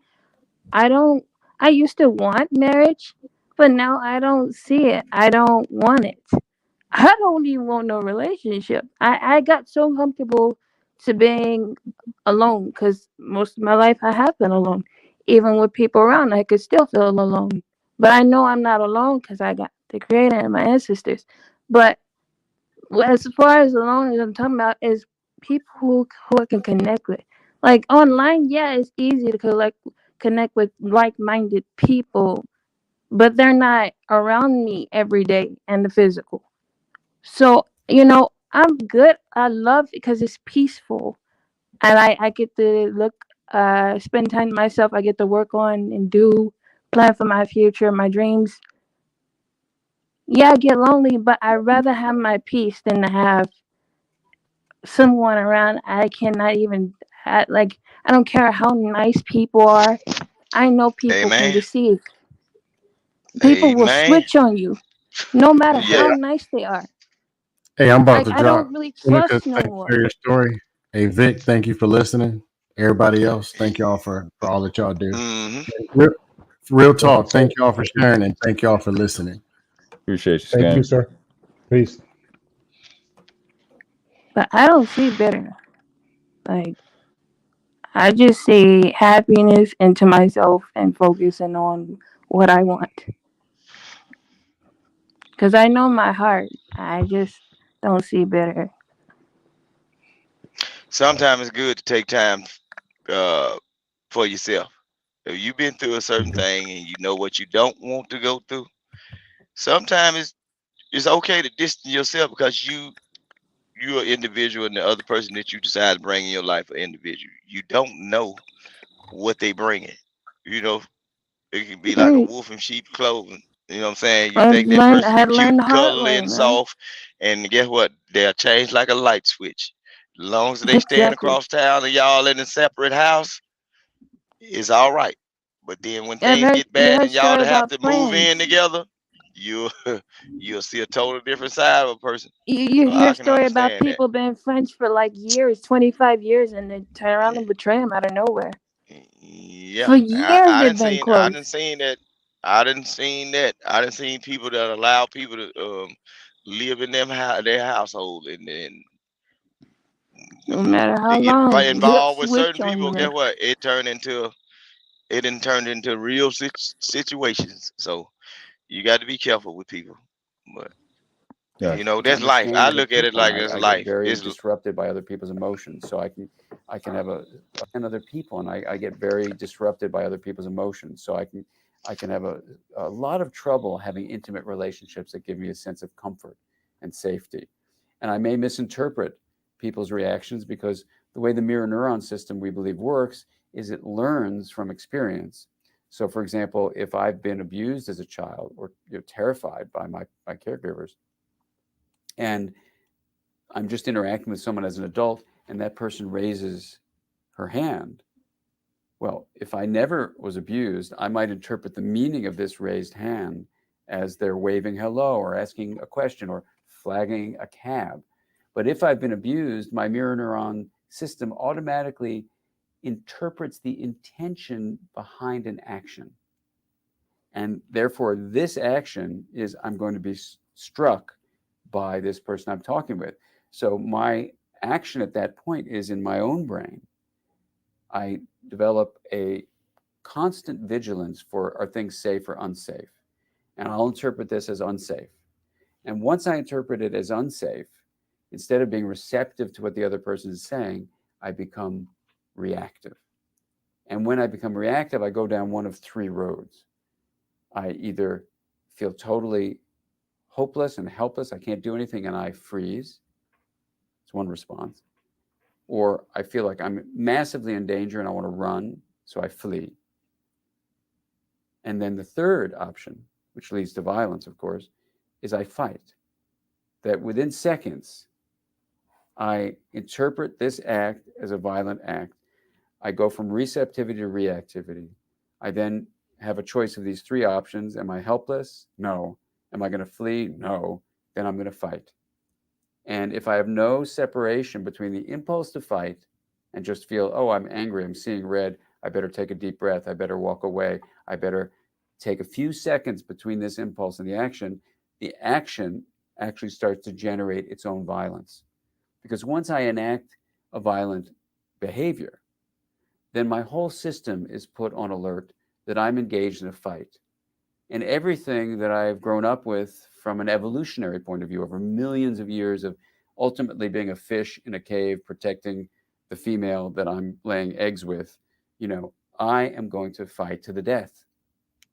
And it becomes a matter of life and death. It's not just about this, 100-year life I have. It's millions of years of history when the fight response becomes activated from the brainstem, right? And so when there's a release of the cortical control over these subcortical impulses, then all sorts of things can happen that have an evolutionary basis to them, that are beyond even just my own personal history. Sure, I can enact the violence I saw when I was a kid and saw my father and mother fighting, or the violence they enacted on me. Absolutely. No question about it. I can learn that. But I also have a whole brainstem fight response that I didn't need to learn anything about from anyone else, but millions of years of genetic sculpting that have shaped my nervous system. See, this is one of the things that I thank my mentor for, is he always taught me to listen to something over and over and over and over and over again, especially over time, because your brain changes and you pick up different things. And what he just explained really sparked in my brain of why the hood is like it is, why it's so violent. Because every time one of those violent situations happen, again, like he said, you are activating hundreds of millions of years of violence all at one time with millions of people over the span of 100 years. You know, it really, you just, so when I be saying this stuff to people and they have their little conniption fit, I'm telling you, it's bigger than just your little circle and you want to validate your talking points. It's an extremely big conversation that a lot of people are studying for a long time. So I probably got to listen to that a few times. He got a lot of videos, but like he just hit the nail on the head. He explained exactly what I was explaining in terms of mirror neurons and that particular, what is it called? The superior cortex, I think, Dr. Yes, sir. Where that happens, that sits right on top of the brainstem in the reptilian brain. So what he said was amazing, because he said that the mirror neurons pick up, like the child will pick up behavior over time. And I think that goes directly into the conversation we're having about parenting and whether you should spank or not. And I think you drove it home, Dr. Nakumbe, when you were saying the word you used was perfect. The impact that you have on a child every time you touch them, every time you're interacting with them, the impact is what's going on. And that's what I was explaining to Tommy B in terms of, yeah, I get it that if you touch a stove, you know not to do it again. But again, a stove versus your face, and this baby is getting everything from you. The impact of your face and that pain is dramatically different from that inanimate object that the baby only deals with once or twice if they're allowed in the kitchen when the oven is on. So yeah. Hey, You seen those movies? I want to say something, and they're going. I want to say something because I got to drop down and everything, and I'm gonna check on something. But look, I'm gonna tell you like that. I understand what y'all saying about the interaction with kids and how it can kind of like bring about a dysfunction in our lives. But we live in this world, and from my understanding, all of us cannot be perfect or be raised perfect or raise kids perfectly.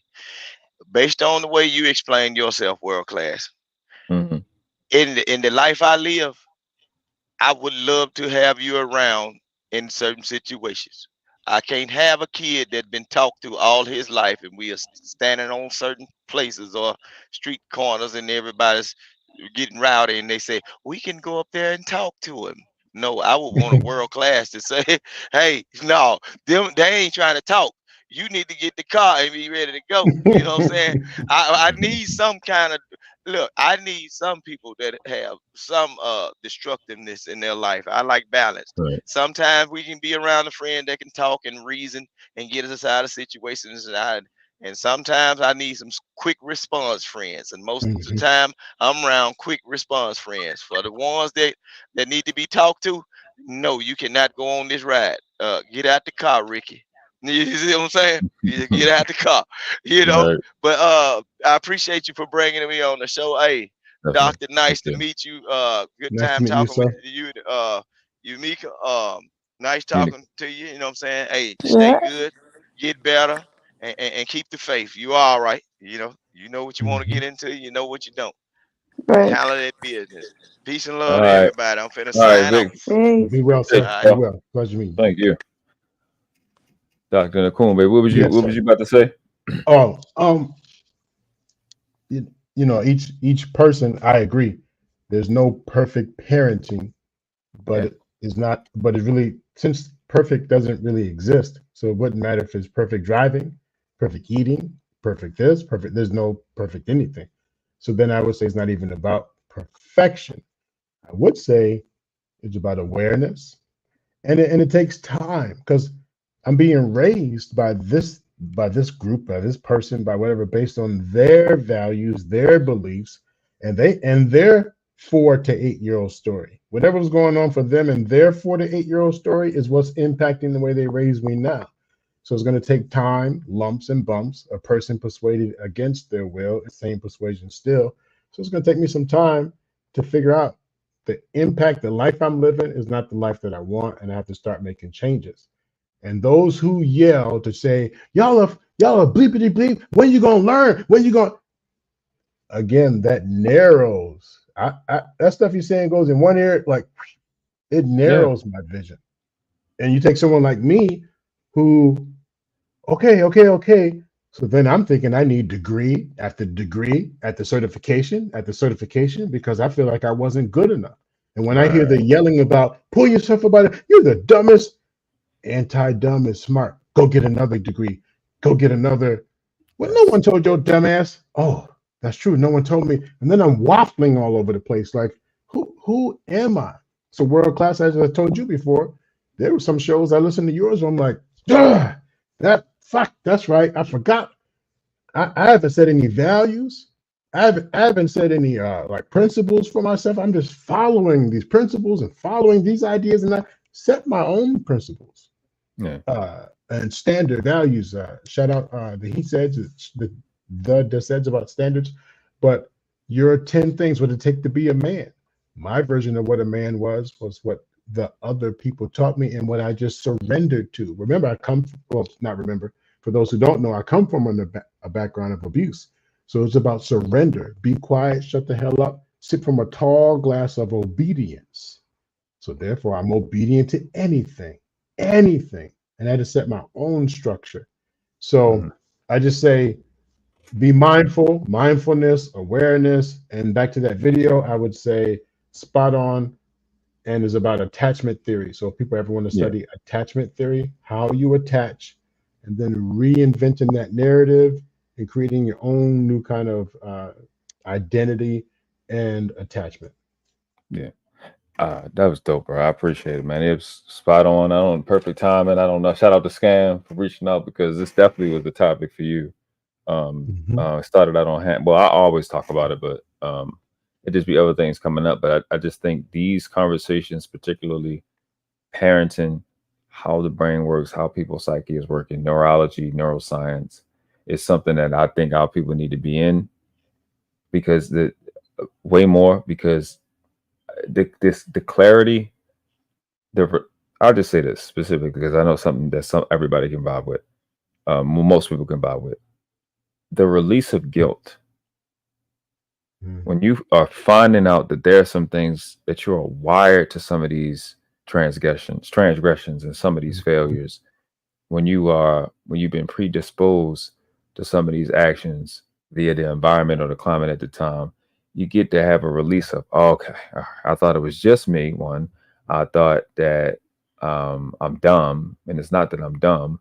It's just I didn't know how this thing worked because I don't have the exposure. A lot of the release of stress, and you can properly put yourself not only at the adequate level of responsibility, but then the other side that comes with it is, hey, there's some mechanisms to where I can. Because what got me excited, Dr. Nakumbe, was learning about triggers. And once I learned about triggers, I'm like, well, I get triggered because of this. I'm like, well, can I trigger myself for stuff that I like? And that's really what I started. I'm like, well, I can trigger myself for things that I want to do. And that's how I looked at it from the beginning. I don't know if that's a little above average or what a rare, but that's how I looked at it. I was like, well, I can trigger if I am subconsciously picking up this information, right? And I'm wired in a certain way to that where these things are coming in and they're affecting my decisions because they say 95% of the decisions we make is subconscious. Well, shit, I could just arrange my environment, turn this TV off, put this audio Jim Rome in my head all day, go to sleep listening to that, and red car. I could just force and create those triggers myself. And that's how my brain took it. I'm like, okay, cool. So that's the other side of it, of learning this stuff, is that there's so many so many things you can do to counteract it. Again, even with respects to whether you're going to hit a child or understanding what your child is going through when they're getting information, when that TV is on, when you guys are, when we're at the card table with our aunts and uncles and saying certain things, they're picking it up, how to guard our language and stuff around them and how we're addressing them. It's like anything with success is approaches everything. You can't make a second first impression. So really putting a lot of energy along with that preparation on how we deal with information and how we expect the child to express back to us and our children express back to us the values we want to see them do. Like I was having a conversation with those guys and I'm like, they're talking about punishment. Well, some children don't get it and some children don't get it. I get it, but the point is not for the punishment for them to be sad. The point is for them to be a disciplined human being and for them to be able to be productive. So whereas this is the fourth time you had to tell Johnny, like Tommy B was saying specifically, you know, his son wouldn't stop going to the gate. I'm like, okay, you have to structurally change. Okay, so because you don't know how to stay away from the yard and stay away from the street, you're not going outside. And if so-and-so not outside with you, you're not going. You have to change that versus popping them in his face or hitting him because we take it as you're disrespecting me. No, you're 4. You really don't know what disrespecting me is. You just want to run in the street. You know what I'm saying? And I think like people are not using that empathy because we got to be to work in the morning. My back hurt. You get on my nerves. I got 3 other children to deal with. You know what I'm saying? And that baby's really not getting that. So if we begin to take an avenue that will allow us to understand this little person that is here, that got so many things in their body that I don't know about and you don't know about. And I think we just fighting unarmed without the understanding of what this being is that's made out of 102 minerals that has millions, if not billions, if not trillions of neurons connecting. And I don't know how this, they didn't come with a manual like my CD player did. And I don't know how this thing is wired. You know what I'm saying? And it just learning it has, again, I always talk about where I'm from, and I'll be using the fact that I'm from the hood to distract people, but I'm a student. I've studied very, very hard, and studying how the brain works has been the most, I don't even know what word to use, has been the most release and revealing. It's like releasing thing I've ever experienced in my life, because it allowed me to realize that not only that I'm not crazy, these other people are not that crazy, and they're not as bad as they think they are, and things are not as gray as you think they are. If you just gave yourself an opportunity to understand how this works, like you do the social security system, the social service system, how that call work outside. If you put that much energy in this, it'll change your life. And it just I don't know, it's like watching people walk past $1 million when they just, I don't know, it's weird to me, but and I know I ran it. Shout out to the Unica for coming up. But I give you 1 ounce of credit, an additional perspective, but it's more credit to what you said. From a forensic lens, you actually do one other thing, and it sounds like you are aware of your risk factors. And then I ask, which comes first, the chicken or the egg? Which comes first, a trigger or a risk factor? So pizza, I love pizza. If I eat too much, clogged arteries, heart attack. So what I have to do, I have to be careful. I can't go places that have pizza. Pizza. I'm aware of my triggers. Cool. Let's go deeper. My desire to eat for comfort. So when I get emotional, I got to eat. My desired food is pizza. Now, my goal is not to be anywhere where there's pizza, but what about when I'm feeling emotional? So if I can control how emotional I am, if I can control my emotional response, if I watch a 79 cents a day dog commercial in the arm of the angel, and they got the dog in front of a fan shaking, but I'm thinking, oh no. Now I'm fighting myself to make sure I'm nowhere near pizza. But once I learn my triggering things and I see that commercial comes on, I say, whoa, get it together. Is this a dog in front of a fan? Then I don't need to worry about the trigger because I won't even reach that level. So when I hear you talk sometimes, It sounds like you've done the internal work to recognize. Why are you not yelling with amongst the brothers on these shows and stuff? I don't see you yelling. Every blue moon I might hear you snap back. Today I lost it, man. I had tears coming down my eyes when you said the ostrich with blackface. I died. But even that was still structured. Like, what's going on? Like, who is this ostrich? Like, but that was still structured compared to the used to be angry, aggressive, I'm gonna get you back. You've structured that you are aware of your triggers, but because you are also aware of your risk factors, I think you need to give yourself even more credit. It's not just the triggers, you also know the risk factors. I definitely appreciate that. I don't know what it is. I just you said the word. I don't even think I've said that word on YouTube, risk, but that is the foundation of how I think. Like that's the first thing I assimilate is what's the risk, and it's so automatic. My brain don't even like it's a normal thing. I'll accept it. I do accepting of the risk.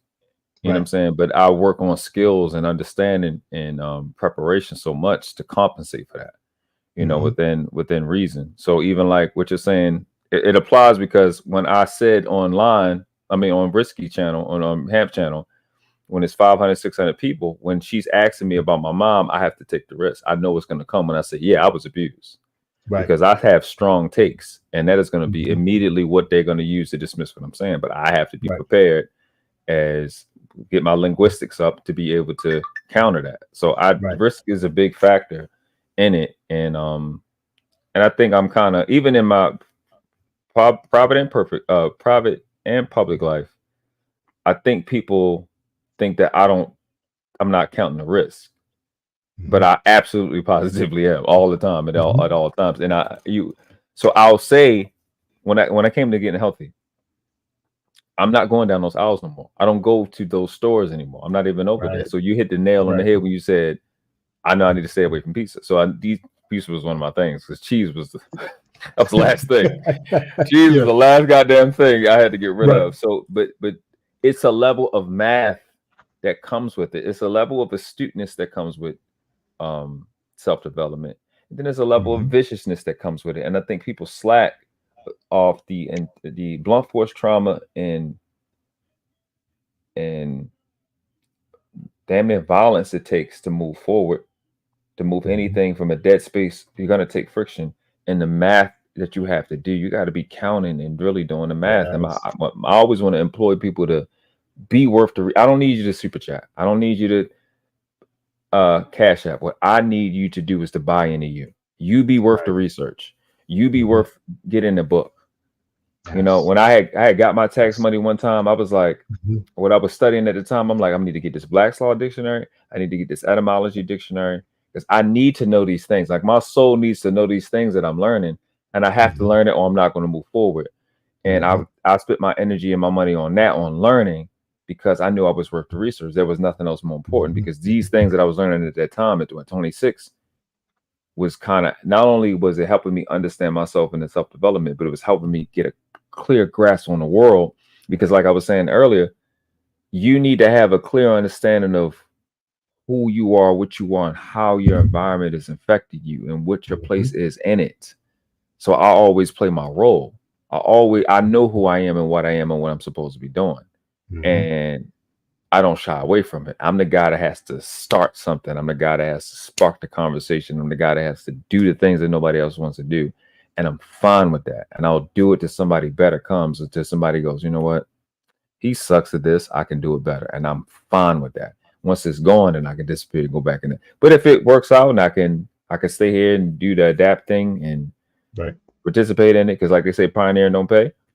I'm trying to touch on so many different freaking things and hope people catch one of them. Neuroscience is definitely one of them. Epigenetics is something I want people to consider when they're having children. But the risk is in everything. And I learned that from my mentor studying finances. And that's what's considered. You know what I'm saying? That's what you get in your bottom line is you got to accept these risks, insurance and investments. These are things I was learning from an investor. So risk, the perspectives you do when you go to find out what your risks are, it's important, man. And you gotta be whatever investment or endeavor, you have to know that you're worth the risk. You have to know that what you're doing is worth the risk. That's why the on my about page is the greatest principle I ever learned. When purpose is not known, misuse is inevitable. If you don't know what you're doing it for and why you're doing it, it's like the older I get, the more I understand Napoleon's Hills and Think and Grow Rich have a definite chief aim. You're going to deviate. You're going to deviate and you're going to quit. Because once you're clear on what you're doing and why you're doing it, your 5 W's and how, I think they're one of the most powerful systems you can use. Your 5 W's and how, and each 5 W's and how you can ask the 5 W's and how. You can have all the answers you want if you just use it. And once you're clear on what it is that you want to do and why you want to do it, and you can just be definitive and simple, right. it makes it worth it. And then you have clear action. So it's like it's just clear learning. Evidence. Yeah, learning is one of the passions I learned that I had late in my life. You know what I'm saying? And I know one of the other things I want to do, like I'm gonna ask you this, and I know we're gonna get up out of here. I speak a lot. I've been speaking recently about it. And this entirety of everything that I looked over today has been about this thing, and I do my best not to false compensate. Like I said, I learned my passion for learning late in my life, like 2021. All things considered, with respect to this conversation and what I just said, and what I've been talking about, what do you think about false compensation?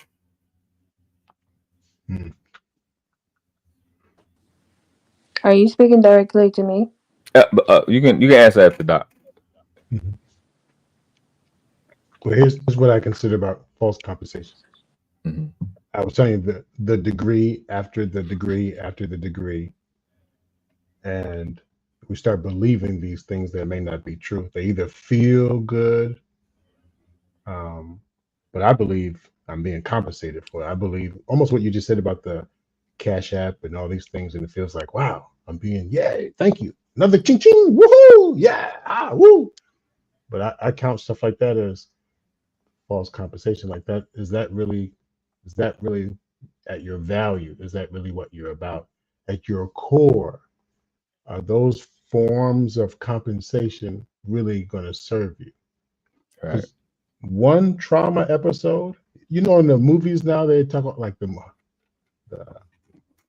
comic books and all the hero ones. They have all that talk now about multi-universe. Like everything now is multi. When I think about false compensation, I think about whatever I latch on to. This is multiverse. Like am I going down the right road? How much time am I investing going way down this path? So I have to think about what is best for my needs, my goals, my legacy, my so on and so on. And we get caught up in this belief. So if you have a faulty belief system, if you have a faulty core belief system, if you're a visionary or if your foundation is cracked right from the beginning, fragile foundation, then I think that's when we start actually slipping and falling for all these things that we believe are value when they're not. And that's that false compensation. That's why I like to go with the word no, because the word belief or believe in it, that self, it has the word lie in it. And it don't have the word lie and belief for no reason.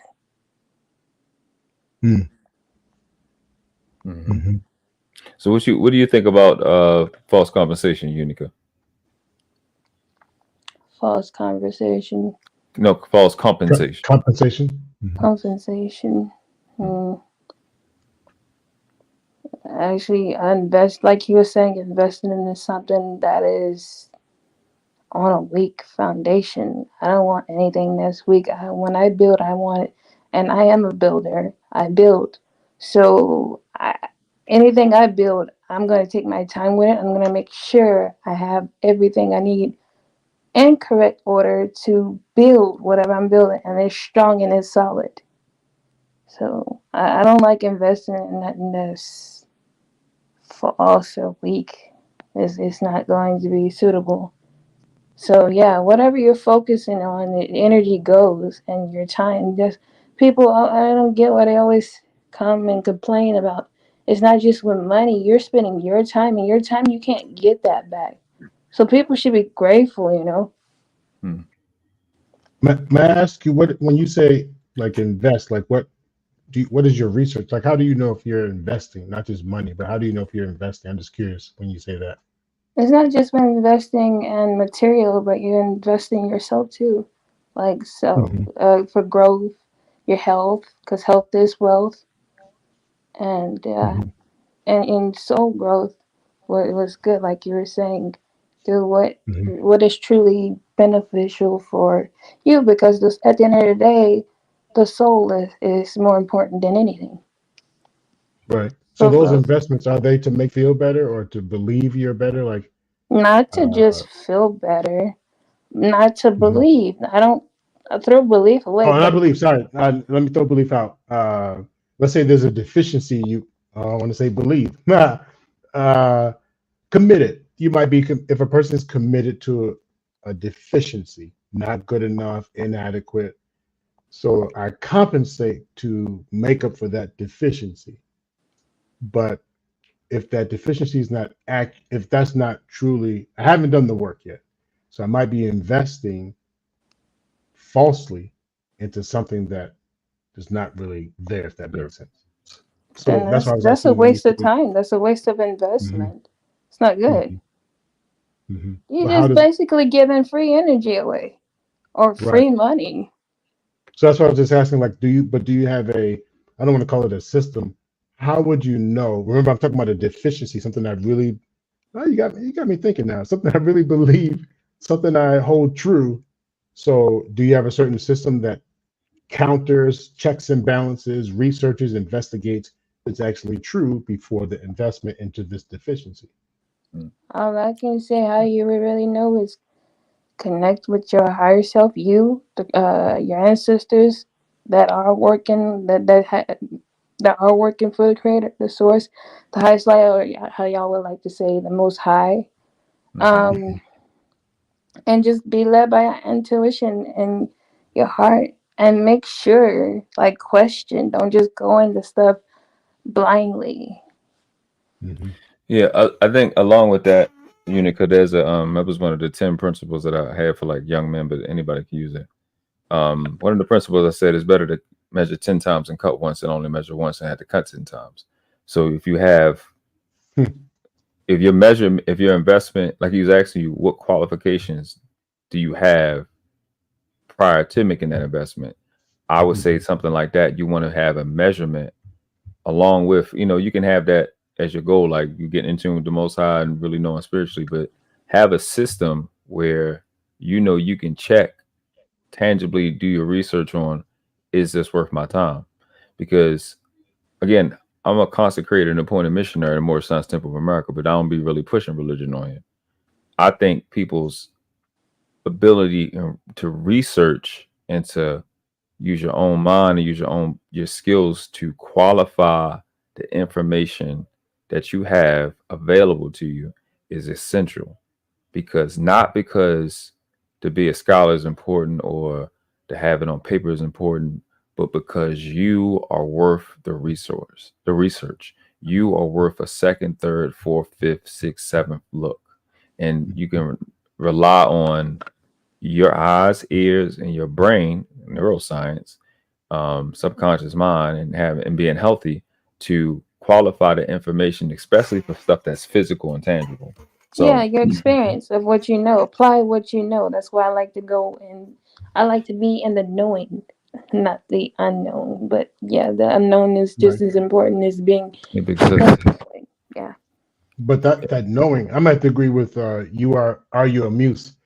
I believed, I'm saying that intentionally, that what I knew, see, I had the answers, but I didn't realize how much denial I was in. I didn't realize how much falsehood. Like I was only consuming this much of the world. Like I mean, this was what was in front of me before I traveled, I researched anything. So this is what I knew, and it sustained me.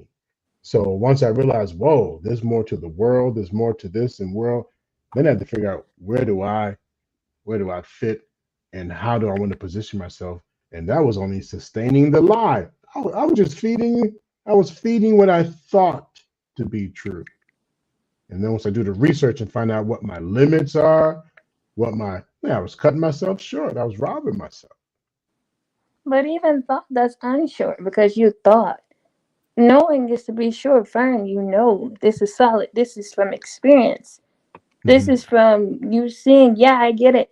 Yeah, there's other perspectives, but you don't let what you know, don't let that hold you back. But you do use that and apply it to what is beneficial. Take what you know and apply it and grow. Don't let it stagnate you or put blockages. I get it.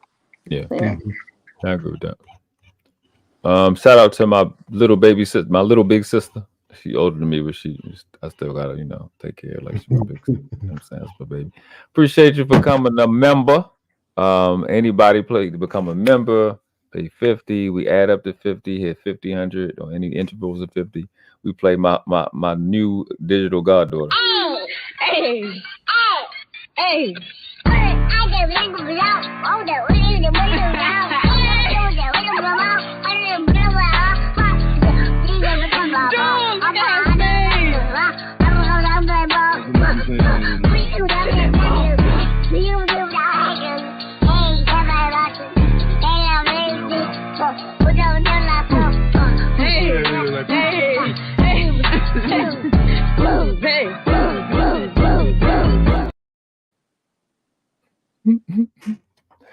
Appreciate you, sis.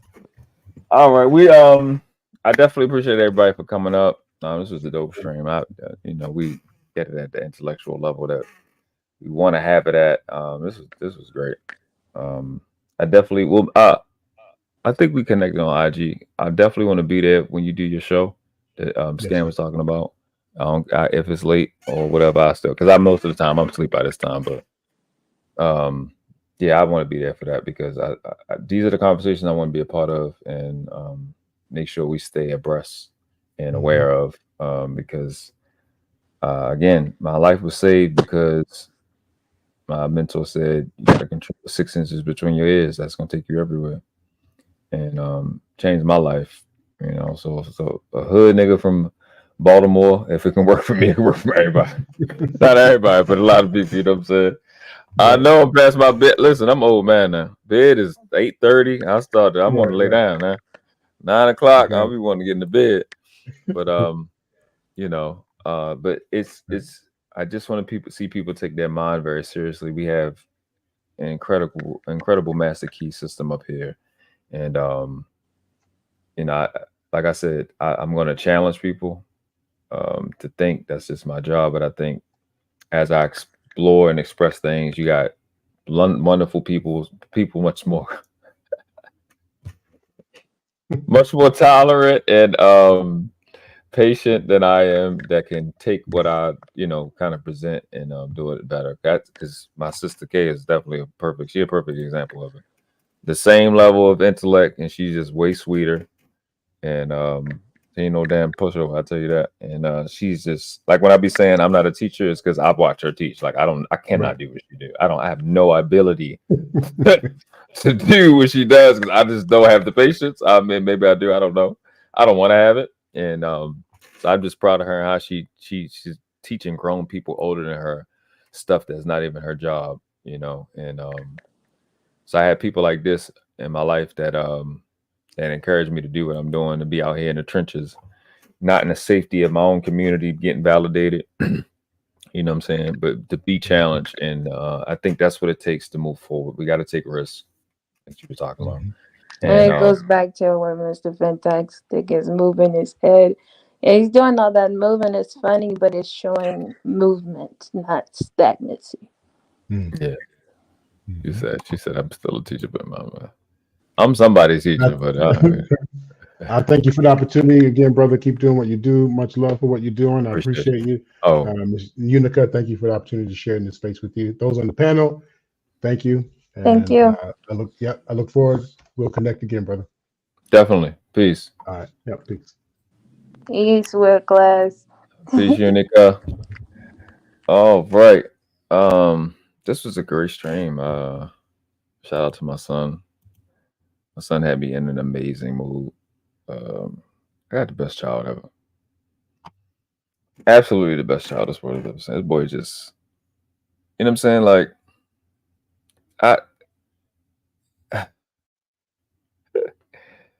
I just cringe when I watch a lot of these young guys, you know, fear fatherhood.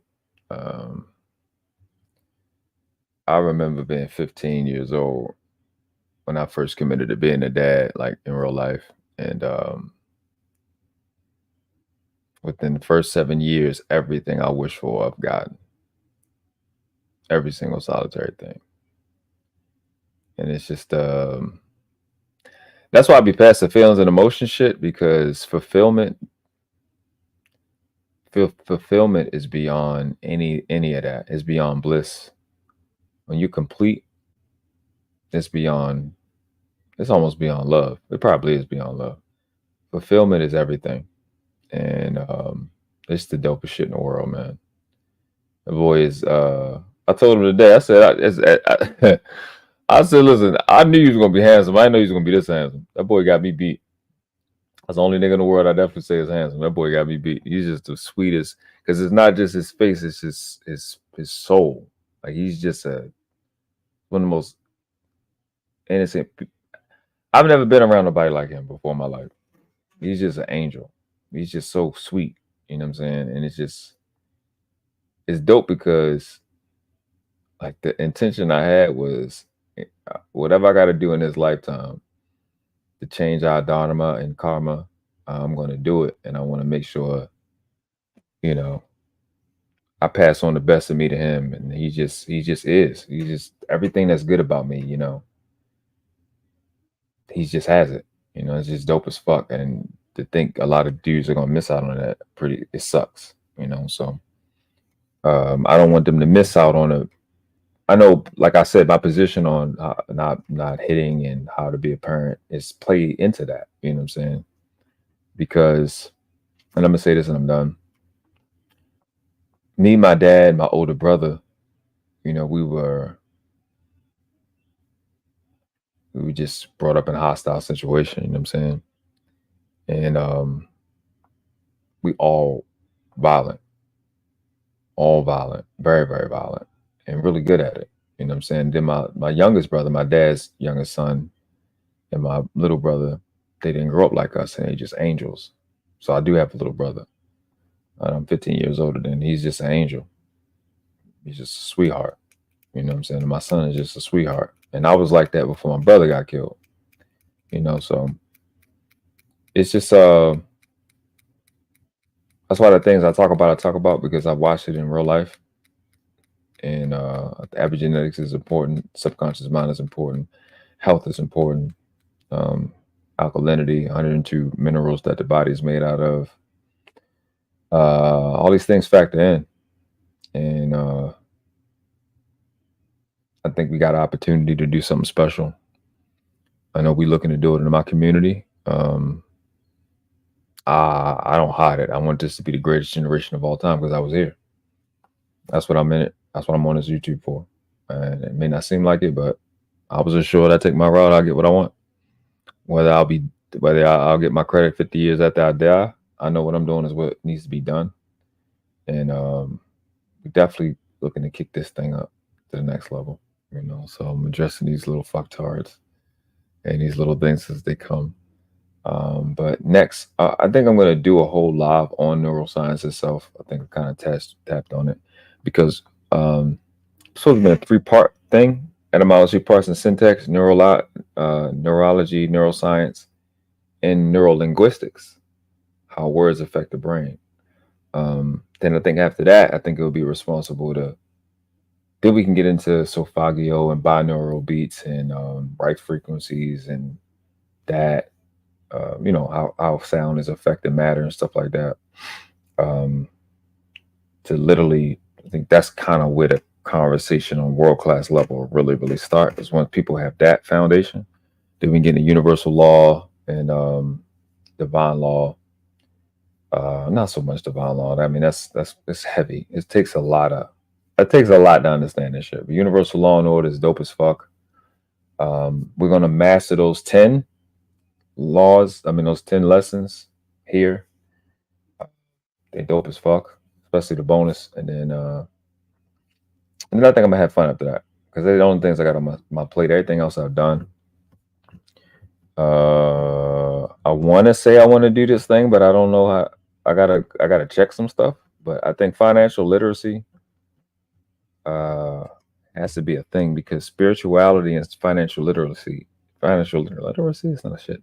Financial literacy is a like verbatim the same conversation. So you can literally take your spirituality and stuff you learn in universal law. I'm touching the damn desk, y'all can't see me. You can take your principles that you learn in universal law and order and financial literacy into the T. It's the same conversation. It's just dope as fuck. It's amazing. So I think because like I said, I come from the Morse community and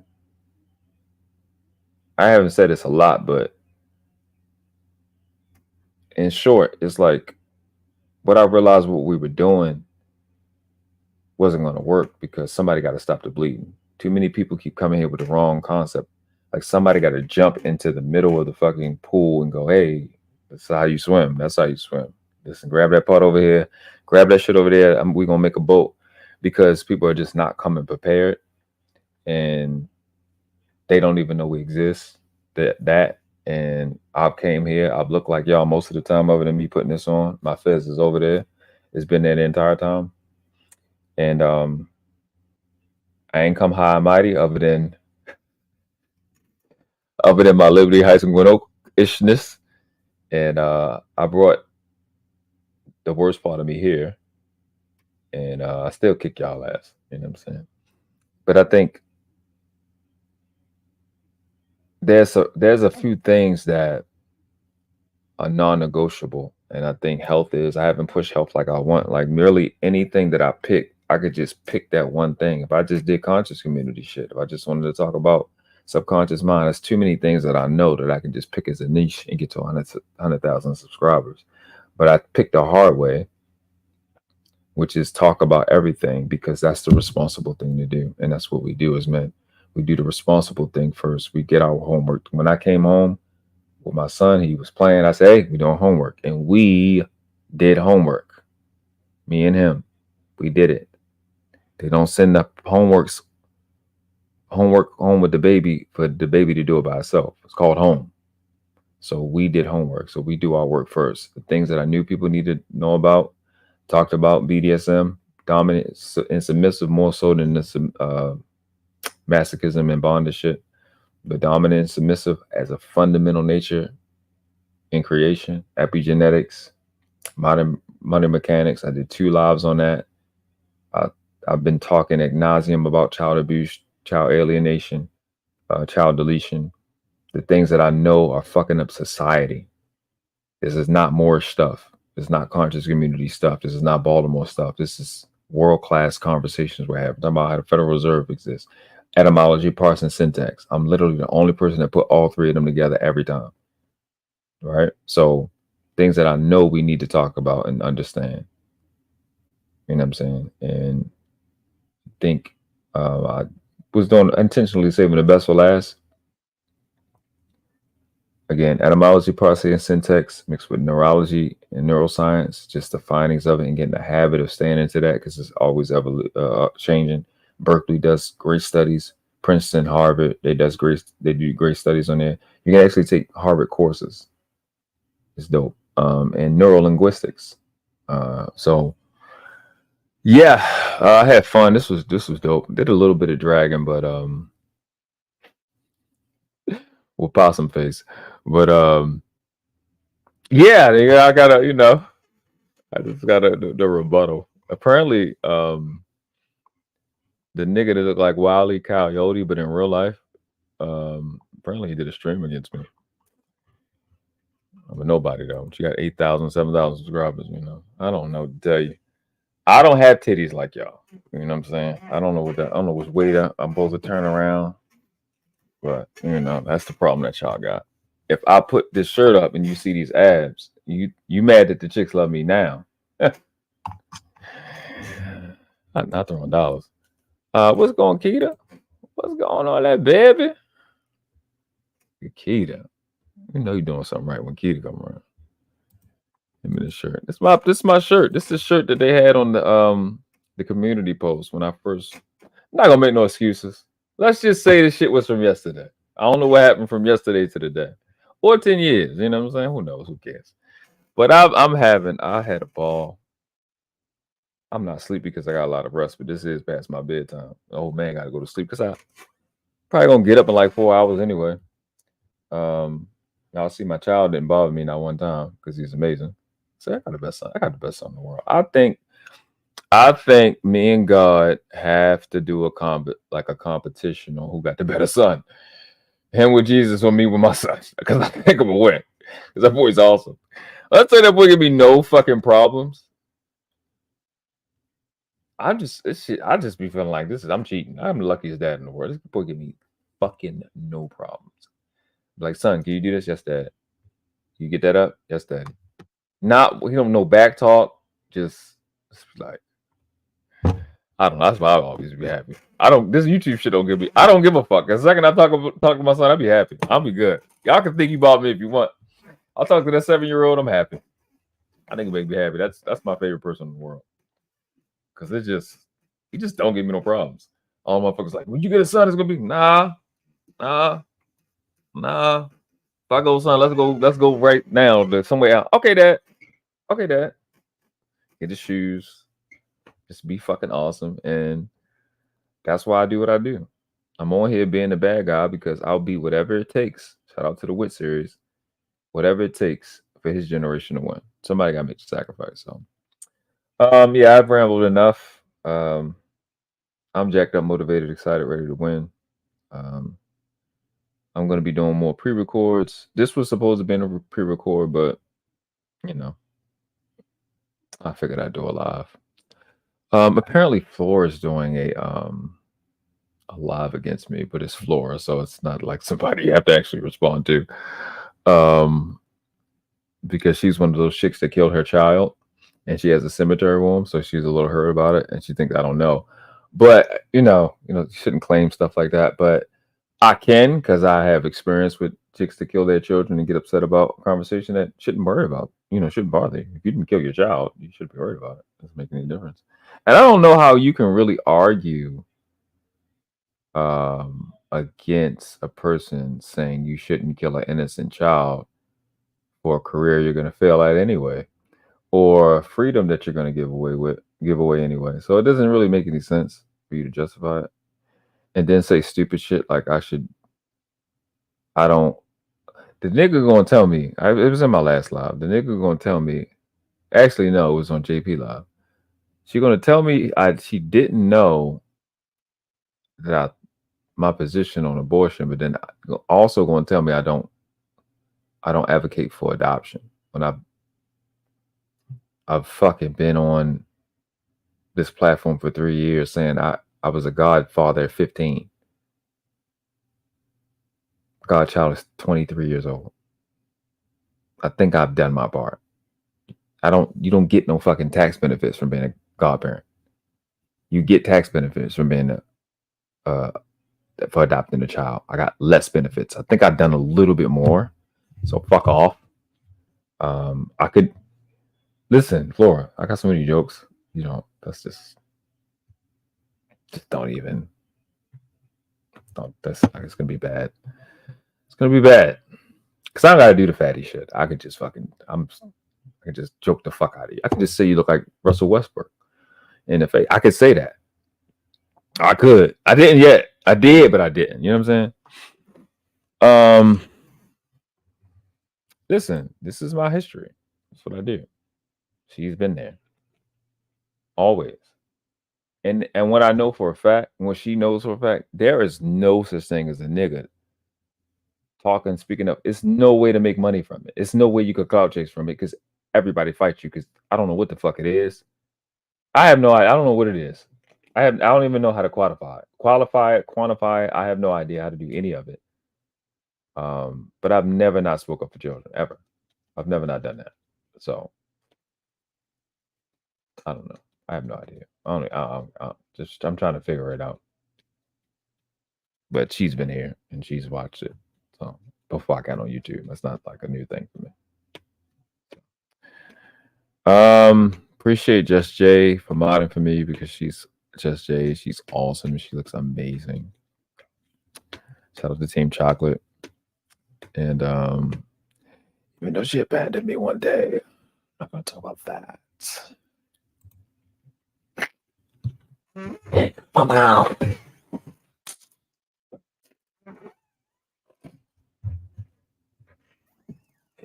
What is this, that you?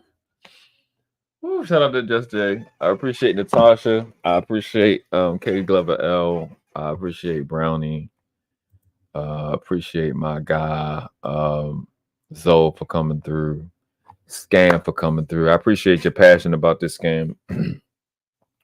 Appreciate Dr. Nakumbe for just perfect timing and coming through. That was dope. Unica for sharing your story. I appreciate you. Definitely appreciate you telling your story because I constantly have been saying that the women go through it much worse. The little girls get it worse, and people don't be thinking I just be saying something. I qualify as a scientist. If I wasn't a fucking Libra, because apparently that's the thing that Libras do. Like we get all a bunch of information, but we don't fucking record it. And I do that. I don't be fucking recording it because I just be in the middle of doing the shit. And just like if I documented this shit, like y'all be like, I'm probably would be one of the greatest scientists on the world. What is it called? Social science, where you just take in, inventory and shit like that. Because I know how to process and qualify information. Even people were doing the dismiss the information because it's self-reported. I will kill through that. I can know if I can tell you, I can find out if you're lying or not. But the stuff that I've been hearing, bro, from these chicks and their moms, it's just shit that's just like it's mind-boggling. It's mind-boggling. It's fucking ridiculous, man. It's literally ridiculous. It's mind-boggling. So yeah. What else? I'm sorry that Floor looked like a fish. I'm sorry that Mr. Fantastic looked like that little dick that the hyenas be having. He looked like that in the face. Again, I'm sorry that Fatty is built like a used colostomy bag. What else? Did I miss anything?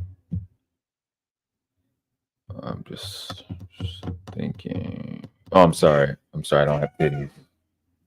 Make sure I see what else did we get. I'm sorry I look great and you look shit. I'm sorry that you have to get a lot of stuff done to your face and I don't. I don't have to get my hair cut. I don't have to get any of that. Women are gonna want to fuck me. So I don't know what to do with that. I don't know what to tell you. I don't know what to tell you. There's nothing I can do about it. Blame God. God didn't like you. Incel and Manosphere. The Manosphere is dead. So I'm just talking to you guys at this point. I know eventually you're going to try to hop on Amp's channel or somewhere else, and I'm going to fucking smoke you again. I'm going to do that. I think you guys are some shit. That's not a fucking thing you can do about it. Yeah, because I'm getting older, I'm getting healthier, and getting much more vicious. I feel fucking amazing. Like I was up 23 hours fucking because JP was stressing me the fuck out with his story. That's a lot I got to do. I didn't even fucking remember. My brain, that's a lot going on. He's stressing me the fuck out with all of that. That was a lot. Shout out to LCTV. They did an awesome job at because I fucking forgot we was live. I was stressed out. That shit was stressful. I'm getting stressed out thinking about it right now. Yeah, that's what Fantastic looked like in the face. But when it's dirty, like if they was when they never mind. Don't worry about it. You look like fleas. I'm being told that I should stop being evil, but I'm really just getting started. I think because it's late and I'm sleepy and my give a fuck is low. I don't know. Y'all made me whip out my I didn't even wear this shirt in 2 years. But no. I wore it this week because I had titties this week, right? When I told you that. Whenever I told you had titties, that's when that picture is from. Let's do that. And then somehow in 2 days, or a week, they disappeared. I don't know how you go about that. How does that work? How does that work? I don't know. I don't know. That whole, you're guilty of what you said about us. I don't know why the Shaoli angle, but it's so garbage. It's like, oh, what are they gonna do next? Say that you're guilty of what you said that they're guilty of. Like, Fatty, how you stole JP's credit card shit and bought child porn.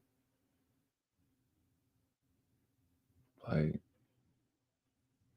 you're going to jail. You understand that? You better hope the nigga lying that he bought it himself. Because you're going the fuck to jail. Do you understand that even if you gave it to another dumb Lebanese or whatever the fuck you from, or Nigerian, and they did it, that you still going to jail? Do you understand that? You understand you're going to jail? And while you're in jail, I'm going to continue to drag you. And then here's what's happening. When you go to jail, right? I don't know how the jails is over there, but over here they don't like pedophiles. And then they're gonna find out. Because I can just get my channels translated into Portuguese. I can just put a whole new channel, get all my content put into Portuguese. And I'm gonna just put the videos that apply to you over there. And then they'll know you're a pedophile. Yeah, because it gotta be easy. It shouldn't be that much people over there, right? Because you're over here. So it should circulate pretty quick. So I think I'm gonna do that. I think I'll have a little bit of that while making sure JP gets a lawyer and sue you so you can go to jail. So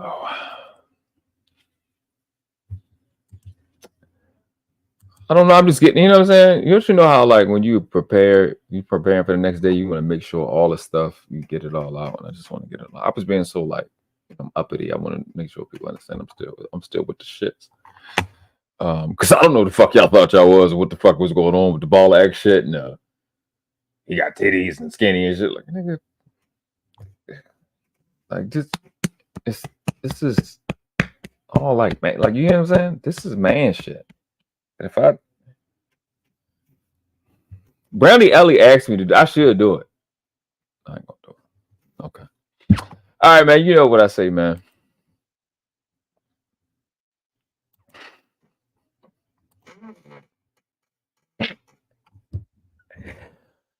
Let's support it, but grow up.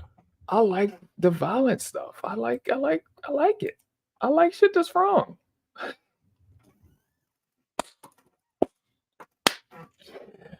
I like it. All right, we getting out of here for real. I've been talking shit. I ain't had my music on or nothing. All right, you know what I say, man. There ain't but two classes on this planet, never been three. You a world class or you outclass. And the question is not which class do you want to live in. The question is which class are the ones coming behind you deserve for you to die in, on your feet or on your knees. Respect the craft. Noble. All right. I'm sorry, I got lost in a train of thought of just all that goodness I just heard. Washed. Fantastic. You still ugly as fuck, you stupid bitch. Like we weren't supposed to come up with something this clean. You know, like something happened.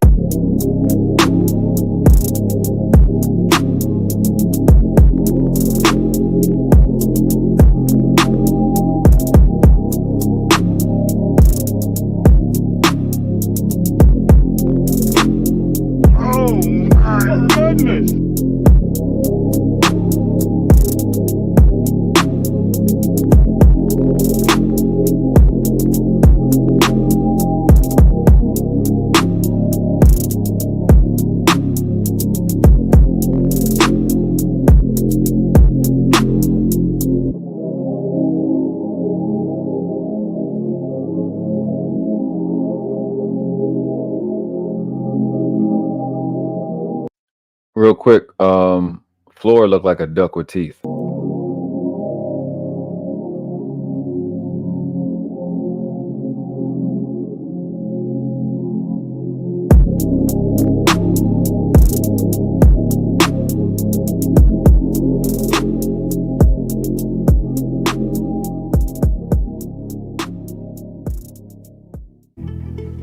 We didn't do this because we like you.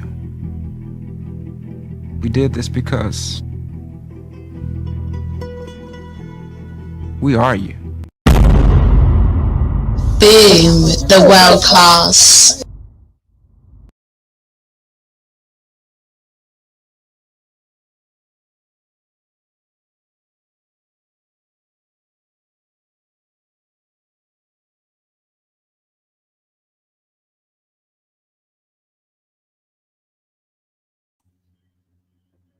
All right, I'm leaving. I just let my